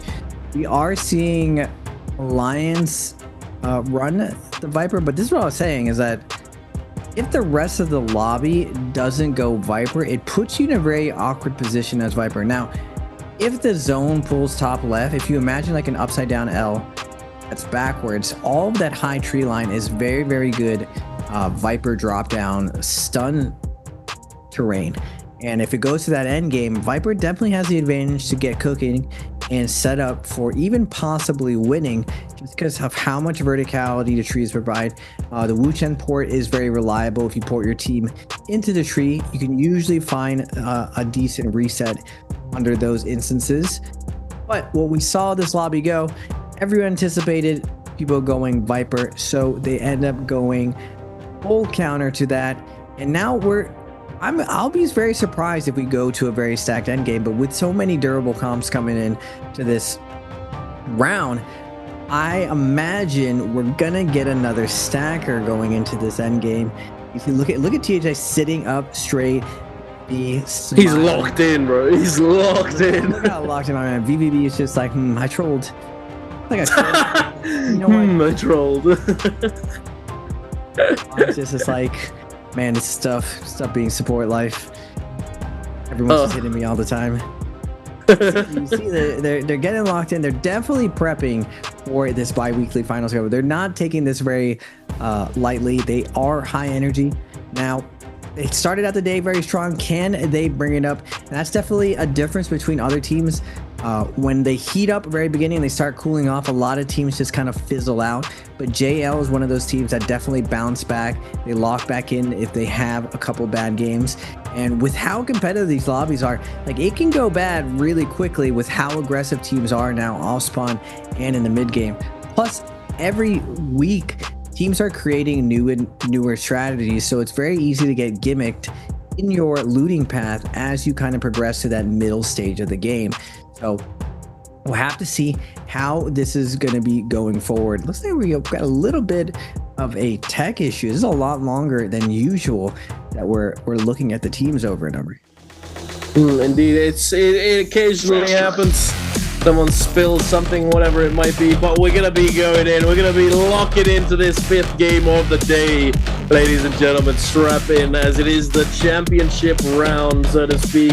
And I do like this term, as it is the game that sets you up for the final game of the day. As you mentioned earlier, you know, at the top of the leaderboard in game 6, they're just going to be sending it because they're pretty much secured at the top end. And then the bottom end, the teams are going to be sending it as well, because the only way they climb up is if they have an absolute pop-off one. And then the teams in the middle, you know, they're trying to do well, but they get sandwiched in this situation where everyone's just getting oogly boogly. But we'll see. Game 5 setting these teams up. Will JL be able to bounce back? They've done it before, and I wouldn't be surprised if they do it again. They're on their Kylan Hardy zipping composition, the comp that netted them the massive game early on in the day. But who knows? Who knows? Mental is... It's very flip-floppy. You know, things can just go bad, and things can hey, everyone knows that we're all human.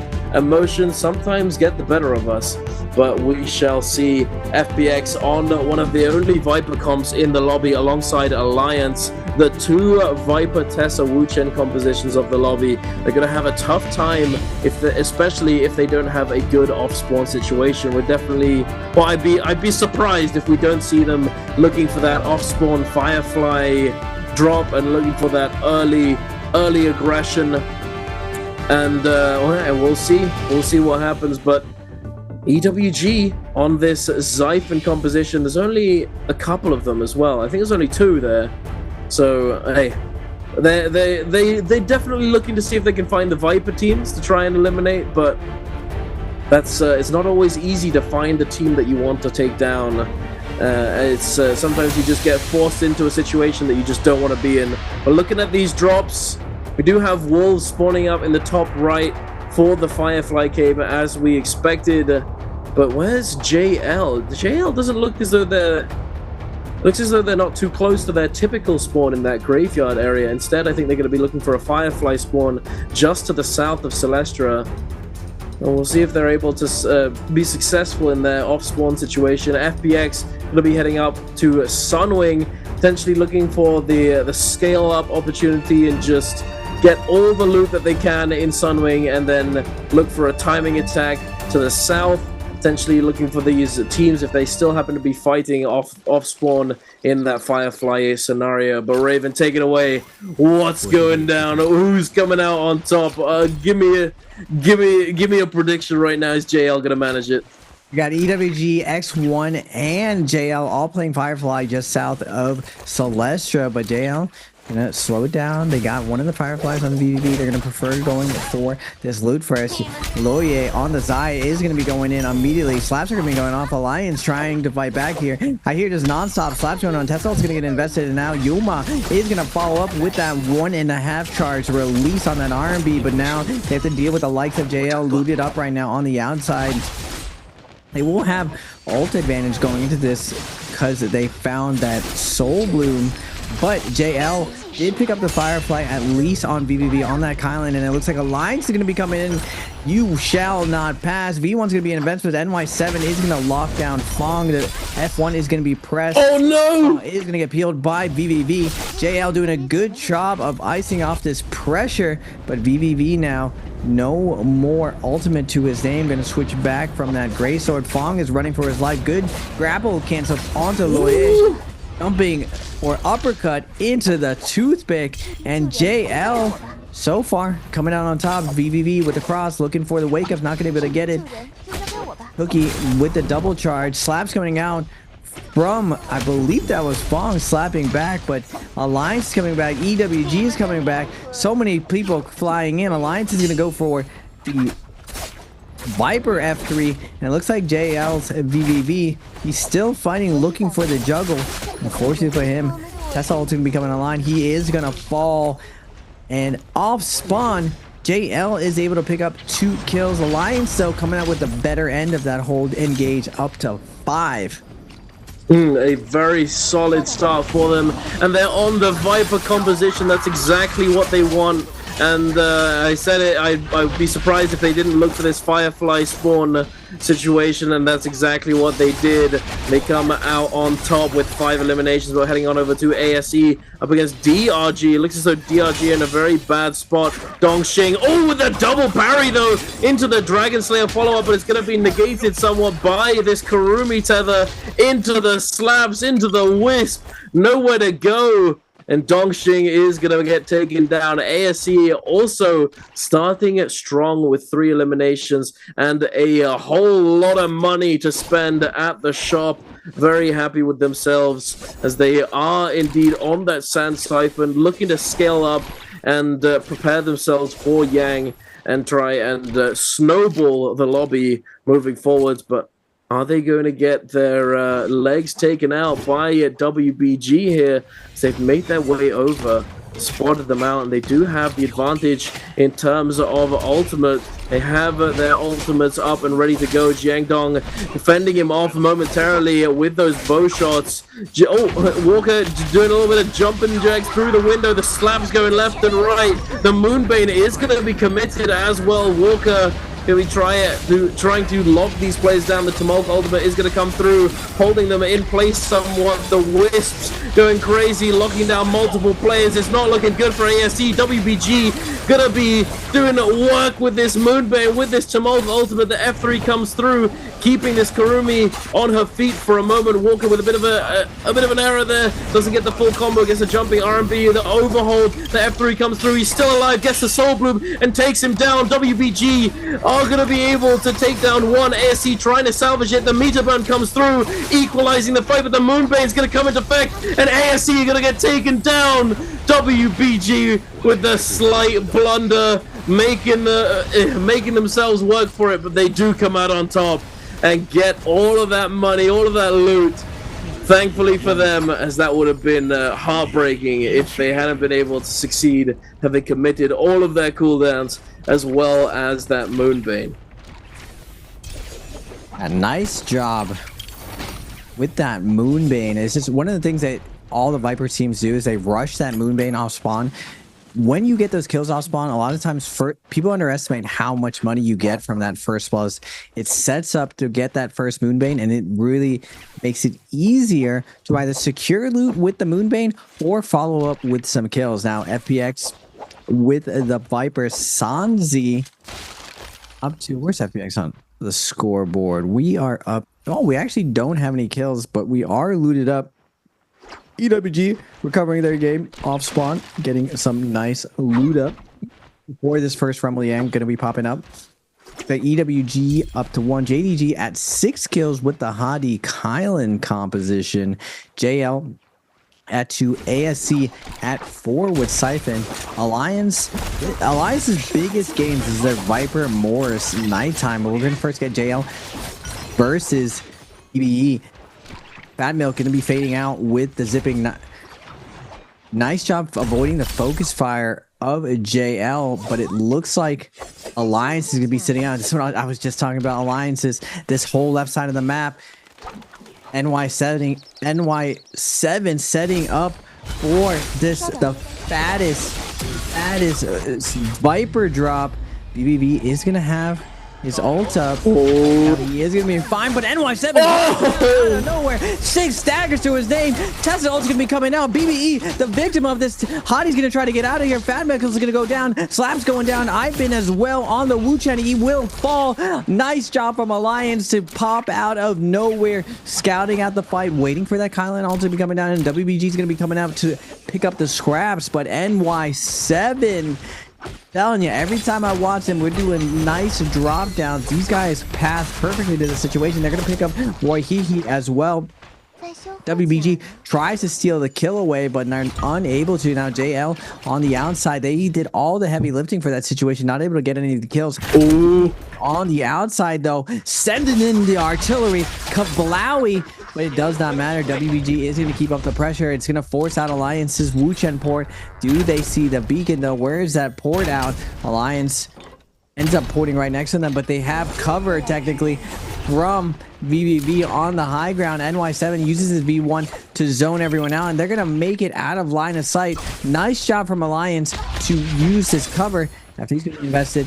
Last shot left, but NY7 not able to get out. A nice half-charge LMB, but the RMB is going to close it out. Alliance is going to have to give up their teammate and hope to res them moving forward. Nice job from WBG, though, to come in with that third party and find a kill. Absolutely. That was insane, though. Alliance with the huge drop down. Before that took place, they had 5 kills. They're able to pick up 4 eliminations just off of that play. And hey, it might be cheesy, but it works, and it does so much for Alliance. And even then, it's not really cheesy. You gotta expect it. At this level of play, if you're in this area, if you know that there are Vipers in the lobby, you have to be aware and you have to expect that Vipers are going to be looking for this drop-down play, especially in those areas with the trees. As you said, the entire left side and then up and around the backwards upside down L has so many trees. You have to be very, very careful if you are fighting in that area. Make sure that this sort of thing, it does not happen to you. But we are going to be jumping into the realm of Yang. No Vipers in here. It's going to be Kylan Hardy up against the Sand Siphon for Wolves, up against JDG. Let's see it. XEM diving in, catching some of the follow-up onto this jungle, not able to get the full capitalization, unfortunately, as the peel does come through from that Zipping's teammates. No cooldowns are being utilized by Wolves just yet. I saw that, the little focus line. Come here, come back here.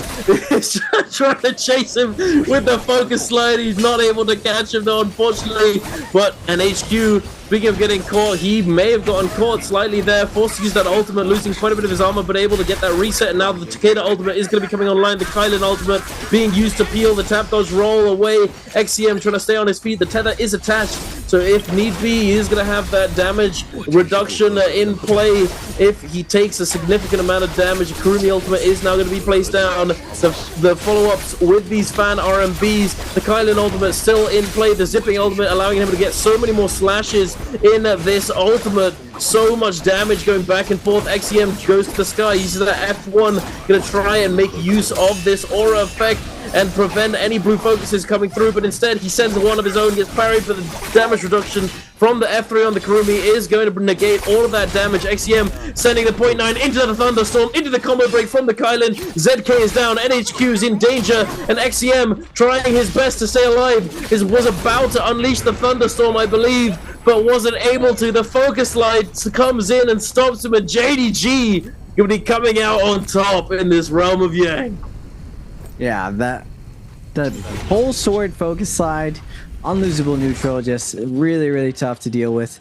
Once that pole sword starts snowballing, starts hitting you, it's just so chunky and safe when that focus slide into the sliding, crouching LMB on pole sword. And JDG is going to keep up their momentum, up to 9 kills. They are going to be going with the red buff. BBB and JL going through the Firefly location, trying to see if they can find someone going for the treasure. But it looks like JDG is going to be falling into the flank of JL from the top rope. So BBB has them scouted out. Going to be looking for this focus lane. Gets the R&B off. Nice job from BBB, forcing out Tut to go and heal. BBB is going to use that time to focus onto the Zipping. Zipping now stripped of all her armor. BBB still has ultimate up, looking for the stagger of the flank. Sees the focus slide. Grappling off again, this warrior, making sure his Zipping can stay alive. Both Zipping, actually, I don't believe Fong has even ported yet, but BBB is going to ult again, get some slashes going. He's going to find a naked Takeda left behind from his team. Definitely doesn't have grapple distance as well. It looks like we're going for the low targets first. Zai is gonna fall.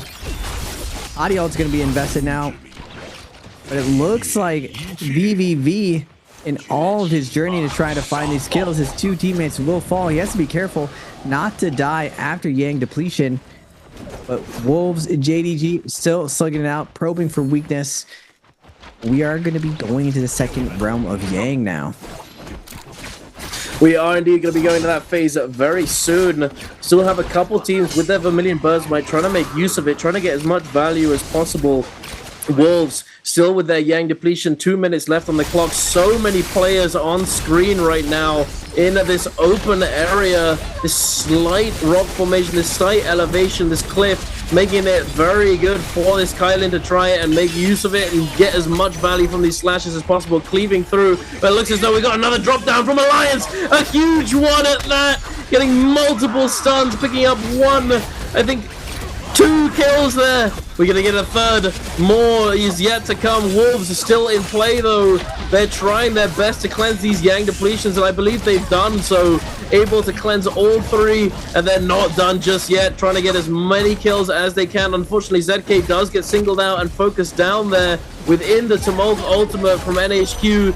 He's might be resable, but it's not looking too good as the Tessa and the Viper are still in play. The Viper looking to try and confirm this kill, confirm this damage onto XEM. He does have ultimate available, but is he going to be able to get off the ground? It doesn't look like he is. He gets juggled a mile down the hill and taken down. No ultimate for you, Mr. Decatur. You're going to the graveyard.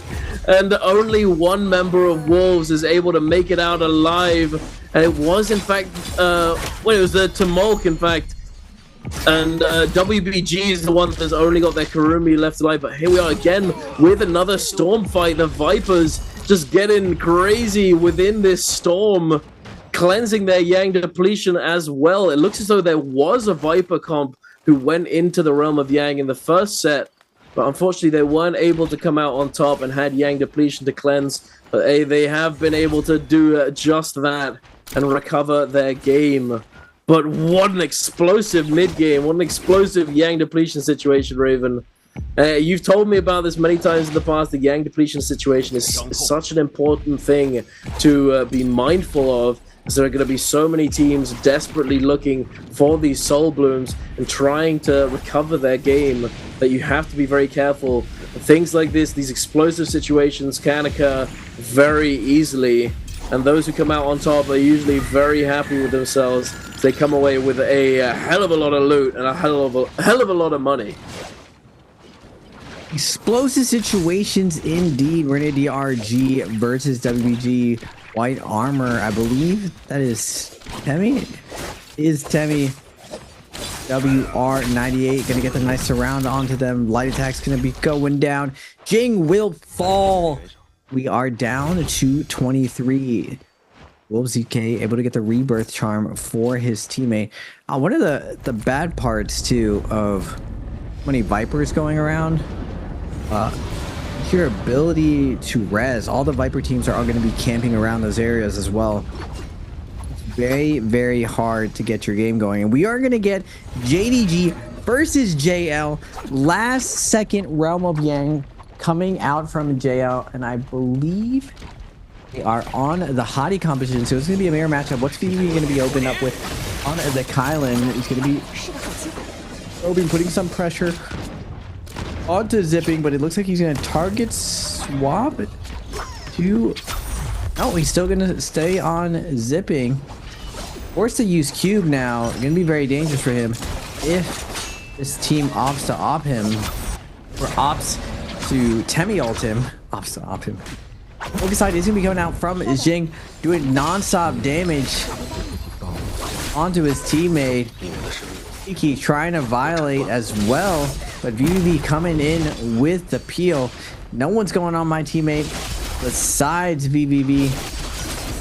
Flashes are coming out, just non-stop scale rushing to the sky. What else Dora is going to be at as far as hit points? Going to the sky again. Looking for the 3-piece, not able to get it. Flower Girl is gonna pull us down. Unlucky. Is 3 DPS enough to finish off 2? Ding. With the Hottie ult, his team full health right now. JL struggling against this full health team of JDG. Bong is going to be taking to the skies with the scale rush, but Kiki is going to follow up, take down TXA, and now JDG is looking to clean this up onto VVV, but VVV's not going to go quietly. He is going to get a focus attack, but focus slide is going to take him down, and JDG weathers the storm and takes down JL. Big upset for them inside this realm of Yang. Absolutely. Such a back and forth and sort of tempered fight. You know, there's so much spacing going down, the hardy Qs being forced out into the re-aggression and neutral, trying to find these openings, trying to catch one of these players slipping, but aren't able to find it for so long, and it just ends up being such a long fight, but well fought regardless, and they do end up taking it down at JL.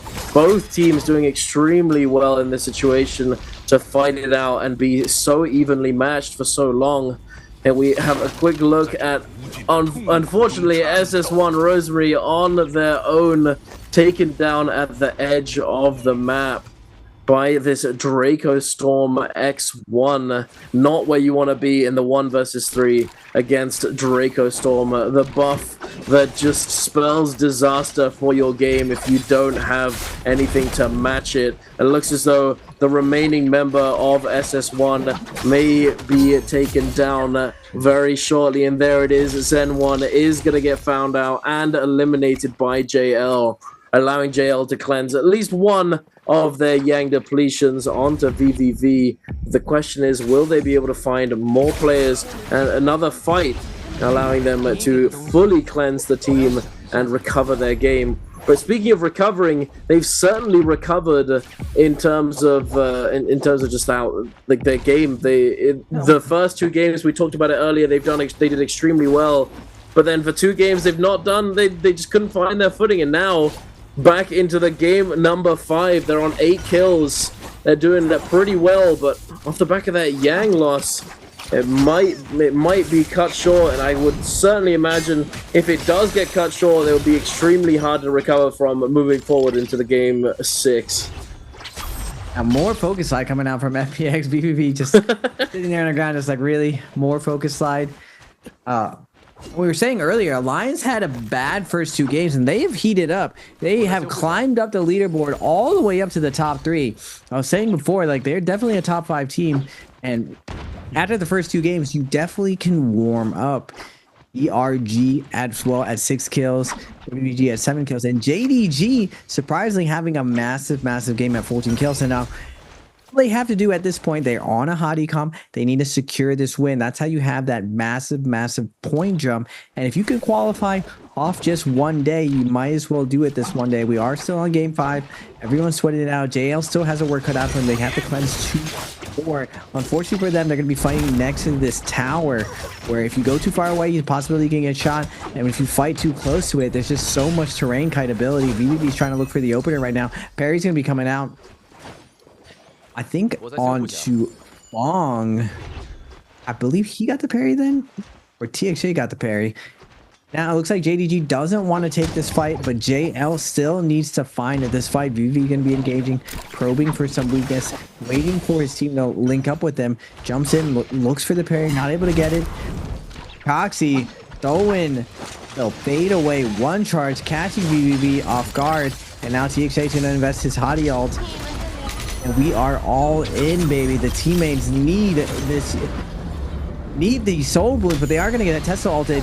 VVV wisely going into the top of the tree, able to ice off the pressure, and it looks like FPX is going to switch onto DRG instead, but they grapple backwards, not able to get the execution that they'd like, and JL is going to back up, and they're going to live to fight another day. It looks like they're going to set up for VVV to get that res, but first, we're going to see JDG claim the Spirit Well, Duncan. They're up for a Maulin. What can JL do? And FPX, as the double ult from JDG, is going to be coming through.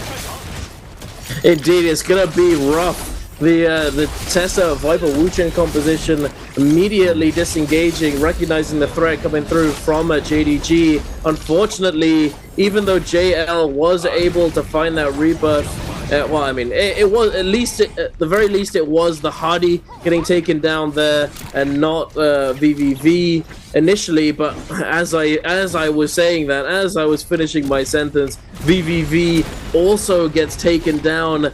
And it's just JL gets sent back to the lobby, unfortunately. Although it's definitely a better performance from their game 3 and 4, it's still nothing in comparison to their first couple games, unfortunately. But there is still yet another game after this to be played. And if we know JL, they're certainly going to be trying their best to lock in for that final one and hold on to that top spot on the leaderboard.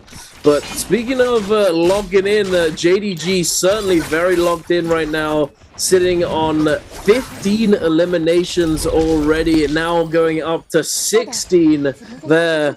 Huge game for JDG, double golden armor, a massive performance from them. Taking a look now at FPX, Xiao, who's just been taken down. They did find the rebirth charm for their Tessa.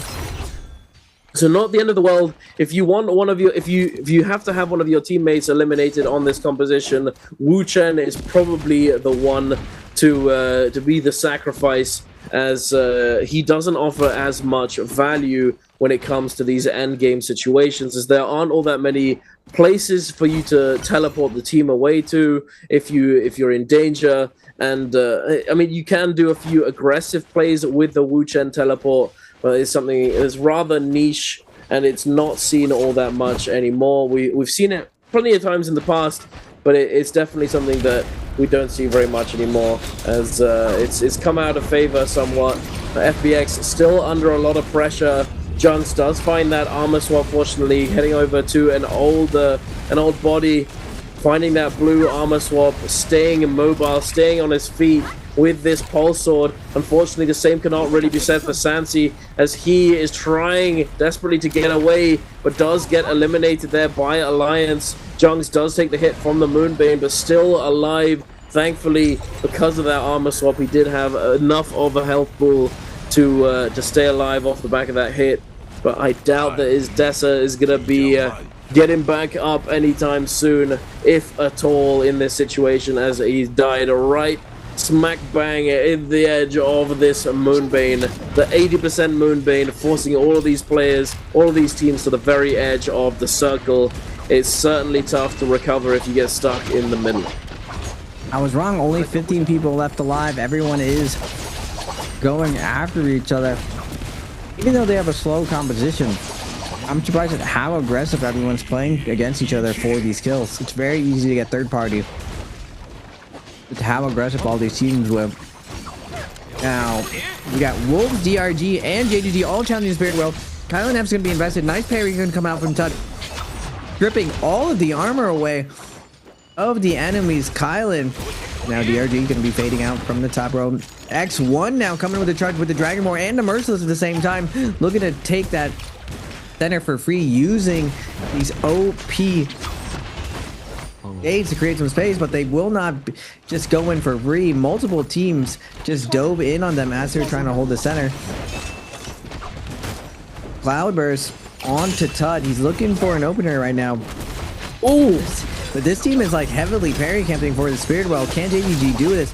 Xing on the Hottie is extremely low. Has to be careful. He has to pop a heal right now, but these two players I've been playing with or against for a while. X1ZDI trying to get in there, but is going to get Tessa ulted. No one wants to give away the Spirit Well, Duncan. 15 people left alive. No one is falling. It's just non-stop drop down focus attacks. Who is going to take it? Finally, Alliance is coming in, and they have ults up. NY7, telling you, Duncan, he's going to do some big play. It's coming up soon. They absolutely are. I'm ready for it. Alliance NY7 tries to find a way in there. The triple parry comes through immediately, preventing that pressure, preventing the engage and the entry into this Spirit Well. But oh my goodness, so much is happening on the screen. The Merciless Havoc continuously just being sent out and covering this entire area, making it extremely difficult for any of these teams to find a way in. Now that the dome has been dropped, it has expired, we are going to be seeing these cannons and these ranged weapons coming out, applying even more pressure to this circle, making it even harder for the teams that want to try and get their hands on this buff to actually do so. And XCM trying his best to find a way in. It does so. Merciless Havoc does get sent out, but now that it's been disrupted, they may be able to find a way in, but the cannon shots immediately come in to follow up, making it so that Wolves has to take a step back for the moment. The Flame Breath coming through. XCM still in the sky, grappling up and down, trying to stay alive. Does just narrowly avoid that Tessa ultimate. His teammates did not. I don't think there's going to be all that much follow-up, though, as this entire area split up by these buildings, by this Tumulk ultimate has just been put down. But Wolves are going to be able to secure this Spirit Well, and now having their ultimates refresh, the Tumulk, Kurumi, and Takeda ultimate all ready to go, pulling the trigger. XCM sending out these Fury and Burst. Unfortunately, hasn't been able to get that legendary ultimate status, but it doesn't matter. He's still looking to get Oogly. He's still getting in there, taking players down to such low HP, but the Hardy Cube coming in clutch for ZDI on X1, able to disengage, able to stay alive. XCM still trying to find value with this ultimate, going for the second ultimate now, getting another 4 shoves, trying to find the opener, finds JDG at the edge of the zone, pushes them back, but not able to get the fan RMB follow-up, not doing all that much damage. The damage reduction coming through from that zipping, from the zipping F. The Kylan ultimate also in play, sending them flying backwards. Two-tick, burning, desperately going to be looking to try and find someone to siphon some health off of, try and find some kind of a reset, going back and forth. JDG Jing now top of this little building, forced to use that Hardy ultimate to go to the sky. Two-tick goes down to the ground, does get eliminated by Kakashi. XCM trying to stay on top of this Kurumi circle, trying to stay healed up. The Tessa ultimate coming in from the back. They're trying to find these players hiding in the corner, but immediately disengaging with this Hardy Cube is going back and forth. Raven, this is getting oogly boogly. I don't know who's coming out on top, but Wolves definitely have a good chance. 1 minute left. Alliance up to 16 kills. Wolves at 3. Can Alliance secure this huge placement point? Wolves, Kurumi is going to fall, and now B1's going to be invested by NY7. Not many places left to hide, but NY7 down to a really, really low health, trying to ice off his situation, find a reset right now, but in the sky, someone had clipped, and they're going to know his hit points. He's going to use his F3 to create some space right now. X1 with the parry on a low ground. ZDI with the cavalry balloons, pushing everyone into the zone. He's trying to build up his ultimate. He's at 97% onto the Kylan. He needs to pop his ultimate soon. He is going to be able to get it up. Takeda ult is shoving everyone down, but X1's ZDI going to be shoving everyone around. Sees the soul booms around. Kiki trying to make his way back in, but the slashes from ZDI is too much. He is going to fall to the poison mushroom, and it looks like JDG is gonna come out on top, securing that 1.2 multiplier. Massive game coming out from JDG. I think that might have been the most amount of cannon shots I've heard in a long time. It was just non-stop cannon shots into that Spirit Well, and great play from Wolves to be like, enough is enough. We're committing to this. Temi ult into Takeda ult. They finally secure it, but that was such a long, extended Spirit Well fight in that end game, Duncan. It really was. It felt like World War NARAKA, just cannon shots flying all over the place, making it so difficult to find to actually stay topped up on your shield, on your health, especially with that flame breath coming into play. I mean, not every team had it, but those that did were certainly they were certainly the menaces of that situation. Going back and forth, the merciless havoc in play was, they found the perfect spot to be able to continuously just send out that merciless havoc, sending it into the wall within the building, making it unparryable for anybody, and then turning it back around and using that gold focus, those gold focus frames on the merciless havoc after the blue focus has disappeared, and it just making it impossible for so many teams to find their footing and stay inside that little building as well on the edge on the other side, providing good cover for so many players. But even so, the cannon shots, because of the AoE from the cannon shells, the AoE damage goes through terrain, making it even though you have cover, doesn't matter, you're getting hit anyway. And oh my goodness, it was hectic. Being in that end game must have been pretty stressful, but probably a whole lot of fun. Unfortunately, though, I want to touch on JL again. They missed out on the fun of that end game, not able to stay alive after that Yang loss. That's just spelled disaster for them. They do find that one soul bloom, but and they just get fiended, looking to try and force a fight onto a team, getting third-partied by that Viper comp. The things that Viper do best, coming in and third-partying. I gotta give props to Alliance as well for popping off with those Viper drop-downs. But again, you know what time it is, ladies and gentlemen. It's Answer 4 Treasures. If you want to get your hands on a Summer Split random gift box, make sure to get your answer to this question in the chat.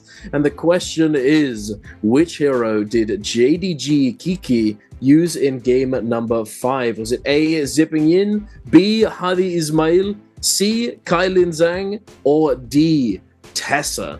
Make sure to get your answer in the chat, and to stick around in case you are the lucky winner. Keep an eye on those whispers and those ads in the chat. But let's take a look at the scoreboard, Raven. Who's coming out on top here? Who's got the most points? JDG Alliance. 21 kills at 22.5. They don't secure that first place. Alliance 1.5. Believe it was DRG able to secure again. DRG's been doing really well, taking the first place, is grabbing that nice placement points plus the 1.2 multiplier at 14.8. Nice consistency coming out from them. X1 12 kills, big game from them. JL finally waking up again, getting up to 9 kills, unable to secure that end game though. Very spicy end game. WBG doing well again, 7 kills, just not able to hit that nice power plug strike. But looking at the stats here, ding, 28k. Tut with 30 kill on the Kylan. Big healing coming out from Kiki at 32k. I like when they show the amount of parries that these guys gets. This time they're showing Kiki's damage as well on the zipping, 24k. Multiple assists coming out from everyone. But again, the Kylan comp. Today, the comp that has been MVPing the most has definitely been this comp in these end games. Really popping off. And now looking at the overall standings, once again from round to round, we're seeing SS1 at 22.5, BBE at 22.5, EWG at 29, Wolves at 37, X1 at 37, FPX at 38.2. We have a decent split from everyone. Like, no one is absolutely goose egging today. Everyone is slugging it out, trying to get up there, and we're seeing WBG finally claw their way out, having a lot of consistency for today. JDG having a massive game, bringing them out from the depths. Alliance waking up in the last 3 games. First 2 games a little bit quiet, but now they've woken up. Same thing with DRG. Actually, DRG but very consistent from their scoreline. 17.2 game 1, 16 game 3, and 14.8 game 5. ASE having just a massive game 4, really carrying their points. Same thing with JL. 2 massive games from JL, game 1, game 2, and finally a solid game 5. Now around 66 70 ends up being qualifying to make it to bi-weekly. So the top 4 teams are getting close to just being at qualifying level to make the group play. As long as they don't absolutely punt their last game and their couple games of their day 2, the top 4 teams are pretty much sitting fairly comfortable to make it into the 4th week bi-weekly finals. Now looking at the highlights, Duncan, brought to you by Born For You Gaming. Take it away. Indeed, the thing that I mentioned, Alliance with those drop downs on the Viper, doing so much work. We see it there, getting so many stuns, taking that kill threshold from 5 to 9 just off of that back of that play in the early game. So well played, very nicely done, and potentially speaks to the slight lack of awareness from some of these teams who are fighting in these tree areas. Just not aware, not staying aware of their surroundings, and the Vipers that are very likely to be looking for these opportunities. But hey, heading over into the end game replay, X1 XLY sending out those fist blade RMBs, trying to do as much as he can. The poison splash comes through, secures the dub for DRG, and gets him that first place finish. Hey, look at that, Raven! Another support MVP? 2 in 1 day? God damn! We never see it. We hardly ever see it. But Kiki gonna be coming in with that support MVP. Actually, now that I think about it, I think last game was a support MVP too. I think we were discussing something and we didn't we weren't too focused on it. We didn't touch on it, but I think there's actually been 3 now. Kiki coming out with 24,000 damage, 32,000 healing, 9 kills, 8 assists, popping off with the fan and the halberds and the dagger. Relatively even spread in terms of damage with all those weapons, having that dreadful whale in the pocket, able to fully utilize that gold focus and doing work for it. Even though Dreadful Whale has now been nerfed with the patch that these players are playing on, it's still going to be offering a significant amount of value and utility in a lot of different situations. As originally it did start off as blue focus when on cast, and then turned to purple focus, allowing for players to clank or to disrupt it by sending a blue focus in the direction of the Dreadful Whale. However, they did choose to buff this Jade and give it gold focus instead of purple, making it a very useful tool to section off areas wherever you want, and making it extremely difficult to deal with. But hey, we're going to be taking a short break before our game at number 6, ladies and gentlemen. But don't you worry, we will be back for the final game of the day very shortly. So strap in, don't go anywhere. We will be right back.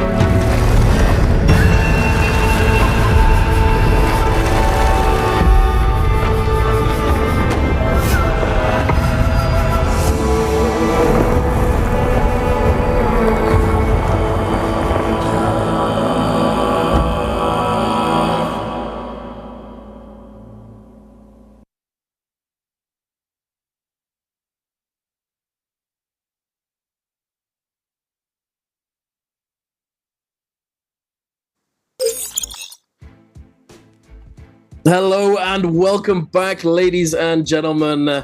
We are your casters, Dunkin' Donuts, and the lovely, the mastermind, Raven PLZ, #1 coach, my brother. We are going to be taking you into our 6th and final game of the day. It's been pretty spicy throughout the day so far, Raven. I'm not sure if they could take it up a notch, but I mean, I wouldn't be surprised if they could. Do you think that we could go to another level of spiciness, perhaps, or are we gonna see more of the same oogliness that we've seen so far? It's gonna be the new map, so we're always gonna see new spiciness. I don't believe Predoria has been figured out completely, but something that I've been saying from the beginning of the season, Hadi composition with that Kylan and Zipping is definitely the strongest. We've seen it non-stop MVP for the day. We haven't seen Siphon be able to overcome it. It's just very, very hard to play in that realm of Yang. But when it comes to the outside situation, it gives you so much versatility in your ability to fight. That end game was absolutely insane. You just heard non-stop cannon shots. That might have been the most amount of cannon shots I saw into a Spirit Well. And before, earlier in the season, when Wolves won like their first 4 games to end the bi-weekly on their match point, I was wondering when teams were going to pick up on this Spirit Well meta. And looking at how Spirit Well is played now, you see how heavily contested, even if it's not necessarily White Tiger buff, teams just do not give it up for free right now. Every team has some type of good strategy where they're going to poke, they're going to prod, and they're not going to necessarily commit all 3 ultimates. They might commit 1 and then leave and then come back in. Everyone has really, really good protocols of how they're going to contest it. Wolves, I still would say, and a lot of the Sand Siphon teams have a good way of taking it away from everyone. The second it gets to like that 60 or 70% completion, you're seeing that Temi ult and Takeda ult coming in hot to secure it. It's one of the origins actually of box composition back in the day when there was only Morris's salute. Temi's would always ult on it, and then Takeda's would shove you before you could come in and interrupt them as they were opening the box. Same situation here with the Spirit Well, except the circle is a little bit bigger. It is very dicey to go in. I think the only way that strategy doesn't really work is when there are multiple Temi teams in Takeda, because Temi can kind of freely go in through walls. It always kind of bamboozled me of why there's that interaction in the game, that an enemy's Temi ult benefits you as Temi, like it doesn't hurt you at all. If you're V3, you can throw Wisp at people over and over. So it's interesting how these endgames have evolved to the point where they are now. Now, is it going to get spicier? I think Predoria is going to be spicy. I hope to see more of how the Jade play ends up going down in the north. I feel like we don't really ever get to see that off spawn fight of how quickly teams are able to like grab coins, what different coin shenanigan plays people are doing where you just grab 2 or 3 coins and you just dip out and leave just to guarantee whoever's there can't get that coin at least for a little bit. We're going to see what teams believe again for their phase 1 is the strongest composition, and we're going to get double Hadi, a Siphon, and a Xiphon. So still Hadi is going to be available for the other compositions out there. I believe everything's going to be available. We'll have to see phase 2. Now, when I casted finals with Moxie, we saw way more Viper compositions. That's the big difference about today, is that I have not seen a lot of Vipers. Like, I haven't seen a 5 or 6 man Viper day yet. We're seeing a lot more teams play that slower play style, playing that Siphon, playing the Hadi, or playing the Xiphon composition. So really, really cool stuff coming out from everyone. We are going to get 2 Viper compositions here. Alliance now, NY7's built different with his Viper. After watching the POVs of Alliance, it doesn't look like they're doing anything particularly fancy, but every single time I see it from like the casting point of view or like the main camera point of view, it looks absolutely insane. Like they just perfectly choose the right timing to have the most amount of impact in these team fights. So last day, ladies and gentlemen, Predoria. It is going to be a Firefly day, and it looks like rounding out this, we just got to make sure that every team is somewhere picking a Hadi, Siphon, Viper, or Xiphon. So we're seeing representation of all 4 compositions going in the last day, and we are going to get 4 Viper teams. So it's going to be really, really spicy off spawn. We'll have to see who can survive the onslaught of the Zais, of the Vipers going at it. I imagine we're not going to get a stacked end game this time around. No, I agree. But we'll have to wait and see. We're going to be jumping into this game very, very soon. Interestingly, I will say, I think it was SS1 who, in the last round selection just now, we saw they opted to go for the zipping instead of the Kurumi, and I'm all but certain that Kurumi was still only, I think she could have been picked up by SS1 instead of the zipping here, but they choose to go for the zipping instead, I believe. And I wonder, like, I originally it was a bit of a toss-up as to which support, which character was better within this composition, zipping or Kurumi, but then it became the consensus that Kurumi was typically the better choice, as she offers more but requires a slightly higher level of execution to make work. But do you think that that's still the case, that Kurumi is still the almost always better pick in this situation, or do you think that zipping can offer value in certain situations, especially now that we've moved over to this heavy Kylin meta where Kurumis aren't able to get as much value as they were able to before, due to the fact that the Kylin is just going to be looking to shove the Kurumis out of this healing circle over and over and over again, making it harder to actually get value? Problem is, when Siphon was as powerful as it was before, V2 was a lot stronger. Most of the zippings now use V1 just because of how gutted V2 is. That pop isn't as humongous. Now, I would see you have a good point as far as a Kurumi circle getting not as much value because you'll get shoved out of it over and over. The big issue is whether or not Zais are in the lobby, because zipping absolutely gets dominated by the Zai, especially with the Matari. You're talking about 3 meteors, 4 dashes. It is impossible to get away from the level of mechanics that these pro players have when you're on zipping. Even if you have cube, it's still a huge pain, and that's why you see Hottie composition still have a hard time. We're talking about cube plus gold F Hottie can still die to Zai by getting juggled over and over. Same thing with zipping, and even worse for zipping the second she gets staggered. We are going to go to Imperial. First, we're going to ASE versus SS1 after being invested in misses. Zipping, looking for the scale rush, making some space for receiving. And Zen's going to look for the flank, not able to get it. 1, 2, 3, sending from Jang Dong. Nice dash through, going to get nice staggers onto Jang Dong. And immediately SS1's going to go back in, try to help out his teammates, consolidate with them. Focus X is going to be coming in.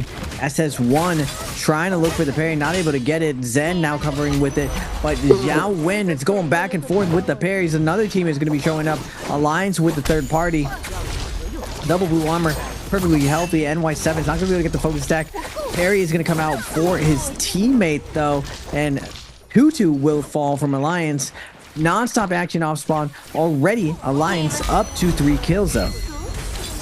Very good off spawn situation for Alliance. They've been doing so much work in these early phases of the games.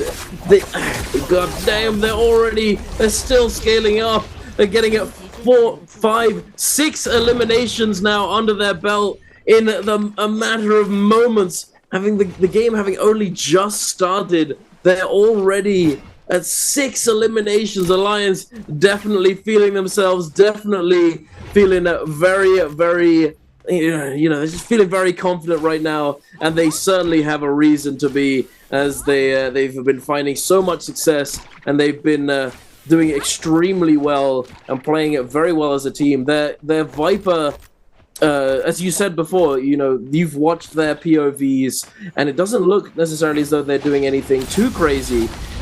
But whenever it comes to the actual main cast with the main camera, it looks insane. I think it's just, as you said, they're just finding the perfect opportunities, finding the perfect timings for these aggressive moments. They're just finding the right timing attack situations consistently, and it really shows how well versed they are at sort of analyzing the lobby and figuring out when teams are going to be in vulnerable situations. It definitely speaks to how much work they've put in as a team.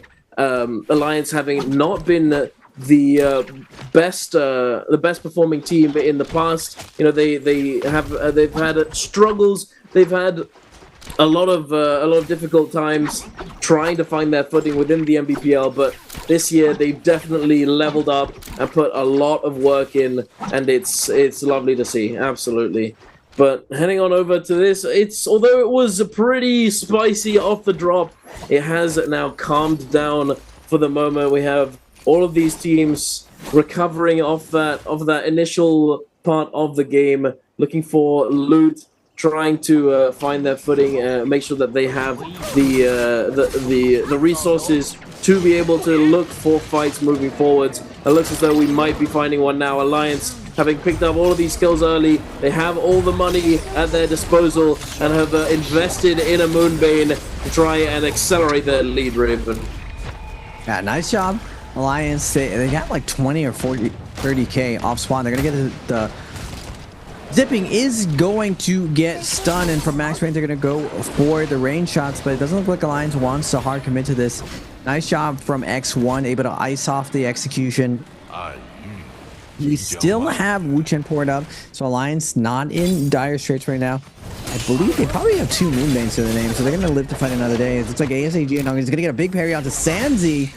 Yang Dong, big play coming out from the likes of ASC's Viper, but now they're going to get followed up on, though. Zyald is going to be good, still up. They are going to lose their Tessa, and they're going to opt out to scale rush out of there. ASC, though, coming in hot with the parry. Sanzi does not want to back up. We're going to get a nice stagger onto this Wu Chen with the follow-up Meteor, sending my man for a ride. The second he popped that gold F up, he was already dead. Moron is going to fall, and it looks like ASC is still going to be running away. Single lone Viper survivor. It looks like his opponent is going to give up chase. Nice job from him to go max range here. Work his way back for the res. There was a will, there's a way, Duncan. ASC is at 60.8 though, so they're big chilling for the day. Hopefully they're able to get this res, and this is kind of the cat and mouse game that happens now. JL on the siphon doesn't really want to fight at all, is okay with just looting all the way till that first Yang, while all 4 Viper teams are just non-stop hunting, grabbing Moonbane, and just being an absolute menace on the map. Looks like JL and Alliance have similar ideas of claiming this loot on the low ground. I wonder if NY7 is going to spot it out. Does he spot the opponents across? He does. Yuma, Long, and TXA all waiting. Nice flank coming to come out from NY7. Nbpl is going to be coming down. NY7 is going to Wu Chen pour it out of there before they take even any damage, and it looks like they're going to back up in scale rush trap. Unfortunately for NY7, his shoulder is peeking around the corner. Bench on the low ground, backing off, and it looks like JL still wants this fight. They don't want to back up. They're willing to take this fight, but it looks like Alliance is going to be backing up. We shall have to see, but first we're going to get DRG versus S1 Duncan. Zion's going to be invested. Rosemary causing pain for this Viper composition. Who is going... I mean, I already answered the question. They already took it. This is a full counter comp. Akari's finding the Vipers. Hunters becoming the hunted. And JL still hunting. Finally able to lock it down. Alliance here. We'll have to see whether or not Alliance can survive, though. It's not looking too good for them, I will say. The Viper ultimate, though, is coming out now. They might be able to find the lockdown, but I believe that the F3 from the Kurumi was casted just before the stun came through, so One Fang is able to buy a little bit more time, and Revenge does get taken down by TXJ.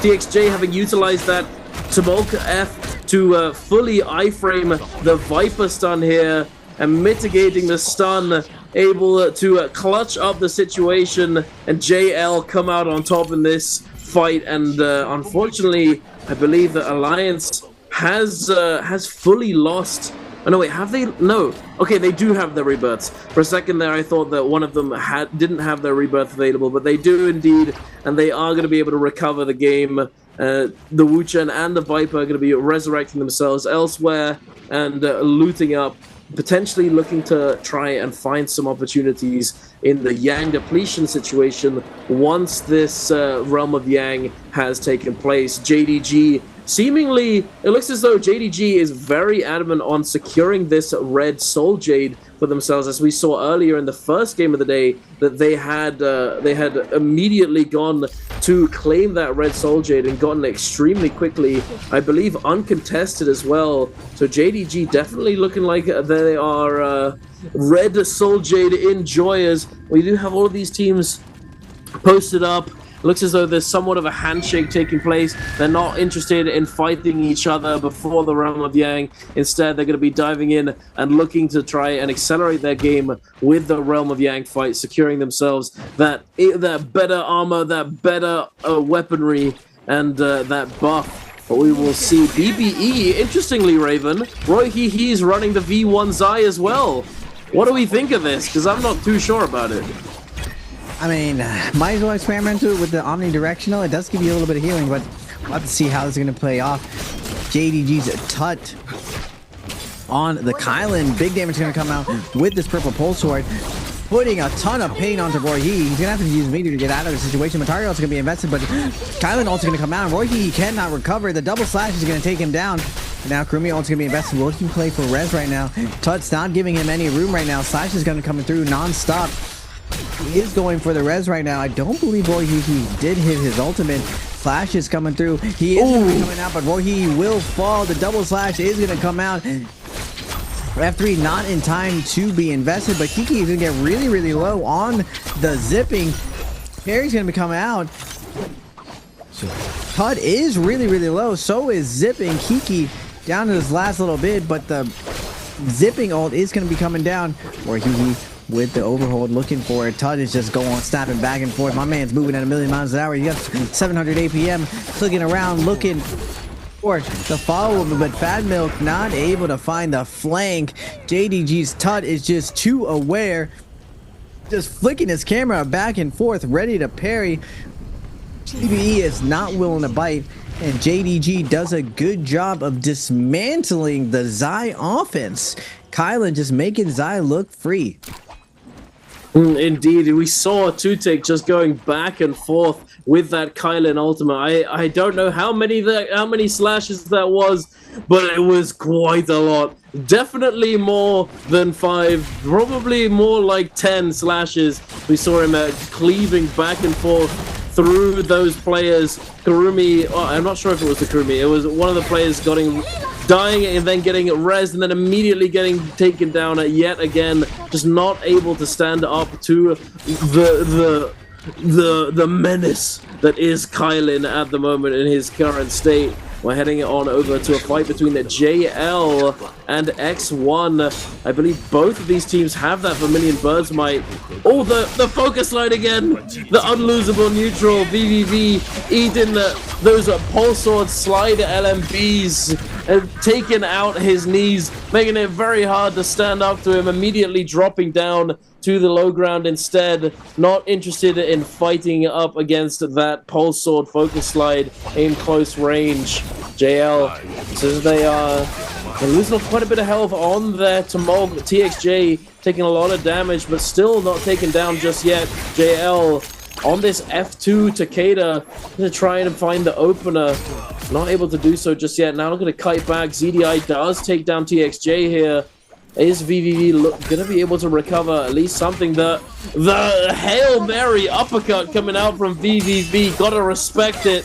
Sends it. Tries to find something, but not able to. Unfortunately, One Feng, now a lonely Kurumi, tasked with trying to get anything that they can in this 1 versus 3, but it's not to be. He does get taken down. X1 claiming 3 eliminations with their Vermilion Bird's Might. Very nice for them. Getting value out of your buff is exactly what you want, being winners of the Realm of Yang. But speaking of winners of Realm of Yang, EWG unfortunately were not, and they have the Yang depletion. Their task was claiming these Soul Blooms and taking down Alliance. EWG, 2 minutes left on their Yang depletion.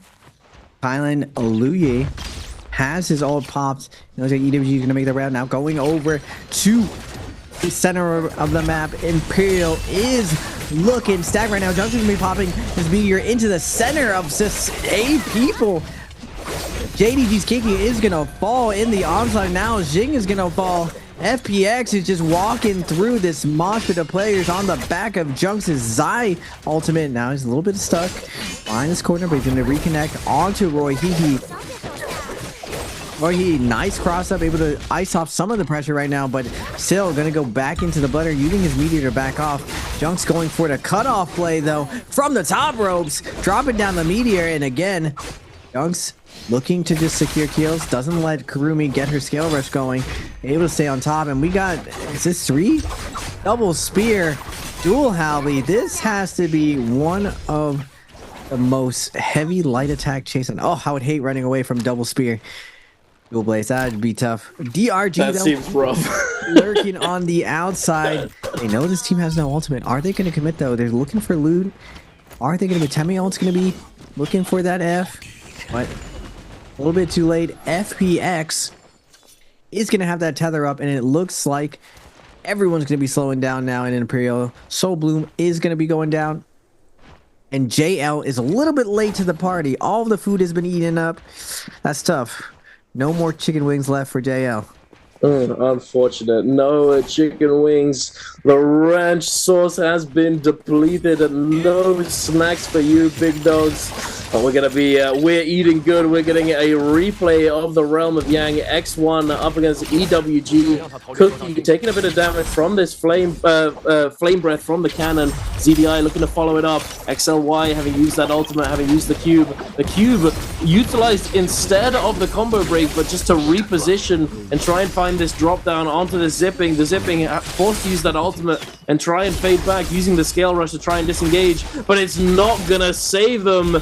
ZDI has his number, immediately chasing down with these Kylan cleaves, able to lock him down, lock down the other player, and there it is. All 3 get eliminated in that Realm of Yang very, very quickly, all off the back of that zipping, getting pressured so unbelievably well by X1. Speaking of X1, we're seeing a fight happen between DRG and X1 here over the Spirit Well.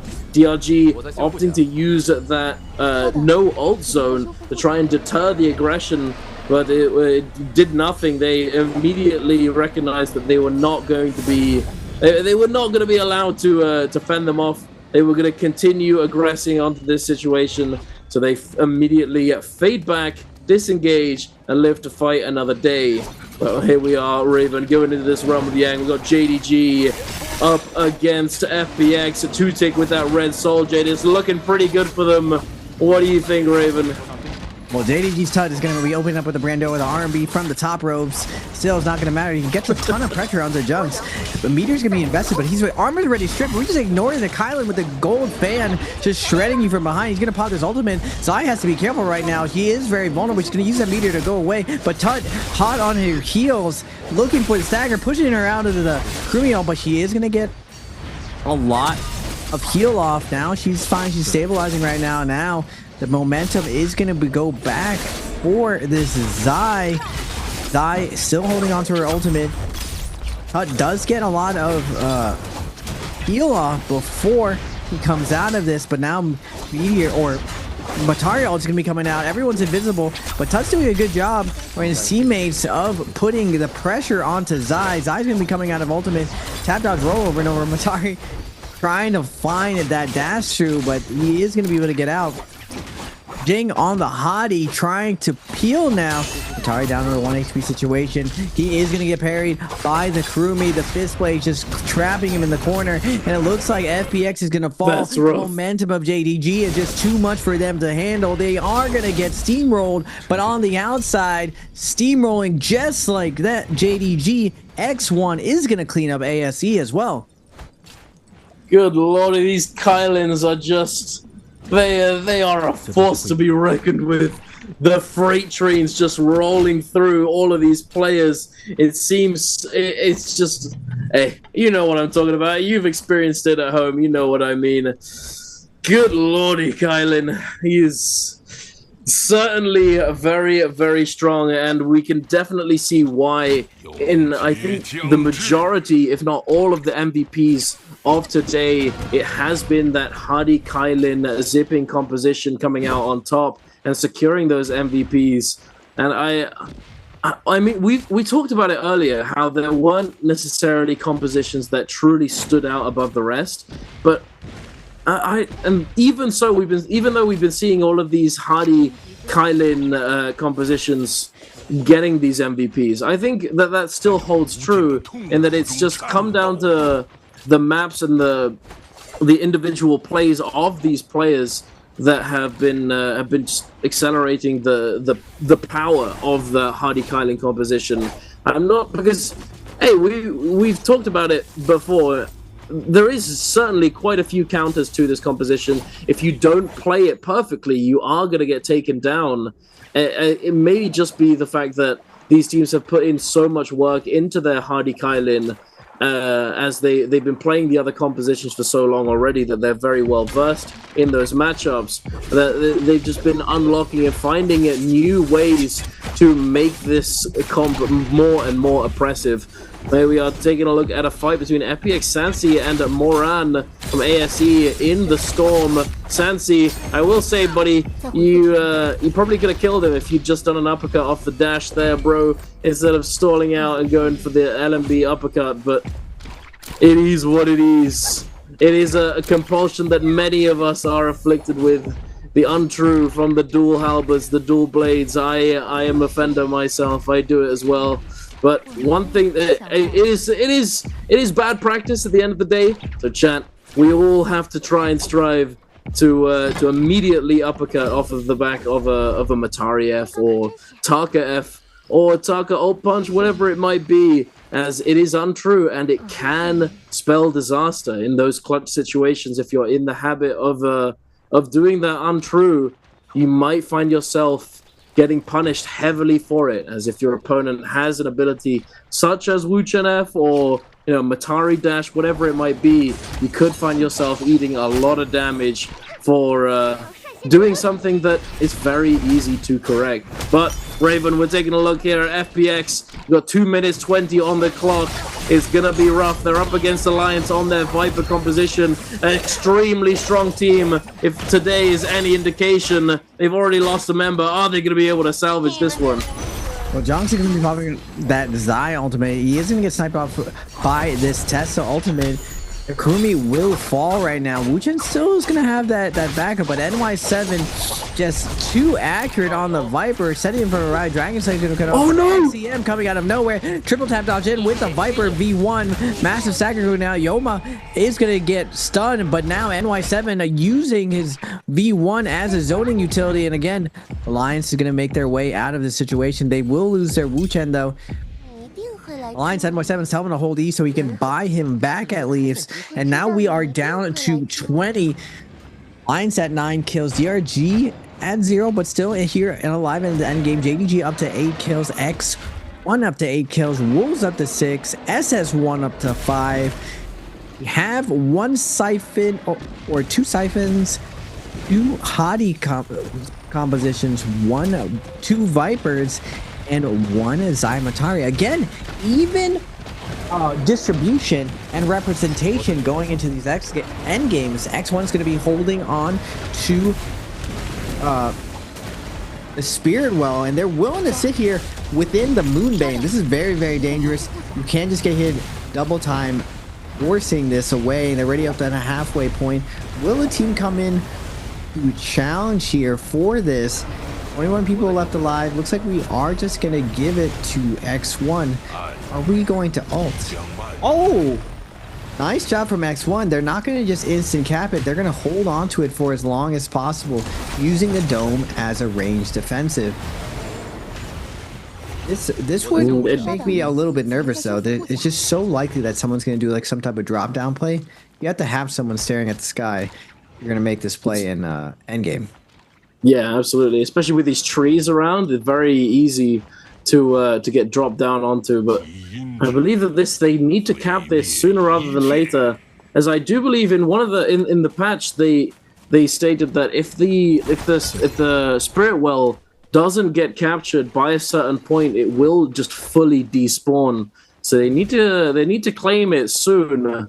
Otherwise, they might accidentally miss out on the buff that they worked so hard to secure for themselves. But we're heading over to Wolves and Alliance fighting it out. Alliance having resurrected their Wu Chen Revenge, unfortunately, even though he just did get res, is on that white armor. I see a blue armor in the water. They might be able to armor swap before he gets focused down. X1, speaking of focusing people down, jumping in. Revenge does get eliminated here. ZDI, the menace with the Kylan ultimate. Not only is he currently an ultimate, but he has another one ready to go at a moment's notice. But now kiting back, recognizing the potential threat from the third party, JDG looking to vulture in and see if they can pick up some of these kills. SS1 fading back as well. Alliance looks as though they're in a pretty rough spot. NY7 forced to use that Viper ultimate to try and peel for his Tessa, making it so that he can actually make it out alive. But will they be able to fully recover? There's still plenty of people in the vicinity looking to try and dive in and get some of these eliminations in these final moments of the final game of the day. ZDI again are pulling the trigger on that Kylan ultimate. They're all dancing dangerously at the edge of this Moonbane. Very risky. They do have that Mystic Might, they do have that damage reduction, but regardless, it will still be very bad for them if they get stuck within the Moonbane and eat multiple hits with all these players lurking on the outside, ready to take full advantage of it.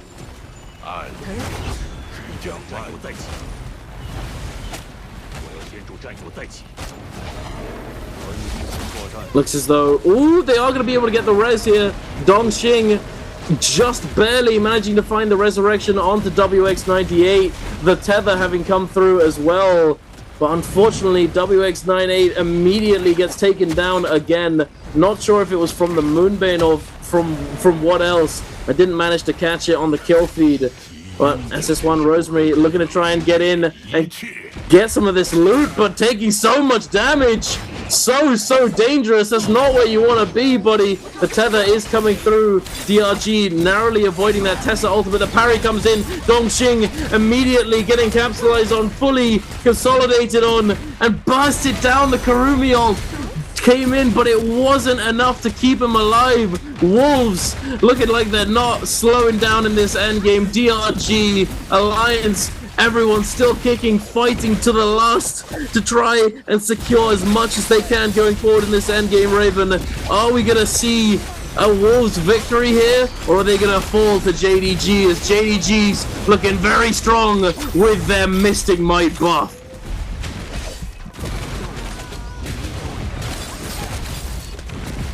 I think you might be muted, Mr. Raven PLZ. I cannot hear you, my friend. There we go. Wolves coming out on top. XCM getting that first kill, but it's all JDG in this end game. JDG with 12 kills. Tut again going absolutely crazy, just finding all the 1 HP opponents. Kakaxi is gonna fall. Tut finding kills, finding the soul blues, and now finding okay, but he has to be careful right now. He only has a little bit of white health. He's gonna get pushed. The red jade is gonna proc. He goes back up to 1,000 health. Dipping F1 is also gonna pick him up. JDG's Xing let this team stabilize. Now X1 is gonna be able to get surrounded by JL, but the cube is going to be coming out. He still has Kylan ult. He has to be careful right now. Going to pop the Kylan ult. JL keeping up the pressure, trying to get the proc on this Kylan ult, but it looks like they don't want to overcommit. DDI able to get the soul blue, pick up his out. Now we're down to 13. The amount of pressure coming out from these Kylans. Tut saved. And this is what I was saying. I wanted to see which teams were landing Red Jade and how quickly they get it. But going back, that Red Jade ends up saving his life. JDG keeps on fighting, but there are multiple teams with a lot of kills right now. X1 with a lot of kills, Alliance with 10, JDG with 14. It's still anyone's game with 11 people alive. Now, high terrain situation. This is where Hadi shines. This is where Kylan shines. People are going to get punted into zone. As this zone closes more and more, everyone's trying to rebuild their ultimate, and we're going to get one more big finale before this game ends. But who do you think is going to take this one, Duncan? Low ground, high ground? Can JL come out with this? If JL comes out with this on the Takeda, I gotta say they're the GOATs. This is really bad terrain for them. Yeah, absolutely. I mean, we've seen it before. Sand Siphon, they can make it work on the most terrain, but that was in the past where Kylan wasn't a factor. Now Kylan just being the king of these situations, it will be a very difficult task indeed. But we will have to see. ZDI doesn't have his ultimate available just yet. XLY is holding off on using that Hardy ultimate, going to be placing that cube up in the sky very soon, I believe, as all of this chaos is unfolding. JL doing a very good job of sectioning off this side of the zone for themselves with this Merciless Havoc, one of the Jades of Destiny, as you like to call them. I completely agree. They may be destined for victory here. One Feng continuously sending out these barrages of attacks, making it extremely hard for any team to create openings and to burn the resources of JL. And being the Sand Siphon composition that they are, it's even more difficult. JDG opting to go for the ultimate low ground here, down at the bottom, tucked away, trying to stay as inconspicuous as possible. But will they be able to survive, as it could very easily turn very quickly. The ultimate coming through from NY7, coming in and stunning these players, but unfortunately not able to get the kill himself, having it stolen away and then immediately eliminated. JL taking full advantage of the situation. The Dreadful Whale coming through as well. BVV looking for the heal reset, trying to get as much of his health topped up before the zone starts to close further and further in. Jing diving in with this Hardy ultimate, trying to get some value. The cube having been placed up in the sky, immediately going back into flight, but the ultimate is going to be cut short, getting pulled out of the mech there. And now the ultimate does expire, but I believe Two-Tick is held onto his ultimate. Here it is. He pulls the trigger on the freight train, on the cleave. Gonna be diving in, diving through all these players, but he's stuck on the terrain. Is he gonna be able to get enough value here out of this ultimate? It might be a bit tough, but he's still alive and kicking. The heal-off situation. We see VVV desperately trying to heal himself up in the background, and it goes to a draw. No team is gonna claim that first place, Raven. They are gonna be going down to kill points, and JDG are going to be coming out on top. Surprise, surprise. I mean, the other bi-weekly finals, tying was very, very common. I was actually surprised how much DRG was able to go around and steal these first place. Another spicy end game. A lot of back and forth going down. No one taking full control of this end game. Even though many teams were stacked, some teams had flame breath, were able to pressure, but it wasn't enough. That cliffside and the amount of mobility that Hadi's cube brings to a team, and the sure pressure coming out of Kylan, it's too dangerous to overcome in those situations. We saw JDG's Tut again cutting through the whole lobby, picking up a ton of kills on the Kylan, and the second his ult was done, out of the rest of the lobby, there was another play by NY7 on the Viper. So we always see him trying to make these big play, or making these really big plays, but this time it's not going to cut out for him. Just too much sustain from the rest of the lobby, and that was one of those range situations that are so ideal for the Hadi composition. Anytime you get this nice high ground with this like little bit of mountain side where there's not a lot of room on there, that's where Kylan really shines. He's still going to be able to get his juggles, and he can just punch you into zone. Same thing with Hadi as well, and Zipping has one of the easiest times healing with her B1. So really exciting stuff on this Perdoria. today I didn't really see a lot of 360 parry. Did you already notice anything of how 360 parry was used today, Duncan? I mean, not especially. I mean, we did see it a few times. You know, I called it out every so often when I did see it. I think we probably missed a few. You know, there unfortunately we can't see everything all at once. There's a lot of fights taking place, and we probably missed a few situations where it was utilized. But I think I mean, regardless of whether or not we saw it too much, I think it still was definitely a very nice addition to the game, as it remedied certain situations where when you're slightly too close to players, the parry hitbox would just slightly miss the focus attack, even though it feels as though it should hit. And then obviously getting flanked and having that parry to prevent you getting hit in the back is very, very nice. But I don't know. Well, perhaps teams just need a little bit more time to truly explore what can be done with this 360 parry. But only time will tell. For the moment, let's take a look at the scoreboard from that game at number 6. JDG sitting on top with 17 eliminations, JL with 15, Alliance with 10, X1 with 9, FPX with 10, Wolves with 8, SS1 with 5, BB with 3, EWG with 1, and unfortunately DRG and ASE and WBG weren't able to get any kills on the board there. But huge props to JDG. They've been performing extremely well today, doing so much work on the just in general. Kiki, 22,000 healing, 11 assists. Jing at 20,000 damage. Tutik on the Kylin, 32,000 damage, 11 eliminations and 5 assists. Popping off, making it look easy. You said it earlier, making Zai look free, Lamau. They're just gaming. They're absolutely cooking in these lobbies. Taking a look now at the total standings of the back of the day. Raven, take it away. How's it looking for some of these teams? Closing out the day, unfortunately for BBE, they're not able to get their momentum going. We saw a little bit of life on that game too.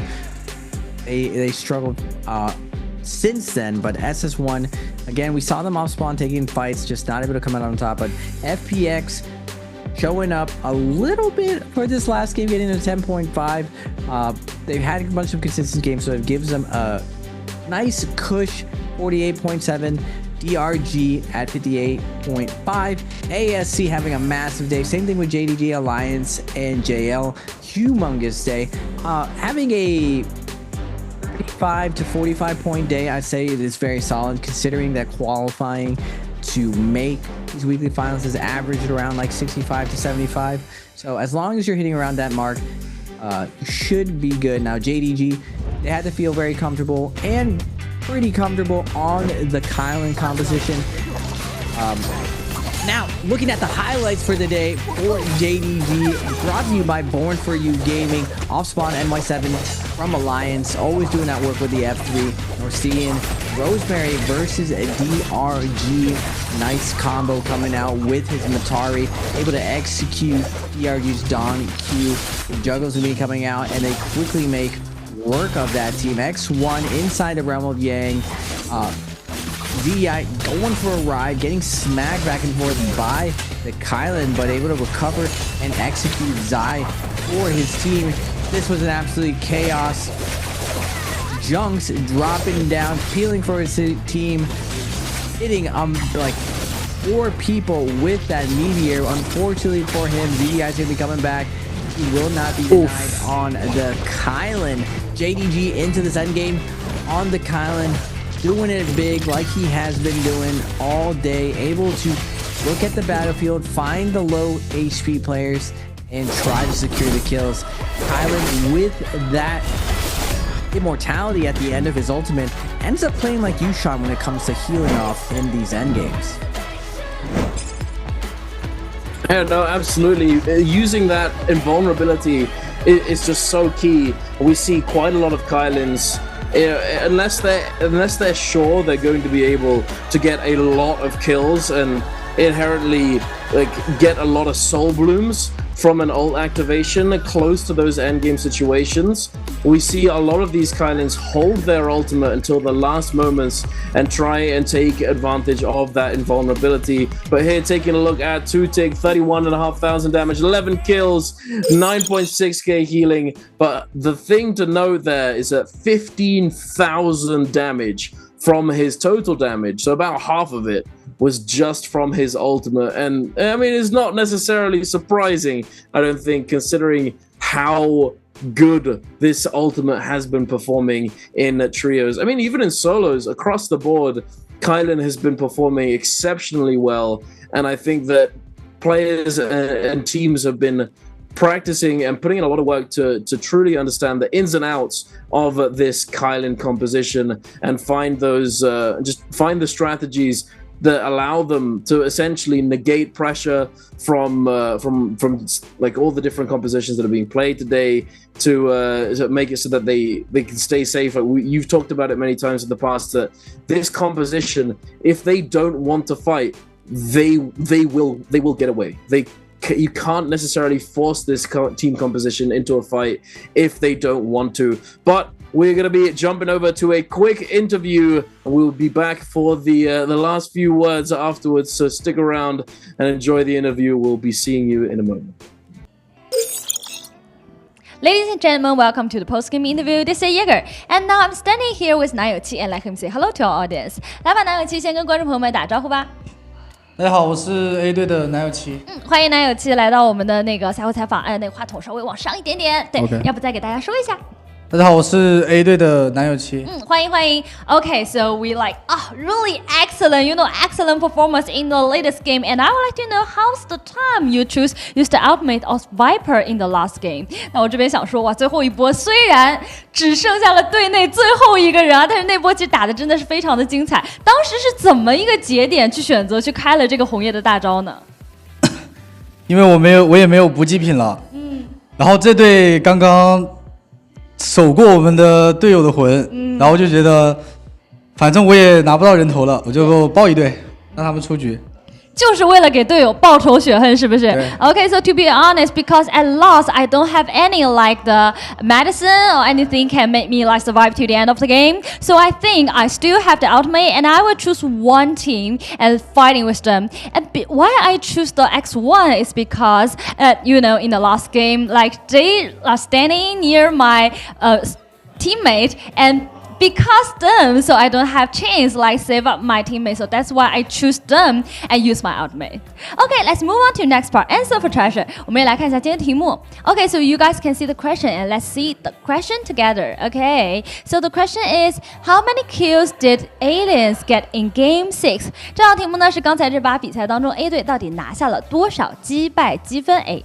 男友七应该知道答案是不是 ？OK， 我们先不说好不好？我们先来聊一聊。OK, so we just talked about Viper, and I always saw like you are really good at Viper, so I would like to know how you comment on this hero like now in the Trolls game. 那我这边也想问一下，因为刚才其实我们也讲到了宁红叶嘛，我们也知道七，其实你的宁红叶真的是也是一手绝活了。哎，怎么评价红叶目前在3排当中的一个表现呢？比赛吗？也可以说说天人，也可以的。比赛的表现就是这个阵容，如果你们3个人配合还可以，是一个可以稳定一点、可以拿到分的阵容。然后平常的话，我还是不建议大家玩。为什么是不建议大家玩？因为真的太难活下来了。太难了，真的很需要被队友配合的一个英雄。目前在3排。Okay, so in my opinion, so Viper in the like Trolls game in the matches, I think if you have really good teammate that like cooperate with you, so you can choose the Viper. It's really a good hero now in the Trolls game. But like in the ranking, if you don't have the teammate that really can have a good cooperate with you, and I don't think the Viper is the good choice. It's like hard to survive to the end. Really true, 真的是个大实话。但是我们也还是能看得出七对于这个红叶一个自己的喜欢，对不对 ？OK， 那我们接下来也进入我们的倒计时环节了。OK, I think our players prepare and let's start counting. 用英文进行一个3、2、1的倒数。现在开始吗？对。3, 2, 1. Screenshot. OK, let's find out the correct answer. 也有请七给我们公布一下正确答案到底是哪个。10个头 B。 Yeah, the correct answer is B. Okay, so we know that for this season, like Aliens really did great job, but so far you didn't get like the championship of the bi-weekly. So I would like to know, so how's your plan and do you have confidence like for this bi-weekly? 那我们也知道，其实这个赛季的 Aliens 给了我们很大，也对给我们很大的惊喜啊。那特别7其实加入了之后呢，也是带来了很多的新鲜血液。但是目前为止啊，还是有点可惜的是，我们还没有看到一个周冠。哎，对于马上要即将到来的第4双周。也是我们夏季赛的最后一个双周，有没有说法？如果我们再仔细一点，感觉应该是没有问题。If we are more careful, and I think we will get the championship， 那就借你这句话，也祝你们接下来会有这个第4双周有个好的发挥和表现，好不好？希望看到周冠上面能亮起 A 队的大旗，好不好 ？Okay, cheer up, cheer up for Aliens, and good luck to them, and thank you for today's interview, and we will get back to our casters. Ladies and gentlemen, we are back. What an exciting day of NARAKA Pro League Trios bi-weekly 4. We're wrapping it up today. You got to see NY7 from Alliance, the GOAT himself. Some really interesting points that he brings up there. Playing Viper, needing teammates who are actually going to follow you. Not the most fun character when you're playing ranked if your teammates don't want to follow you, but definitely one of the reasons why Alliance does so well. They're just very, very coordinated and they're playing the comp how it should be. NY7's target selection definitely carries that team. Another point he brings up that we'll have to see how this plays out, saying that his team needs to play a little bit safer when it comes to this next finals. I believe what makes them do so well is how many risks that they're taking and just how well calculated they are. Hopefully they don't take their foot off the gas pedal, because it seems like the teams with that aggression end up doing the best. Now, overextending into zone is definitely one thing that everyone can dial on, but looking at the time standings, Alliance, even though they said that they could do a little bit better, second place is pretty good behind JL's 84 at 68 points, JDD at 65, ASC at 61, DRG at 58.5, and FPX at 48.7. Just the top 6 looking very cush and comfortable going into their day 2, whenever it may be for the rest of the week. Absolutely, JL certainly very comfortable. There's certainly you talked about them earlier being the composition, the team that is able to go a million miles an hour at the start, and then sometimes if they falter, they're always able to come in and clutch it up at the end, and that's exactly what they did. It's good to see. It's always a sad sight when a team does well and then just crumbles under the pressure. But here we are taking a look at the maps. It's very similar to what we've had today, but yeah, and again, yeah, Alliance, you know, they said they can do better, but they're already doing extremely well. And I agree, they've certainly been performing and taking full, getting so much value out of their timing attacks, especially on this Viper composition, as they've been able to find those opportunities for third party very effectively and come out clean and just and not when you third party, sometimes you lose two players, maybe even all of you go down, but they're typically able to always get out with their lives and with the loot, and having claimed a few eliminations as well. And it would certainly be nice to see for Alliance if they are able to clutch up in that bi-weekly final. As you know, not too long ago, I can't remember if it was the previous bi-weekly final or the one before that, where they were the first team to even get close to the game point threshold. They were only a few points off after 3 games, and then it took them another 3 games to actually break through that threshold, because they blundered in the end of their 4th game after having done well, and then I think the mental just got to them. They suffered in the following games and eventually did end up falling short and not able to take that bi-weekly. Although they did get very close, they stumbled, and it is what it is. But we're gonna be ending off today. Raven, what do you got to say for this day? It's been an amazing cast alongside you, my friend. Always a pleasure casting with the #1 EU Tarka, Mr. Dunkin' Donuts. But ladies and gentlemen, that is going to be all for us, folks. It's been an exciting day. Tune in tomorrow for NBPL solos. Will Mike be able to come back from his deficit? Spider looking into form. A lot of things shaking up going into this last weekly finals. It's going to be very telling of who's ready to take this NBPL. Exciting stuff coming forward. I loved watching today, seeing the 360 parry. I thought it was going to be a little bit more impactful. It wasn't. We'll have to see how this evolves moving forward. Still new stuff every single time we tune in to this Pro League. But that's going to be us, all for us, folks. Stay safe out there. And good morning, good afternoon, and good evening for all of you guys out there.